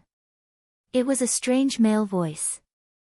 The whale oil on the cotton cloth at the top of the torch was burned up by me. Of course, it can't be ignited by you. Danny complained in her heart. Maybe he found that the torch was broken. The man continued to grope his way down, and not long after, he started scraping the flint again. Boom, beep, beep, beep, beep. This time, he only scraped twice, and the torch burned fiercely. Under the light of the fire, Danny saw a terrifying face Pate. The person holding the torch and slowly walking down the wooden ladder was Pate. The pale young man did not look scary, but the meaning of Pate's appearance in the library at this time was shocking. Faceless. Danny's expression was complicated. At this time, she was completely sure that the poor apprentice had ended his miserable life. His face was peeled off, his body was thrown into the honey wine river, his girlfriend was, his identity was replaced, miserable, miserable, miserable, miserable, miserable. No wonder this guy has an aura that makes people unwilling to get close to him. Danny watched Pate find a glass oil lamp in the small cabinet under the wooden table. After lighting it, he extinguished the torch and began to walk through the bookshelves. Finally, he came to the bookshelf labeled Dragon. When he found the book, 72 Techniques to Hatch a Dragon Egg, in the Legendary Creature Dragon Egg column, the originally expressionless Pate was almost beaming with joy. He did not read it carefully, only the preface. Then, he stuffed the book into his gray robe and flipped to the next book. Finally, in the Dragon Riding column, he found a few ancient scrolls of Valeglia's parchment and tied them to his calf. Then, he walked back to the round table. Looking at his unsatisfied expression, it seemed that he wanted to empty the library. Danny was annoyed. He even had a dragon and a god, why didn't he have a space ring? She also wanted to empty the library. Just when she could not hold back her envy and hatred and was about to run to the first floor to inform the gatekeeper that Pate was a thief, a thought flashed through her mind like lightning. After Pate put the torch back, closed the iron door and left, she also ran to the round table, squatted on the floor and lit the glass oil lamp with a warm wick. Then, she rummaged through the small cabinet beside her to find a quill and ink. Then, in the bookshelf labeled Dragon, she found a book called Targaryen Dragon Hatching Chronicles. He, Pate, oh Pate, I'm afraid you're not satisfied with just stealing once, right? Danny smiled and leaned over the table, adding a paragraph on a blank page of the book. After doing all this, she went back to the second floor and told the old knight that Pate was a faceless one. Then, she went back to the library and continued to look for books related to the true world. As the distance between the main body and the coordinates Baristan was very close, the spiritual body lasted for a full 5 hours before Danny's wizard power was completely exhausted. However, this period of time was enough for her to understand the progress of the City of Knowledge's artificial age of magic plan. How should she put it? She was very disappointed. The scholars of the City of Knowledge were ruthless. When dealing with the simple-minded Targaryen royalty, their methods were astonishing. In the blink of an eye, the Megalosaurus had been reduced to ashes without leaving a trace. But when it came to the gods, they were completely resigned to fate and had no plans. In other words, the scholars of the older generation were both knowledgeable and had real supernatural powers. Not to mention that they knew the truth of the world, at least they had a very deep understanding of their goals, magic and the gods. It was because of their understanding of the Megalosaurus and the magic tide that they were able to let the world enter the age of magic. But after entering the age of magic, the scholars of the older generation were all dead. The new scholars of the next generation did not know magic at all. The Megalosaurus were all dead, so the age of magic had entered the age of magic. They did not know much about mystical knowledge and even doubted the authenticity of magic. If they did not even understand mystical knowledge, how could they formulate a plan to deal with the existences at the peak of supernatural powers, the gods? The idea of the scholars of the City of Knowledge developing the civilization of ordinary people was good. Looking at this matter from a neutral point of view, Danny even had some admiration for the City of Knowledge. Also, they were not as useless as she had thought before. The city of knowledge had indeed been established for thousands of years, but in those thousands of years, they had been learning from the advanced Valeglia and developing a magical civilization. It was only in the recent few hundred years that the scholars realized in despair that not everyone was qualified to develop a magical civilization. The requirements for supernatural powers were too high. More importantly, after the cataclysm, Valeglia had killed herself. It seemed that there was no way out for the magical civilization. Therefore, the City of Knowledge began to change its development path and prepared to completely end the Age of Magic. They focused all their efforts on air. It was very awkward. Although the City of Knowledge had been clamoring to create a real world without magic and gods, they did not have a clear idea of the development of the real world. In other words, they were wholeheartedly focused on destroying the magic era, but they did not have any plans for the technological civilization. If there were no gods, no long night, and no deviant ghosts, Danny suspected that the City of Knowledge would continue to be lost for 1,000 or 2,000 years. Then, they would experience a renaissance and officially propose the concept of technology. Just like the Western world on Earth. Unfortunately, the faith of the Light King had begun to corrupt the Westeros. The long night was coming, and the deviant ghosts had already headed south to the Great Wall. When the Night King descended, even the scholar himself would shout, "Seven gods, please make sure it's real." When the seven gods could not respond, the scholars might even shout, "My Lord Lalo," or, "Danny, my king, long live the seven gods." Sigh, the scholars of this world were both hateful and pitiful.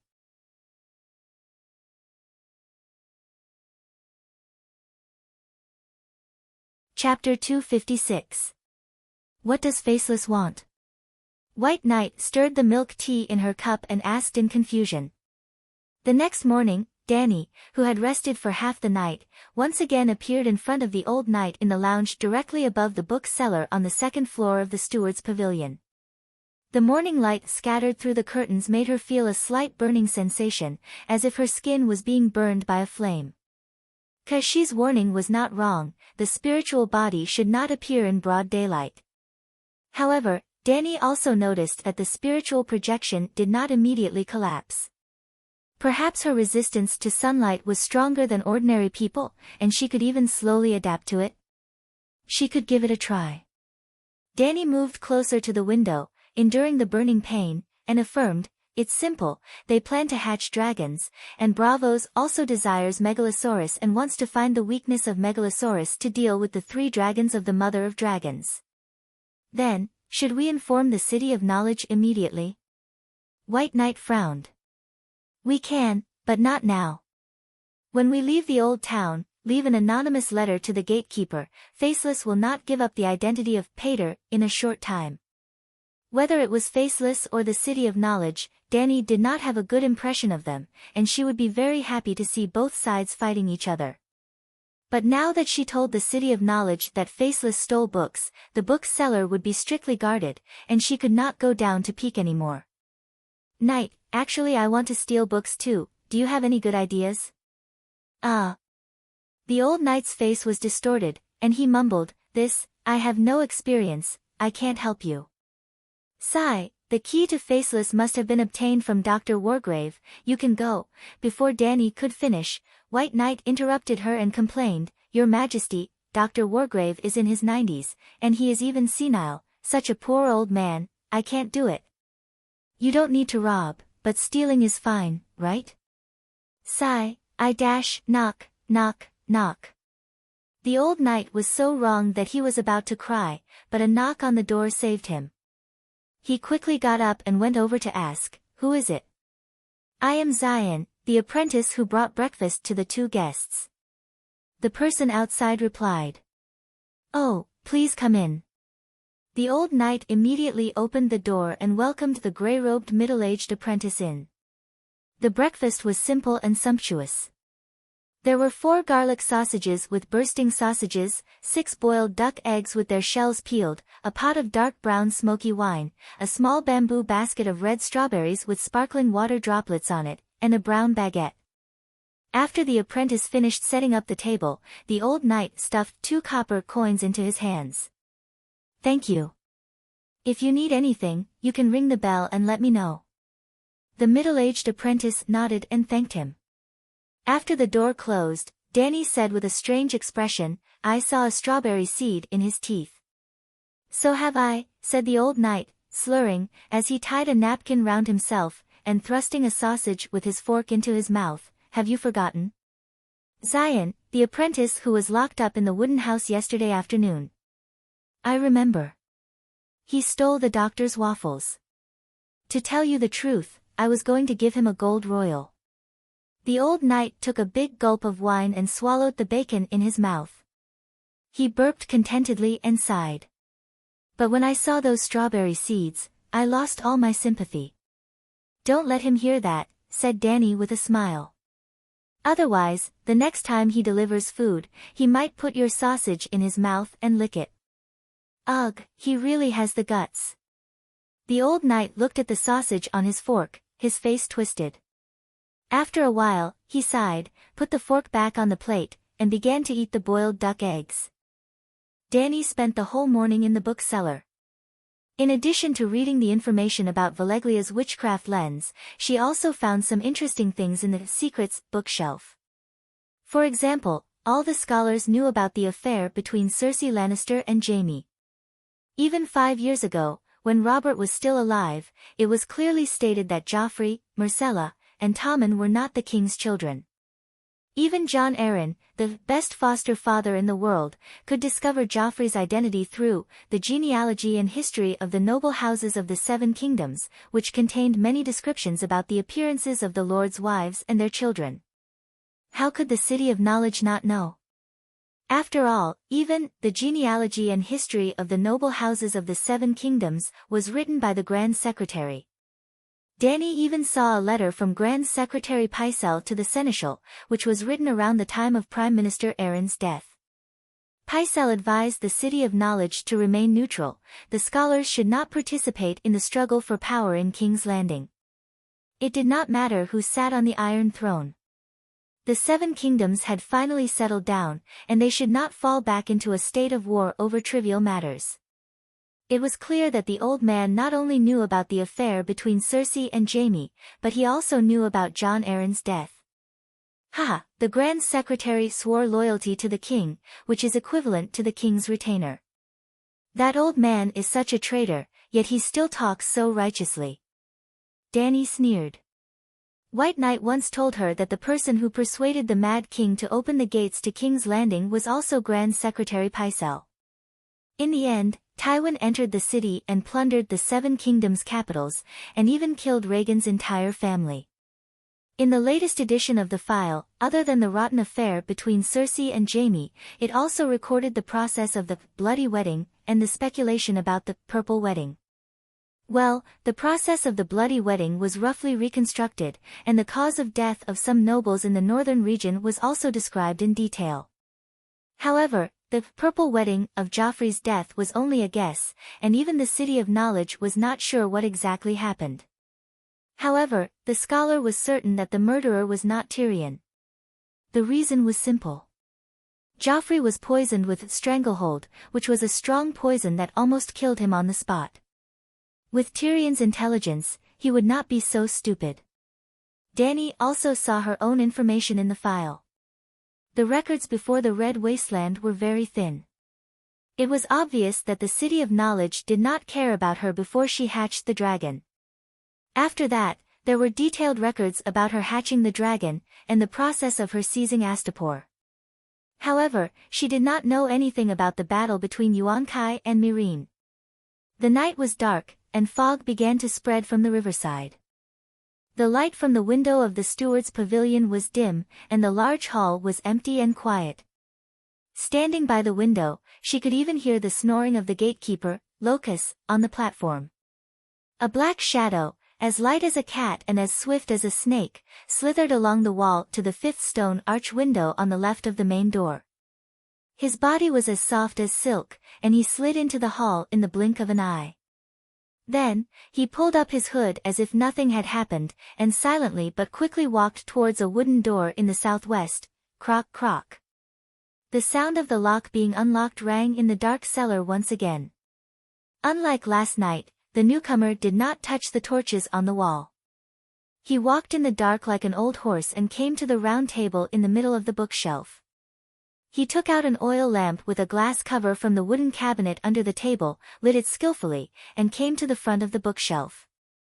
He took out a book called Targaryen's Dragon Hatching Chronicles.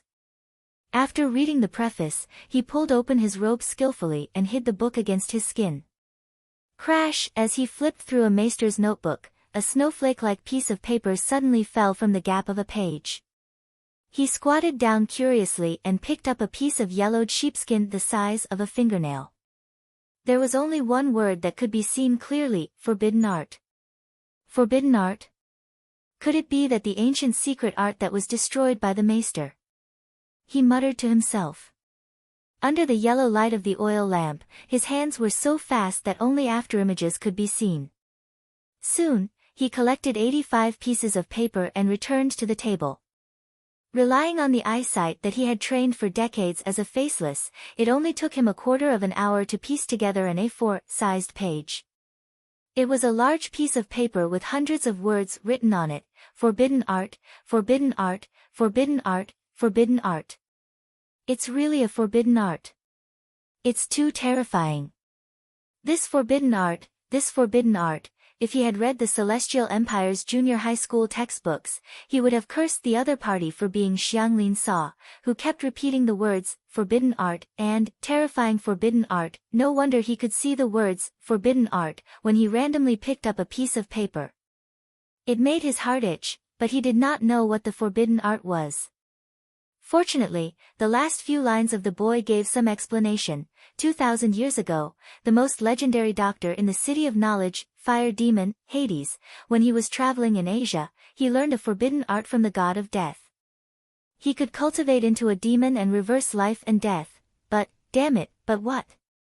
I said a few hundred words of nonsense before, why is there an ellipsis here? Even with his composure, he could not help but curse anxiously. It's really a forbidden art that belongs to the god of death. The faceless people believed in the god of death, but for thousands of years, the faceless people were unable to communicate with the god of death. They were even worse than the blood priests who believed in the black goat.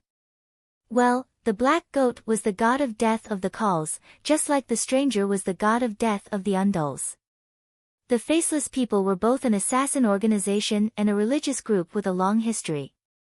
They believed in the god of death of all races, the black goat of Khals, the stranger of Westeros, the pale holy child of Urso's mercenaries and warriors, the wild lion of barbarians. The faceless people believed in all these gods of death. They believed that all the gods of death were actually thousands of faces of the same god. In the end, all the gods of death ignored the faceless people who believed in this religion. After cursing for a while, he continued reading. The final secret is hidden in a clay pot that everyone can see and ignore. The following is the way to open the magic pot. 1. Kiss the pot 7 times. 2. Touch the surface of the pot 7 times. 3. Place it on a high platform, kowtow 7 times, and chant XXX 7 times. This is draconic, so it should be said this way. If the spirit of the magic pot goes crazy and wants to attack you, you can repeat the 3rd step and chant XXX to restrain its movements. Magic pot. He held the oil lamp and looked around, not even letting go of the smallest corner of the bookshelf. Finally, he stood by the wooden ladder and looked at the gray pot in the corner. His face twisted. Is this the chamber pot? He was unwilling to give up. The 2nd, the 3rd, and the 4th time he searched the book cellar. In the end, he slumped on the chair and looked at the dark ceiling. He muttered, the pot that everyone can see and ignore. Isn't this it? But forbidden art, the god of death's forbidden art, terrifying forbidden art. In the middle of a dilemma, he also became Xianglin Sa. Gradually, he calmed down and said with a determined look, for the organization, for the ancestors of the faceless people, I am willing to give it a try. Although there is a high chance that I will find nothing, there is no loss in trying. After all, there is no one here. So, he followed the instructions of the secret record and picked up the pot. Fortunately, the pot has not been used for a long time, so the smell is not that strong. His solemn expression relaxed a little as he puckered his lips and leaned over. Pop, pop, pop.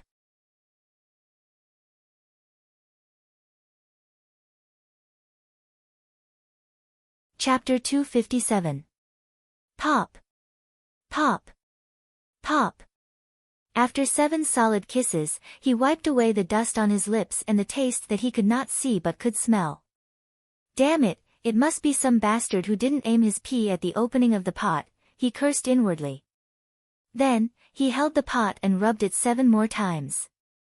When he opened his palm, there was a thick layer of black dirt. However, he also heaved a sigh of relief. He had finally completed 2/3 of the ceremony. Put it on the high platform. He looked at the table and then looked at the bookshelves nearby. Thinking that the bookshelves were always higher than the table, he climbed up the wooden ladder and placed the pot on the top of the first shelf. Kissing the pottery pot, touching the pottery pot, and chanting the incantation may not be fake, but how would the magic pot know if I knelt down and kowtowed? Thinking of this, he stood up straight and stomped his foot. Bang!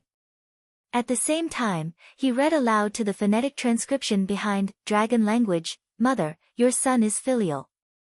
Faceless are all big idiots. Bang!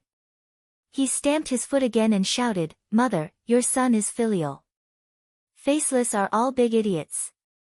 Just like a foreigner speaking in half-baked Chinese, he stomped his feet 7 times and shouted 7 times at the same time. However, the magic pot did not react at all. As expected, he was lying to me.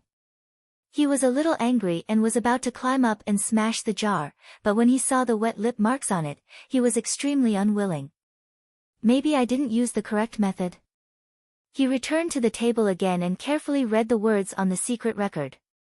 Since it's related to the death god, perhaps the magic pot can sense my mental fluctuations? He stroked his chin and thought. After a while, he gritted his teeth, knelt on the ground, and suddenly kowtowed. Bang! Very solid. Mother, your son is filial. Faceless are all big idiots. However, after 7 tries, there was still no reaction from the jar. He was ashamed and angry, but he was even more unwilling to give up just like that. I've already paid such a huge price, and I don't want to think about the god of death's forbidden technique anymore. At least I have to find out if the magic pot is real or fake, right? With this thought in mind, he quickly found a reason for his failure. The entire opening ceremony was coherent, and he thought he was smart enough to interrupt the ceremony. So, he climbed up the wooden ladder, took down the jar, and hugged it in his arms. He moved his mouth closer, to find a spot where the smell was not so strong. Pop pop pop, then, with a solemn expression, he rubbed it 7 times, rubbing off a handful of fine dirt. After setting up the magic pot, he knelt on the ground and kowtowed 7 times while shouting, Mother, your son is filial. Faceless is an idiot. Then, he raised his head and was shocked to see specks of golden light gathering at the mouth of the flask, slowly converging into a pool of red clouds. The entire library was much brighter. He looked at the red clouds with infatuation. 2 drops of tears slid down his cheeks as he murmured, Finally, the heavens don't disappoint the faithful. I've succeeded. Succeed in what? Suddenly, a shrill voice came out from the jar. Then, under his dumbfounded gaze, a figure came out from the mouth of the jar like smoke and fog. The red clouds accompanied him, as if he was a spirit from the magic jar. Magic tool spirit. He blurted out. So that's how it is. The magic pot has a spirit. No wonder it doesn't allow people to cheat. He suddenly understood. The specks of red clouds gradually disappeared, and he could see the appearance of the spirit on the bookshelf. He was wearing a gray scholar's robe, stepping lightly on the jar as if it was nothing. He was about 1.6 meters tall, with a hunched back and a walking stick in his hand. His snow-white beard hung down to his chest, and his face, it was a bit strange. The spirit's face was pale as if it was covered with a thick layer of powder. Well, the old scholar must have been dead for thousands of years. Of course, the face of a dead person would be pale. Soon, he thought of a reasonable explanation. The scholar's silver hair was messy. He was wearing a pair of reading glasses on the bridge of his nose and a long necklace around his neck. It was almost the longest necklace he had ever seen in his life. Although the scholar was a spirit, his character decoration was almost like a real person. Even the color and texture of the necklace could be seen clearly. Gold, silver, red copper, white gold, black iron. The 7 smoky black links were connected together. That was Valeglia's steel, which represented magic and mystical knowledge. God, 7 links. There was no doubt that this must be a knowledgeable old scholar. The whole process took a long time to describe, but it actually happened in a short moment. After all, he was a faceless and had superb observation skills. Kid, you're an apprentice. How can an apprentice with a silver link be qualified to enter the library? The magic jar sprite suddenly floated in front of him. He was so scared that he almost pulled out the dagger tied to his elbow. My name is Pater, Dr. Wargrave's assistant. The doctor can't move easily, so he asked me to come down and help him get the books. As a top faceless, he could easily lie, and it was flawless and reasonable. With a whoosh, the magic jar sprite floated back to the opening and asked in confusion, Wargrave. I don't know him. Oh right, little Pater, what year is it now? Aegon year 299. The old scholar came and went like the wind. Pater could not help but be amazed by the magical magic of the elves. He was also looking forward to the God of Death's forbidden spell. Aegon? Who is that? Why do you use his name to record the years? I remember that the 7 kingdoms have always used Valeglia to record the years. The magic jar sprite was curious. Sigh, senior elf, there's something you don't know. Then, Pater used simple words to summarize the major events that happened in the past 400 years. Oh my, Valeglia is dead. The magic jar sprite sighed in disappointment and then said excitedly, since the magic civilization is coming to an end, maybe my true world can really be realized. True world? This time, it was Pater's turn to be confused. It's a purely material world without magic, glass candles, prophecies, dragons, or even gods. This, Pater was shocked. How is this possible? Doctor, you must be crazy. What does a little apprentice like you know? The jar sprite looked at him in disdain and said proudly, how can a normal person understand the grand ideals of the city of knowledge? Pater shook his head and sighed, let's not talk about whether the true world is real or not. Now that there are dragons, magic, and gods, Doctor, you have become a magic jar sprite, the city of knowledge cannot live in its own fantasy. Humph, little apprentice, you think this old man, a demigod, will talk big? The magic tide is caused by dragons, since Valeglia is dead, then we only need to kill Aegon and the other 3 dragons, and the world will enter an era without magic and gods. The magic jar sprite sneered. Slay dragons. So it's the blood dragon dance. Pater's eyes widened in disbelief. No, what did you say? You are a god. Not a true god, just a demigod. The magic jar sprite did not seem to notice the words, blood dragon dance. He raised his chin and asked proudly, right, I am the famous Hades of Asia, young one, have you heard of me? So you are Hades. Pater was shocked, but aren't you the fire demon? How did you become the Hades? Ha, I didn't think that even a normal person would know my name. The magic jar sprite laughed proudly. Doctor, I just saw a piece of paper with your name on it. Pater pointed awkwardly at the parchment on the table. What? The magic jar sprite suddenly floated to the table. After reading the contents of the paper, he said thoughtfully, Fire Demon was just my name when I first started out. After mastering the mystery of the cycle of life and death, I called myself the Hades. Kid, from the looks of it, you want my death god forbidden technique? Can I? Pater asked expectantly. The magic urn genie leaped onto the top of the magic urn and said coldly, of course not. Let alone a fake apprentice like you, even if you were a real professor, you wouldn't be able to obtain my secret technique. What? Pater took a step back, his right hand that was covered by his sleeve held a dagger, and said in disbelief, how do you know my identity? Ha ha ha, I am a demigod who has mastered the mystery of life and death.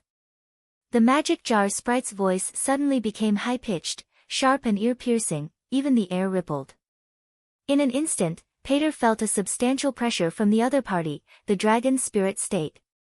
As expected, the other party's identity was not ordinary, perhaps he really was a powerful demigod. Pater's mind turned quickly, and he shouted, I have something to say. No words can save you. The magic jar sprite's language was still rude, but the frightening aura of the dragon's aura disappeared. Dr. Hades, the 3 dragons of Aegon the Conqueror died long ago, and the City of Knowledge had already carried out the dragon-slaying plan more than 100 years ago. The dragons of the Targaryen family have long withered. Nonsense. The magic jar sprite shouted, and said angrily, you can activate the magic jar, and I can still manifest my soul in front of you. What does that mean? It means that the magic tide is still surging, and that there are still dragons in the world. Doctor, you are right, there are still dragons in the world. Pater was more and more impressed with the demigod sprite, and he slowly explained, dragons have indeed been extinct for a period of time, but 2 years ago, the exiled Princess Dany Rise hatched 3 more dragons from stone eggs. Then, he explained the dance of the blood dragons, the war of the usurpers, and the rise of the dragon mother. In the end, he concluded, Doctor, Faceless, you and the City of Knowledge have the same goal to kill the mother of dragons and her dragons. There is a possibility for us to cooperate. The magic jar sprite nodded thoughtfully, and his tone softened a little, and he asked, Boy, what is your name? I know the habits of Faceless, don't use a fake name to fool me. I am Jaqen Hagar, Faceless said with his original hoarse voice. As the saying goes, Yanggua's aunt, Arya's uncle. Jaqen, isn't he Arya's master lover? Shit, at this time, shouldn't he be training Arya in bravos? Why is he on a mission in the City of Knowledge? Dany was surprised at first, and then she was secretly happy. Jaqen, good. She felt more accomplished by tricking Jaqen than tricking other nameless Faceless. Jaqen, my son, let your mother take care of you. Jaqen, tell me, why does Faceless want to assassinate that mother of dragons? Sigh, what a silly name. Faceless accepts orders from customers, takes money, and kills without asking for the purpose. Jaqen said lightly. Don't talk nonsense with me. Dany, who was disguised as the magic jar sprite, waved her hand and said in a contemptuous tone, Do you see the necklace on my neck? Yes. Jaqen nodded doubtfully.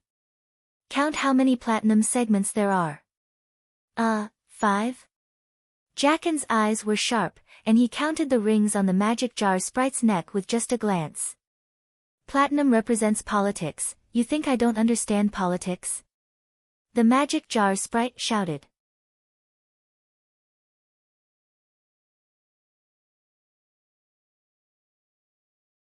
Chapter 258. Without the acquiescence of the Sea King and the Iron Treasury, would you dare to kill people and make enemies everywhere? Without the protection of the huge navy of bravos, any millionaire could hire a mercenary team to eradicate the entire Black and White House, Faceless One's headquarters in Bravos.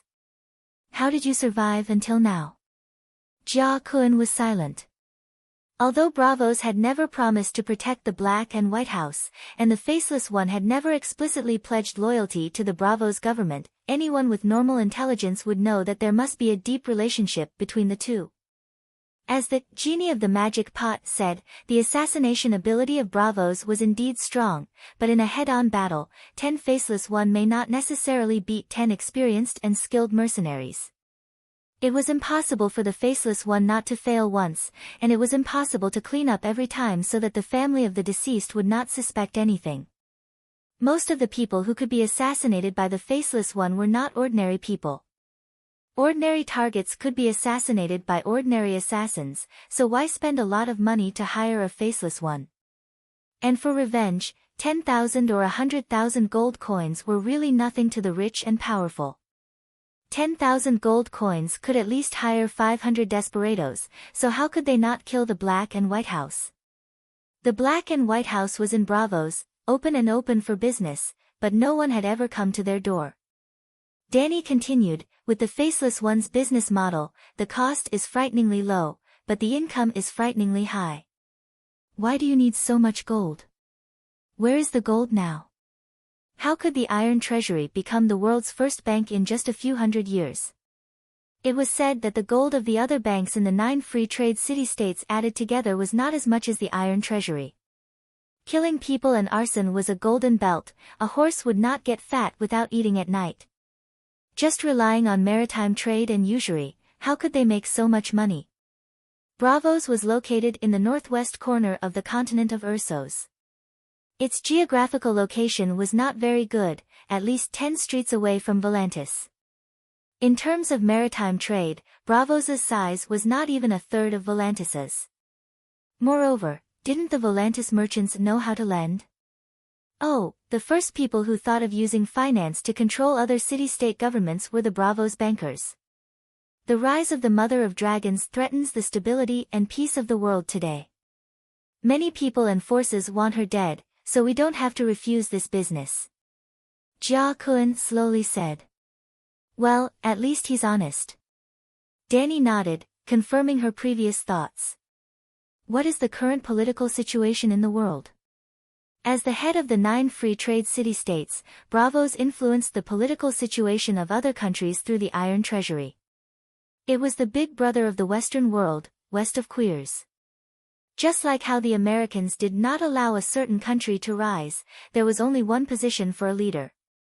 The current leader would definitely not want to give up his position. To put it bluntly, Bravos, which had always been against slavery, was also inseparable from the slave trade. Of course, they did not directly engage in the slave trade, but the Great Voyage trade was supported by slaves, and most of the profits from the Great Voyage trade were eaten by the Bravosi. If there was business, there would be harm and sin. The essence of the City of Knowledge is to spread wisdom. As you can see, other than Westeros, people from the Summer Islands and people from the free cities can join the City of Knowledge to study. Therefore, it's not a big problem for you to sneak into the library. Stealing books can't be considered stealing. Sigh, can a scholar's matter be considered stealing? Jia Kun's mind was filled with, fuck, but he nodded in agreement. Doctor, you're absolutely right. There's only one point. The reason why I chose to seal myself, other than not wanting to follow the old path of the evil demigod in the easternmost land accepting sacrifices and sucking the essence and souls of the living, is to protect the forbidden technique from being known by others. The forbidden technique is strong, but it's also very harmful. If you use it carelessly, it won't do any good to yourself, others, or even the world. The genie of the magic jar held the cane with one hand and stroked his long beard with the other, looking like an otherworldly expert who had seen the vicissitudes of life. Under Jia Kun's expectant gaze, he sighed and said, "Young man, go ahead. The forbidden technique of the god of death will not be taught to outsiders." Damn it, after so much foreshadowing, he finally said that it would not be taught to outsiders. Is he playing with me, or is he playing with me? Jia Kun was so angry that he almost fainted. He said in a muffled voice, "Dr. Hades, if there's any taboo about the forbidden technique, please tell me. I'll abide by it." "No, I can't teach you. Jia Kun, you should go." Danny just shook her head. Suddenly, Jia Kun's eyes flashed, and he remembered the spell recorded on the remnant pages of the secret record. He pointed to the genie of the magic jar and shouted, "Mother, your son is filial. Faceless are all big idiots." Danny was stunned. At first, she didn't react, but when Jia Kun repeated it for the second time, she suddenly remembered the spell she wrote. She immediately howled and rolled down the bookshelf with her head in her hands. Jia Kun, you bastard, don't read it. She screamed with a distorted face. Mother, your son is filial. Faceless are all big idiots. Mother, your son is filial. Faceless are all big idiots. Mother, your son is filial. Faceless are all big idiots. Seeing that it really worked, Jia Kun read more cheerfully. Danny also cooperated with him, laughing wildly in her heart, but her body kept rolling on the ground. Her head, legs, and torso were like a phantom shuttling back and forth between the bookshelves, which made Jia Kun frightened. What a powerful demigod! Then his chanting became louder and faster, and his Chinese became more and more fluent. Danny thought that it was not a good idea to keep rolling around like this, so she suddenly jumped up and hit her head on the jar on the bookshelf and shouted, "I would rather die than submit." Bang! In the blink of an eye, Jia Kun had no time to react. The pot fell from the wooden frame and hit the sliding wooden ladder below with a crisp sound. Only then was he able to rush forward and catch it. Ouch, ouch, it hurts. Danny lay on the bookshelf, holding her head and wailing, "Jia Kun, you win, I will teach you the forbidden art." Originally, when he saw the jar with a hole in his arms, Jia Kun's heart was like dead ashes, and he thought that it was over. Now that he saw that the genie of the magic jar only cried out in pain and even surrendered, his chest was instantly filled with ecstasy. "Ah, doctor, you see this." He held the jar like a baby, and didn't want to let it leave his side. "Kid, you are ruthless. Promise me one thing, and I will teach you the forbidden art." "Dr. Hades, please say it." Jia Kun said happily. "You are not allowed to practice or use the forbidden art in Westeros. I am not afraid to tell you that practicing the forbidden art is easy to cause problems. If it is light, you will attract the attention of the Grim Reaper, and if it is heavy, he will follow you all the time, or even possess you. He is the Grim Reaper, and if you are noticed by him, you will bring misfortune to your family and friends." The genie of the magic jar's teachings made Jia Kun happier. Being noticed by the Grim Reaper. Isn't that what we faceless want? As for misfortune, faceless have no family or friends, and will only bring misfortune to our enemies. I swear, I will never practice the forbidden art in Westeros. He immediately said. Okay, I will teach you. The genie of the magic jar panted, and quickly explained the yin-yang spiritual theory. In addition to teaching Bo Cheng, she also made a set of forbidden art theory summaries, based on the cultivation experience she read on the internet or some novel in her previous life. "Doctor, please speak slowly, I don't really understand." Jia Kun said awkwardly. "Sigh, stupid. To put it simply. My magic power is almost depleted." The genie suddenly shouted in panic. "What? The jar is broken, and the essence is leaking out. I don't have much time left, and will fall into a deep sleep soon. If you have any urgent questions, hurry up." "How long will it be?" Jia Kun quickly asked. "I am not sure, it depends on when my magic power is replenished. Or else, there are so many doctors here, and you just happen to take advantage of it. For hundreds of years, there must have been others who tried to open the magic jar, but it is too dark here, and there is no moonlight, so the magic power replenishment is slow." The genie of the magic jar shook her head. "Moonlight? Is it related to magic power replenishment? Place the jar under the moonlight, and chant a spell to worship it. The speed of recovery is determined by the number of worshippers and the degree of devotion. It is similar to the worship activities of those evil cults." Jia Kun was puzzled. Of course, evil cults worship demigods. I am also a demigod, and the magic power I need is essentially the power of faith. You need a blood sacrifice too? No, please don't, a blood sacrifice will aggravate my demonic nature, I would rather die than become a demon. The genie of the magic jar said firmly. How long will it take for you to come out again? Maybe half a month, maybe half a year, since there is a hole in the jar. Seeing that the genie of the magic jar was on the verge of death, Jia Kun quickly asked, "What kind of meditation technique are you practicing? Teach it to me first." The divine version of the great wizard Valeglia's inheritance. Listen carefully, these are the 108 basic runes. After saying that, the genie of the magic jar suddenly exploded into a ball of golden red light, and disappeared in front of Jia Kun's eyes. She hid behind the bookshelf, and used fire manipulation to gather a ball of scattered fire elements on top of the bookshelf. She did the same for the special effect before, which was the gathering of fire elements. The Great Wizard's Inheritance. Divine Version. 108 Basic Runes. Jia Kun murmured in shock.